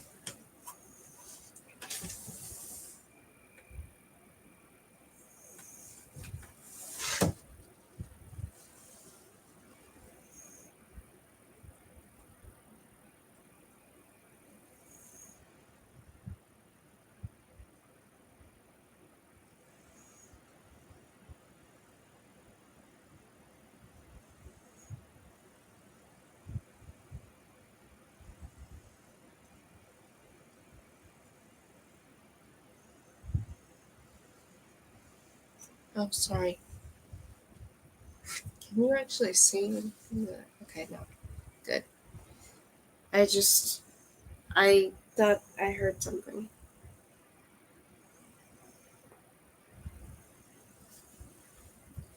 Chapter 28.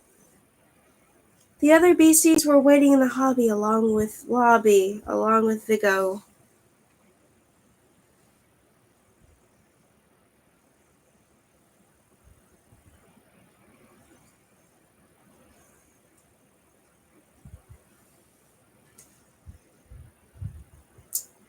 Whose pale face and bandaged arm said he'd given the blood they needed for the spell. His long dark hair was pulled into a ponytail. He shouldered a backpack that sagged heavily. Cricket must have packed it with more than ample weaponry. The 5 marble ladies, stone guardians of Castle Ides, blocked the turnstile that allowed access to the building's exit. Cricket paced in front of them, tapping them provokingly on the ears and noses, but of course none of them would move an inch until compelled to. Good, you're here, Petra nodded approvingly at Anouk, and then they gestured to the marble ladies. Shall I whisper them out of our way? This is one thing I can do, Anouk said. She made a gesture toward the marble ladies like she was shooing away a fly, and they roused themselves from their stone slumber and stepped away from the turnstile. I'm the princess of Castle Ides now. They have to obey me, whether I wield magic or not. Have a nice journey, princess, the closest marble lady said with a carved smile. Cricket snorted as she passed through the turnstile. We could have used that the last time we tried breaking into this place, princess. Anouk paused at the front door to adjust her jacket. The embroidery under her fingernails was like a talisman, giving her strength. She shook away the thoughts crawling around in her head about Renard's kiss, Renard's confession, someone I don't want to lose. Is the car ready? She peered out the glass door at the snowy city streets. December's pulling it around now, Bo said. In another moment an engine roared and headlights shone into the lobby. They pushed outside into the shelter of the porte cochere, where a spotless roadster purred with its windshield wipers going.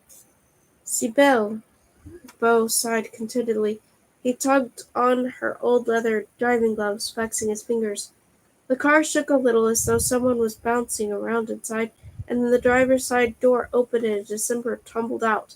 Anouk wondered if she was drunk. "December, is everything okay?" she asked. "Perfect," with outstretched arms. December jerkily made her way around the car, and became apparent that her strange movements were because she was wearing roller skates. They looked ancient, worn white leather and rainbow trim. Grungy laces, scuffed wheels. She grinned uneasily. "What are those things?" Luke asked. "Roller skates." Beau looked toward the car in alarm. "You drove the car wearing those?" "Don't you get it?" December struggled to push herself from the car to one of the porte cochere columns. "I'm coming with you." She tromped awkwardly on the skates. "I'm not setting foot in London." "That's the spell, isn't it? Then no living creature imbued with magic can set foot in England." "It doesn't say anything about not setting wheels in England." "That's insane," Cricket muttered. "Technically," Luke pointed out, "she's not wrong." "So I can come?" December beamed. The beasties all exchanged hesitant looks. December had saved Luke's life at the Chateau de Mille Fleurs with a handful of glitter, so maybe rainbow roller skates would rescue them this time. But December lost her balance and tumbled to her knees. She winced, rolling onto her bottom. Anouk said, "You're needed here is the thing. Someone has to look after the rest of the goblins. We can't just have them burning down Castle Ides like they burned down the townhouse." December, still wincing, gave her an odd look. But the clock of the church steeple across the street chimed 6, and Cricket smacked Anouk lightly. "Time to go, beasties." Anouk knelt down and helped December to her feet. Then she gave her a push toward the doors, and December wheeled her arms forward and caught herself on the door handles. The rest of them piled into the car, Beau in the driver's seat, Anouk in the front passenger seat with Cricket in her lap, and Luke, Viggo, Hunter Black, and Petra in the back. "There'd be more room," Viggo said, "if Cricket hadn't brought so many knives." "I brought toasted cheese croque monsieurs too," she said. "You took the time to pack sandwiches?" Luke asked. "Have you had British food?" Beau threw the car in gear and stomped on the gas. He roared down the narrow streets, throwing up puddles of icy slush. The windshield wipers fought against the snow. Anouk gazed at the city, leaving France altogether, even leaving the continent. She'd never traveled through that tunnel before, especially one that ran 30 kilometers beneath the English Channel. What would London be like? In Germany she'd wandered into a fairy tale land. Black forests, snow children, eternal winters. Would London be a fairy tale too? All Anouk knew of London was what she read in books and seen from the enchanted windows of the fourth floor of Castle Ides, which looked down on Piccadilly Circus. She wondered if the bakeries would rival Paris's patisseries, if there were wishing fountains down secret alleyways, if there were Saturday bird markets and poets by the river banks. "I don't suppose we'll have time for shopping," Cricket said as though reading her mind. "There's Deadman's and Fenwick and Bond Street. Harrods is better," Hunter Black muttered. Beau gave the assassin a questioning look in the rearview mirror. Luke laughed. "Let's focus on first getting into London, second hoping Shinju can turn us human with that amethyst chess piece that Bernard enchanted. Do you have it, Viggo? Good. Third, recovering from the change, and fourth, stopping a coven of evil witches who can wield technology we can't." They plunged everyone into a thoughtful silence for the remainder of the drive. Night came early in winter, and the roads between the city and the coast were cast in murky darkness. Street lights lit up orbs of falling snow, but beyond that the world was black. After some time Beau pulled off the highway at a sign for the Coquelles train terminal and followed the arrows to a nearly empty parking lot. Snow was still coming down heavily. The train station itself had a small lobby, ticket booth, and coffee shop, The station was mostly quiet. According to Cricket's timetable, they were in the lull between departures. Passengers for the next train to England wouldn't start to arrive for at least a half hour. The seven of them stared through the window shield at the train yard behind the station. "That's it?" Bo asked. Luke pulled out the guidebook he'd taken from Castle Heights. "The channel is 30 kilometers long," he read. "It'll take us most of the night to walk that far." "Longer," Petra added, "if one of you decides to go chasing another one's tail instead of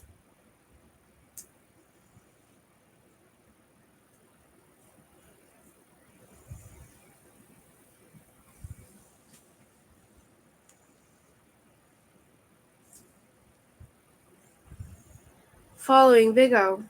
Vigo dug around in his backpack and proudly held up a fistful of leashes. "Already thought of that." Luke eyed the leashes, then sighed and rubbed the bridge of his nose. "Just try to put one of those things on me," Cricket said to Vigo.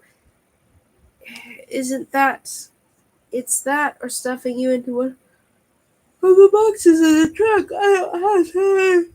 The girl chasing after a white cat." She sulked in the front seat. "Fine, but I can't help it if I claw you to shreds while you're trying to put it on." "Well, you'd do that as a human, too." She smirked. "Good point."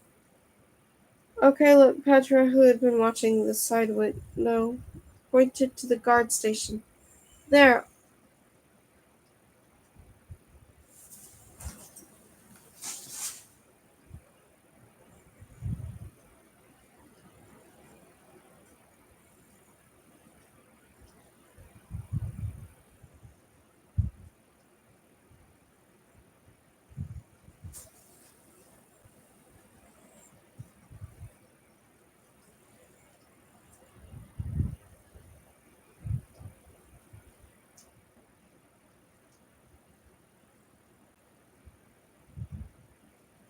"I am hearing something. I just don't know what that is I'm hearing."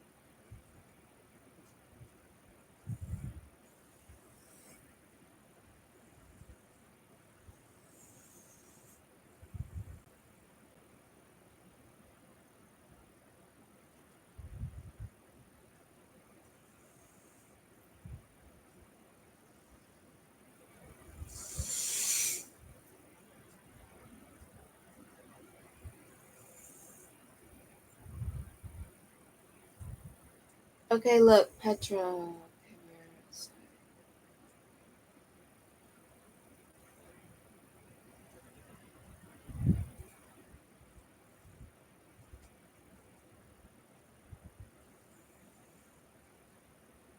"There.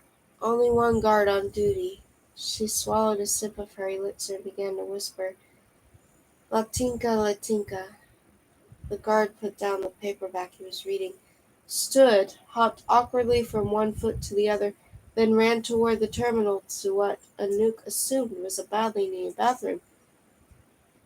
Petra whispered again. One by one, the floodlights shining on the train yard turned off. With another whisper, all of the CCTV security cameras slowly panned upward, filming only the night sky. Petra dusted off her hands. "I'm getting good at this witch thing." They climbed out of the car and crept from parked car to parked car. The chain link fence surrounding the train yard. Petra whispered, and the lock fell off the gate. She held the gate open, and they dashed across the long expanse of rail and gravel until they reached the end of the rear of the station.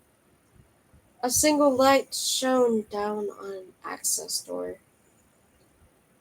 "No watch," Petra said. "I'll put out that light." She hunted through her black leather obelet for whatever life essence she intended to use. "Merde, where is it?" Her head jerked up at the sound of glass shattering. Hunter Black was no longer in their midst. In just a few seconds, the assassin had crept across the train tracks and then thrown a perfectly aimed rock At the light bulb, he was now waiting for them in the front door. Petra muttered a curse. They crossed the train tracks quickly and joined them. Okay, Petra snarled. But you can't unlock that door with a rock, can you? She went to the door and wiggled the deadbolt for proof. Then she made a big show of consuming some aspen leaves from her omelette and enchanted the deadbolt. When she twisted the knob, the door swung open. She gave Hunter Black a toothy smile.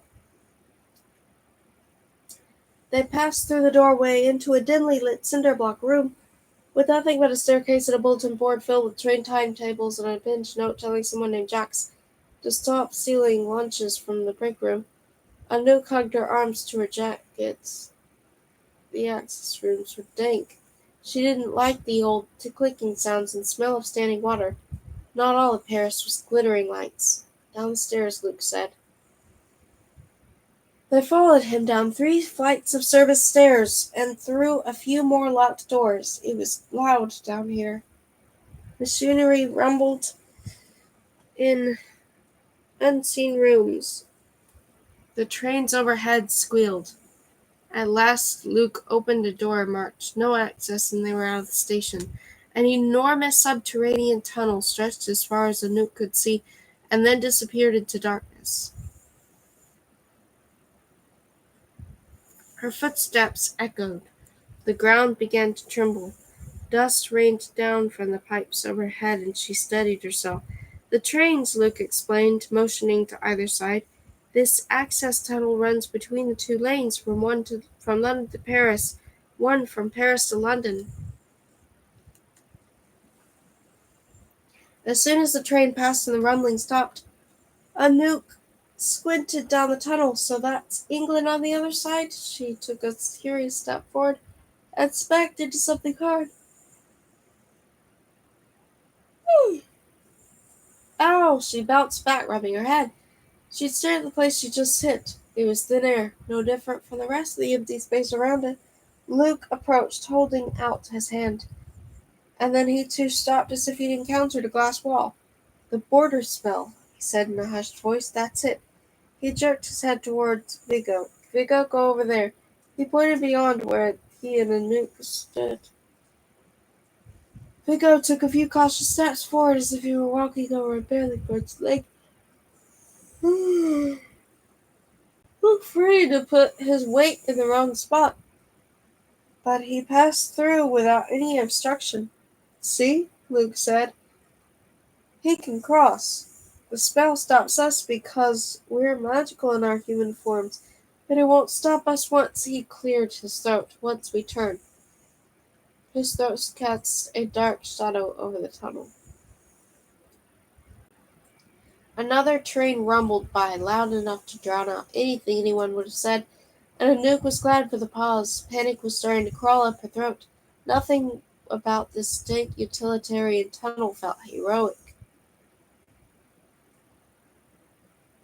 This didn't feel like the kind of place where magic happened.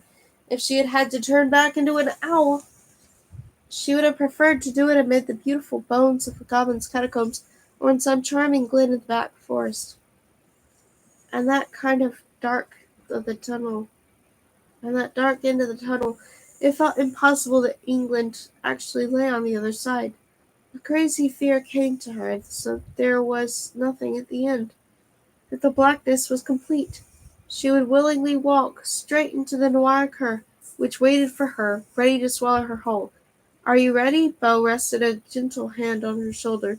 She jumped and spun towards him. She saw herself reflected, and his eyes were frightened, bedraggled, nothing like a princess. She clutched the smells around her neck, then grabbed his hand. Beau, I'm afraid.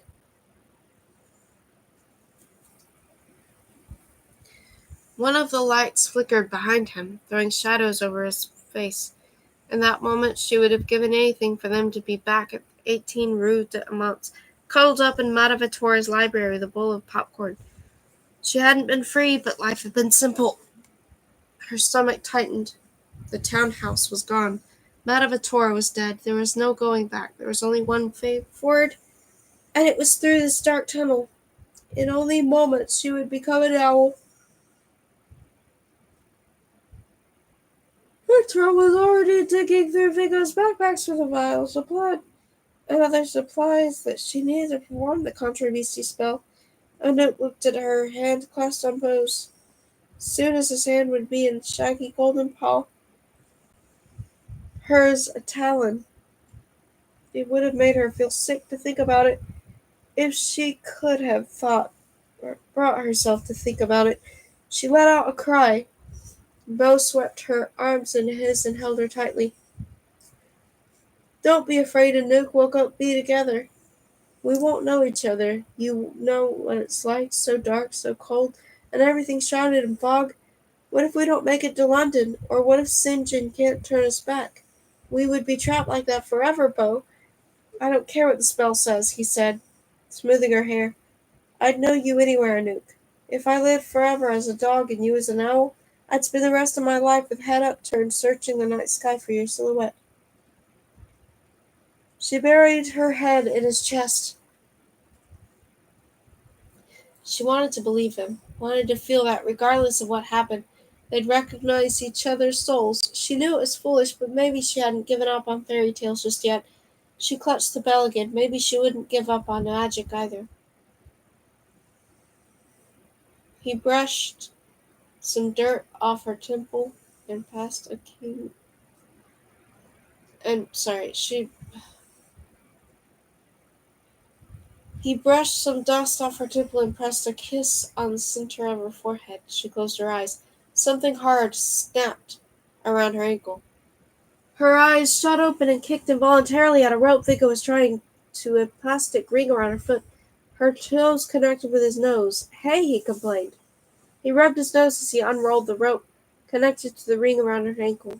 I can't have you flying away. You'd perch up somewhere in those pipes and I'd never get you down. I'll have to use Luke as bait. She felt sick.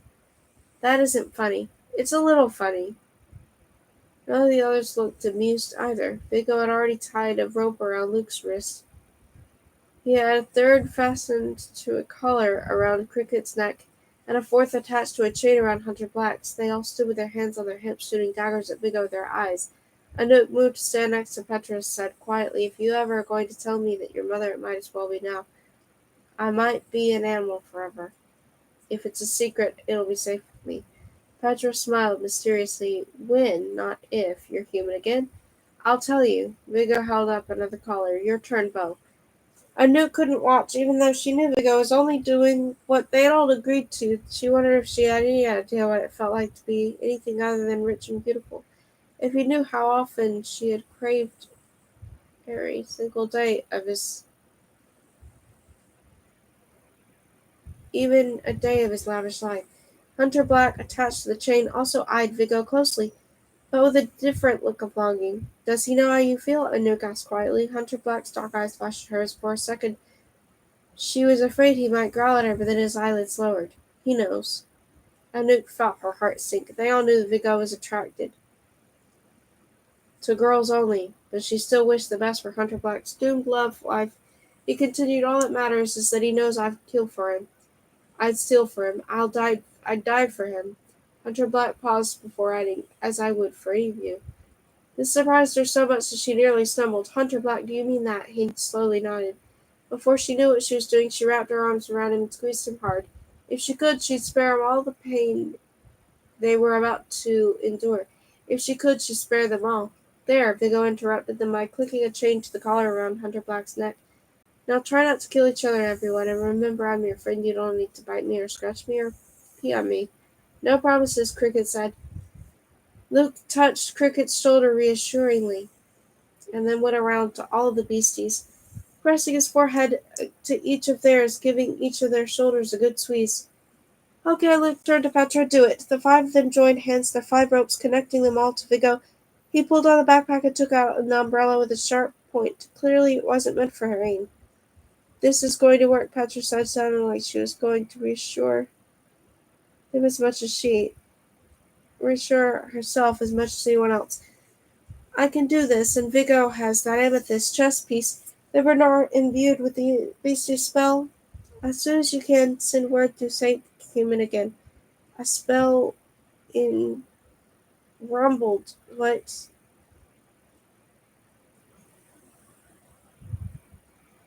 A train rumbled by, the night stole over. The utility lights flickered. Dust rained down again. The train's roar was deafening. Then Anouk couldn't hear the words Petra began to whisper. Suddenly it all seemed to be happening too fast. What if Petra got a word wrong?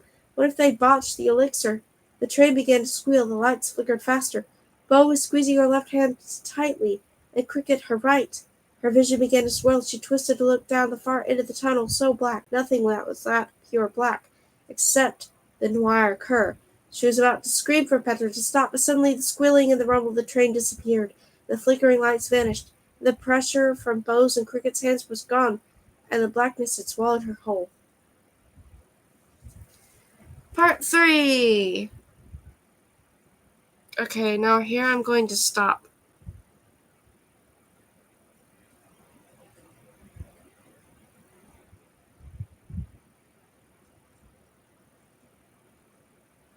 Battery level is now at 97%. Okay, I'm going to stop the stream now and resume later on. Thank you for watching. Thank you for listening.